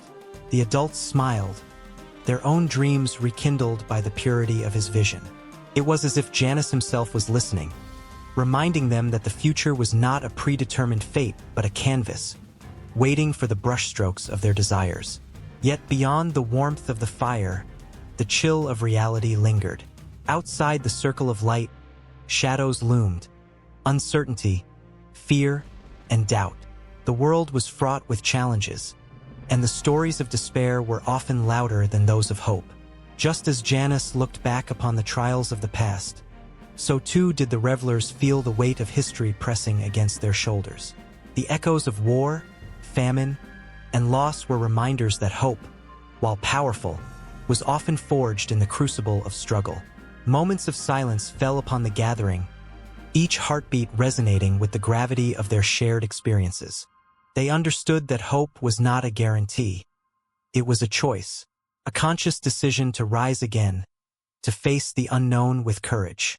The flicker of hope within Kasha sparked brighter, illuminating her path ahead. She could feel Janus watching over her, encouraging her to embrace both the beauty of her memories and the promise of what was to come. Then, as if summoned by their collective yearning, the night sky exploded into a tapestry of stars. Each twinkling light was a reminder of the countless dreams woven into the fabric of existence. Some stars burned fiercely, while others flickered gently, a testament to the varying journeys of hope. With eyes lifted to the heavens, the crowd felt a profound connection to something greater than themselves. The stars sang a silent promise that as long as there were dreams to chase, there would always be light to guide the way. As they stood there, united in their hopes and dreams, the air crackled with potential. The fire's glow reflected the vibrant tapestry of their lives, each thread woven with stories of struggle, resilience, and, most importantly, hope. It was an unbreakable bond, a shared understanding that though the future was uncertain, it was also filled with possibilities. Each person, in their own unique way, became part of a larger narrative, a testament to the enduring human spirit. And in that sacred moment, the line between past and future blurred. Janus, with his watchful eyes, witnessed the convergence of dreams and memories, of heartache and healing. It was a celebration of what it means to be human, to look both forward and back, to honor the journey that shapes each soul. The bonfire flickered, casting light into the shadows, where the promise of tomorrow awaited. The air hummed softly, an invitation to embrace the adventure that lay ahead, beckoning them to step beyond the circle of light and into the unknown, where every experience would be a stepping stone toward the future they dared to envision. In the stillness of a darkened room, a flickering candle casts dancing shadows on the walls, illuminating the face of a curious child. Her wide eyes brim with wonder as she gazes at the wall clock, the rhythmic ticking echoing like the heartbeat of time itself. Each tick draws her deeper into a world where moments are measured, where the past and future collide in a delicate balance. Little does she know, the origins of those numbers and hands are steeped in history, tangled with the legacy of a powerful figure known as Janus. Janus, the Roman god with two faces, stands at the crossroads of time, both looking back at what has been and gazing forward to what will be. His duality embodies the essence of beginnings and endings, the cyclical nature of life. The early Romans revered him, turning to him as they embarked on new ventures, seeking his blessing as they stepped into the unknown. It was Janus who inspired the calendar that would guide their lives, the calendar that would evolve into what we know today. In a bustling Roman marketplace, merchants relied on the cycles of the moon to plan their trade, but it was Janus who urged them toward a more structured approach.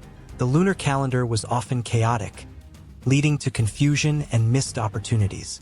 With the introduction of the Julian calendar by Julius Caesar in 46 BCE, inspired by Janus himself, mankind took a monumental leap toward stability. This calendar, with its 12 months, 365 days, and a leap year every 4 years, marked a new era of timekeeping. It was as if Janus smiled down upon them, his two faces nodding in approval as people began to understand the rhythm of their days. As centuries passed, Janus continued to influence timekeeping in ways both profound and subtle.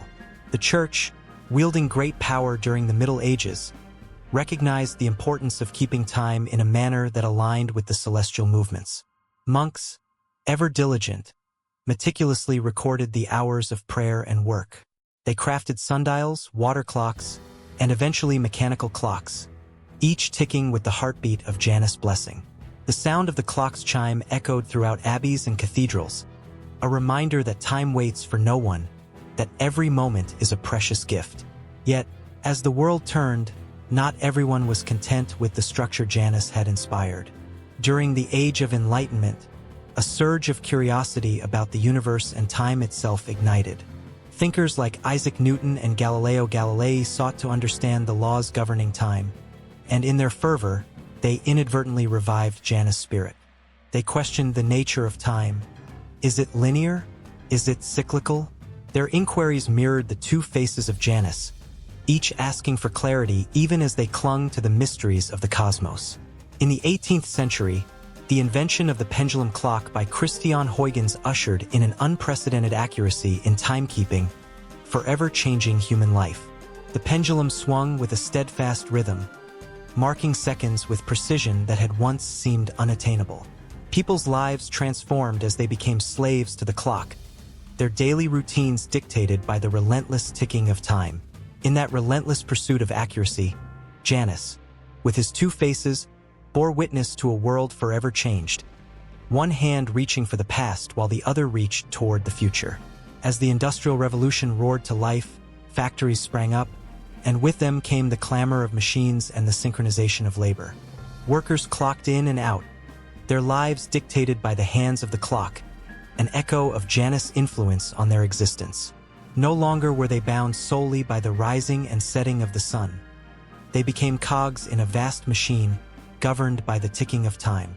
The factory bell, reminiscent of church bells in those long-ago monasteries, called them to action, a reminder of Janus watching over their every move. In the modern age, the advent of digital clocks and smartphones has turned the ancient concept of time into something almost ephemeral. No longer do we merely measure hours and minutes. We quantify our lives in notifications, messages, and social media updates. Time has morphed into a commodity, bought and sold, yet still the spirit of Janus lingers. He challenges us to remember that while we race towards the future, it is the moments of the past that shape us, that mold our identities. In the midst of the digital storm, the child in the candlelit room looks once more at the clock, the gears inside whirring in a symphony of time. Her heart races as she realizes that every second that ticks away is a heartbeat of history, a whisper of Janus urging her to cherish each fleeting moment. She leaps from her seat, her imagination ignited, racing to the window to gaze at the twilight sky. In her mind, she sees the two faces of Janus, one reflecting her dreams, the other a tapestry of her ancestors' lives, each thread woven with the essence of time. Janus, the silent guardian of time, continues to weave his influence through the ages. The clocks on our walls, the calendars on our desks, they all trace their lineage back to him, a testament to the human quest to measure the unmeasurable. As the child's eyes sparkle with the possibilities of tomorrow, the shadows of the past grow ever deeper, reminding her that every tick of the clock is a connection to the journey of countless souls who have walked the earth before her. In that moment, the boundaries of time blur, and she feels the weight of centuries pressing upon her. It is a reminder that time is not just a sequence of moments, but a rich tapestry of experiences, woven by the hands of those who came before. With each tick, Janus smiles, his duality embracing the joy of beginnings and the bittersweet ache of endings, forever present in the intricate dance of life. And as the candle flickers, time marches on, its rhythm intertwined with the very essence of who we are. The story of Janus and timekeeping is far from over. It flows seamlessly into the next chapter, waiting to unfold. In the flickering light of a candlelit room, shadows danced across the walls, their movements whispering tales of times long past. A figure stood at the center, cloaked in the weight of history, embodying duality, twice blessed and cursed. This figure was Janus, the ancient Roman god, gazing both into the past and the future, forever straddling the thin line between what was and what might be. As the scent of burnt wax filled the air, it became clear that Janus was not just a relic of mythology. His essence pulsed through the veins of contemporary society, manifesting in rituals and symbols that shaped everyday life. In bustling city squares, where modern life rushed like a river, the presence of Janus could be felt in the rituals of New Year's Eve. As the clock struck midnight, revelers raised their glasses, toasting not only to what has been but to what is yet to come. Their voices mingled with laughter and tears, a cacophony of hope and remembrance. Strangers hugged, friends promised to stay connected, even as the chill of winter kept them apart. The merging of past resolutions and future aspirations encapsulated Janus's spirit, the duality of endings and beginnings threading through their lives.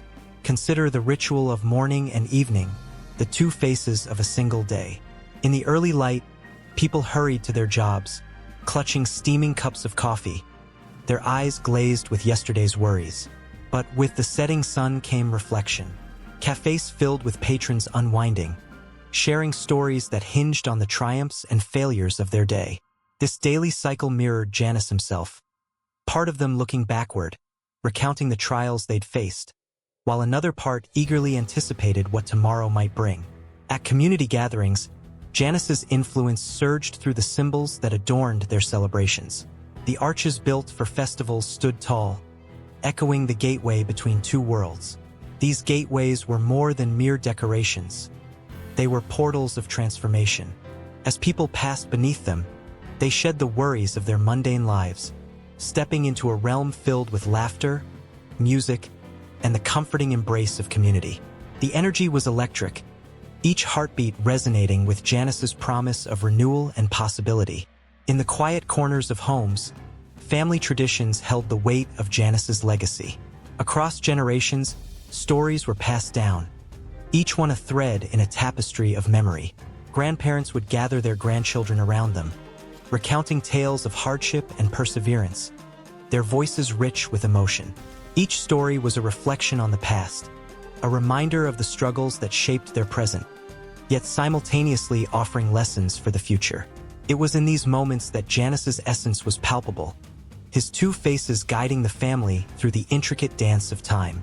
Then there were the markers of life, the birthdays, weddings, and funerals, each a ceremony steeped in significance. At a wedding, joy erupted like fireworks in the night sky, yet the bittersweet truth lingered in the corners of their smiles. The couple stood before their loved ones, celebrating their union while acknowledging the loves lost along the way. In that moment, they embodied Janus, honoring their past while stepping boldly into a shared future. Conversely, at a funeral, the air thickened with sorrow and the weight of memories. As friends and family gathered to bid farewell, tears flowed freely, but amidst the grief, laughter often broke through, the shared joy of remembering. Each story told, each memory shared, became a bridge connecting the living to those who had departed. Janus lingered there too, a reminder that while life concludes, new beginnings often arise from the ashes of loss. But even in the most mundane of moments, Janus's influence persisted. Commuters on crowded subways, their faces a blend of exhaustion and determination, carried the weight of their pasts as they journeyed toward futures unknown. Each station was a marker, a brief stop along the way, reminding them of who they were and who they sought to become. The rhythm of the train echoed with the heartbeat of Janus, the pulse of hope and fear, of joy and sorrow, woven together in the everyday fabric of life. In art and literature, Janus's duality danced gracefully across the canvas and the page. Writers poured their souls into stories, crafting characters that often embodied the struggle between their past decisions and future desires. Painters splashed colors that spoke of the bittersweet nature of existence, capturing moments where joy and sorrow collided. Museums housed artifacts that told stories of civilizations long gone, each piece a testament to the relentless march of time and the dual nature of human experience. Even in politics, the duality of Janus was palpable. Leaders stood at the forefront, often torn between legacy and progress, between honoring traditions and embracing change. In making decisions, they looked back at the lessons of the past while striving to pave the way for a brighter future, their every choice a reflection of Janus's watchful gaze. The streets buzzed with the voices of the people, demanding change yet yearning for stability, the tension between old values and new visions echoing through the corridors of power. As night fell, the city illuminated with 1,000 lights, each one a flicker of hope. People gathered on street corners, embracing one another, sharing stories and dreams as they looked towards the horizon. Janus was there, in every hug, every laugh, every tear. His presence lingered like a whisper in the wind, reminding everyone of the intricate dance between what has come before and what lies ahead. And so, the rhythm of life ebbed and flowed, a constant reminder of Janus's persistence in contemporary society. The rituals and symbols that celebrated his duality infused every corner of existence, binding the past to the future in an unbreakable tapestry of human experience. Each heartbeat, each breath, echoed with the promise of renewal, a testament to the enduring spirit of Janus that would continue to live on in every moment yet to come. In a dimly lit room, shadows flickered on the walls, whispering secrets of ancient times. A figure stood at the center, a statue of Janus, his two faces gazing in opposite directions, one towards the past, the other towards the future. He was the keeper of transitions, a guardian of gateways, embodying the heart of life's contradictions. In every flicker of candlelight, there shimmered a truth. Duality is woven into the very fabric of existence. As the night deepened, the stories of those who had passed through the gates of Janus echoed in the air, tales of joy and sorrow, triumph and defeat, love and loss. In Rome, over 2 millennia ago, the very first citizens paused to honor this enigmatic god each January at the new year. They believed that as they stepped into a fresh beginning, they were also leaving behind the burdens of their past. Janus was not just a deity.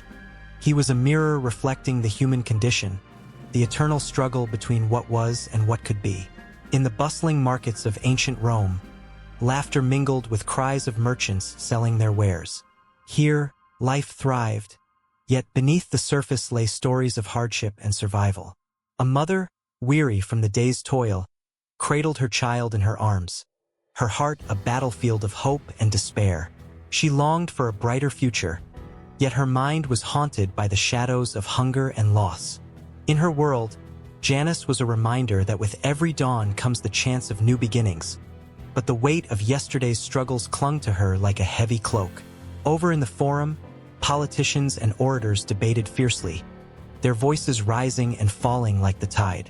They spoke of glory, power, and ideals, yet behind their confident facades were fears and insecurities. Each one was a duality in motion, portraying strength while grappling with doubt. Janus was their silent witness, watching as they navigated the complexities of ambition and morality, reminding them that each decision they faced was a doorway to yet another possibility, each choice echoing through time. On the outskirts of the city, where the cobblestone streets gave way to untamed nature, two lovers met in secret. Their love was a fragile blossom, beautiful yet threatened by the harsh realities surrounding them.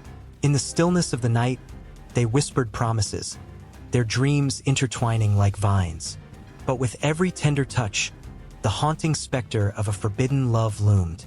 The risk of discovery hung heavy in the air, a reminder of the chasm between their desires and the constraints of society. Janus watched them, a bittersweet acknowledgement of their dual existence. Hearts intertwined while the world imposed barriers upon them. As the seasons changed, the celebrations of life and death unfolded in a continuous dance. Festivals erupted with joy, while at the same time, the somber rites of passage took place.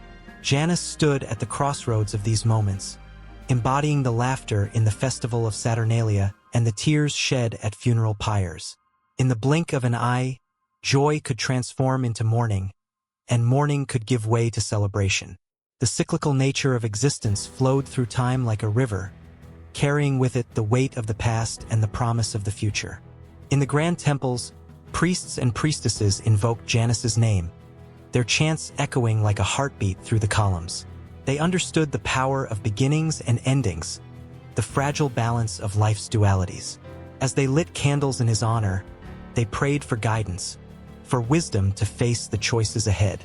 Each flickering flame told a story, speaking to those who dared to listen. The rhythm of their prayers mirrored the ebb and flow of human emotions, hope wrestling with fear, love battling with jealousy. Yet, as the years marched on, the shadows lengthened, and the city began to change. The grandeur of Rome, once a beacon of civilization, faced threats from within and without.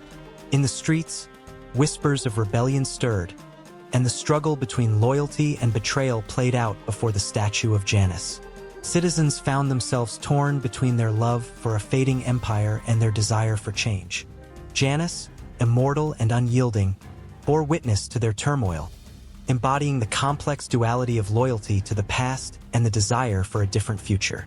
In quieter moments, individuals sought solace in solitude, pondering their own dualities. A philosopher, draped in a simple robe, sat beneath a sprawling olive tree, wrestling with questions of existence. He contemplated the interplay of light and darkness within himself, the dreams he chased and the fears that held him back. Janus, ever present, became a metaphor for his inner struggle, a reminder that to grow often requires embracing both the light of hope and the shadows of doubt. In every tale, every whispered prayer, Janus lingered on the fringes of human experience, a guardian of the thresholds that define our lives. His two faces captured the essence of every moment where joy danced with sorrow, where beginnings and endings collided. In the hearts of those who walked through the gates of time, Janus lived on, a testament to the duality that shapes the very essence of what it means to be human. As the night deepened, the flickering shadows grew ever more restless, hinting at the stories yet to unfold. The lines between past and future began to blur, and the air crackled with anticipation. The world turned, and so too did the hearts of those caught in the web of Janus's embrace, forever navigating the labyrinth of their own experiences, forever caught in the dance of duality. In the dim light of an old library, surrounded by the scent of aged paper and whispers of forgotten stories, a figure stands before an ancient statue. Janus, with his two faces gazing in opposite directions, embodies the duality of time, past and future, beginnings and endings. The flickering candlelight casts shadows that seem to elongate as if reaching for the secrets of the ages. The beauty of Janus lies not only in his form but in what he represents. In ancient Rome, he was a guardian of doorways, a protector of transitions. People prayed to him for safe journeys and new beginnings. Yet, as the world hurtles into the digital age, Janus finds himself at a crossroads, his essence morphing beneath the weight of technology. Digital realms open doors to infinite possibilities, and each click of a mouse becomes a step into the new, a leap into the unknown. Across the expanse of history, Janus has witnessed the unraveling of civilizations. With a gaze that transcends time, he has seen the rise and fall of empires, the birth of innovations, and the deaths of old ways. In the age of technology, his image has transformed, with new interpretations emerging like morning fog, lifting to reveal a landscape of change. The old stories mingle with new narratives, creating a tapestry where past and future collide like waves on a rocky shore. The tension builds as the world grapples with the implications of artificial intelligence, virtual realities, and digital connections. Each advance brings excitement but also fear, echoing the ambivalence felt by those who once stood at Janus's threshold, wondering what lay beyond. The digital age is a portal, a door flung open to a myriad of paths, yet fraught with uncertainty. People scroll through screens, seeking answers, while Janus observes, the silent witness to humanity's choices. In a bustling tech hub, a young developer works feverishly on a groundbreaking app designed to connect people across the globe. With each keystroke, they channel the spirit of Janus. Looking back, they are inspired by the myths that speak of human connection, not just through words, but through shared experiences and emotions. Yet, staring into the future, they confront the potential isolation that comes from screens replacing face-to-face conversations. The app, a bridge to new friendships, also holds the risk of forging lonely hearts, each person lost in their digital facade. Meanwhile, a historian pores over texts that recount Janus's worship in the ancient world, where people gathered in temples, their voices echoing prayers into the ether. The historian's heart beats faster, realizing that the essence of Janus is reborn in the digital landscape. Social media platforms become modern temples, drawing souls together, yet also fostering anonymity that can breed cruelty.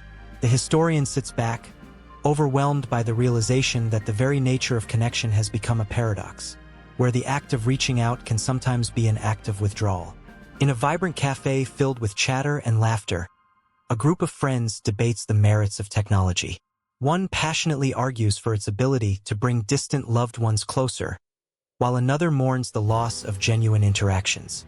The air thickens with emotion as they share their experiences, moments of joy eclipsed by feelings of solitude. Janus, the eternal observer, stands between them, embodying their struggle, a reminder that every choice holds the weight of consequence. As day turns to night, the city transforms into a pulsing network of lights and sounds, a living embodiment of Janus's duality. Neon signs flicker, reflecting a world that is both vibrant and isolating. People rush by, heads bent over their devices, yet within them lies a yearning for connection. Outside a towering skyscraper, a street artist paints a mural of Janus, capturing the essence of this new era, a blend of ancient myths and modern realities. The colors swirl and merge, telling stories of hope and despair, unity and division. In a quiet moment, an elderly woman watches a child playing with a tablet, swiping through images of far-off lands. Her heart swells with nostalgia, recalling her own youth, where adventures were forged through laughter and shared stories, not pixels. Yet she embraces the wonder in the child's eyes, knowing that the spirit of exploration remains unchanged, even if the medium has evolved. Janus smiles, a knowing expression on his face, for he understands that every generation reinterprets the old tales in their own way. The breath of history and the pulse of technology intertwine, forging a new narrative that is at once thrilling and terrifying. The boundaries blur as humanity grapples with its identity within this new reality. In classrooms, teachers draw connections to the past, using Janus as a metaphor for the choices faced by today's youth. Will they step through the door into a future of limitless potential or retreat into the shadows of their fears? As the sun rises on a new day, the world remains on edge, a canvas awaiting the strokes of those who dare to dream. Janus stands tall among them, a silent sentinel urging them to embrace both the light and the darkness. His two faces remind them that the journey is not linear. It is filled with twists and turns, opportunities to reflect and reconsider. The future is a doorway, wide open, waiting to be stepped through, with each individual holding the power to shape what lies ahead. The air crackles with possibility, the weight of history pressing down on the shoulders of the present, and the unseen forces of the future beckoning from just beyond the threshold. What will they choose? What stories will they write in this ever-evolving narrative? Janus watches, his eyes glinting with anticipation, as humanity stands poised at the brink of the next chapter. The echoes of the past linger, intertwining with the whispers of what is yet to come. The tale continues, each heartbeat a reminder that the future, like Janus, is a reflection of us all.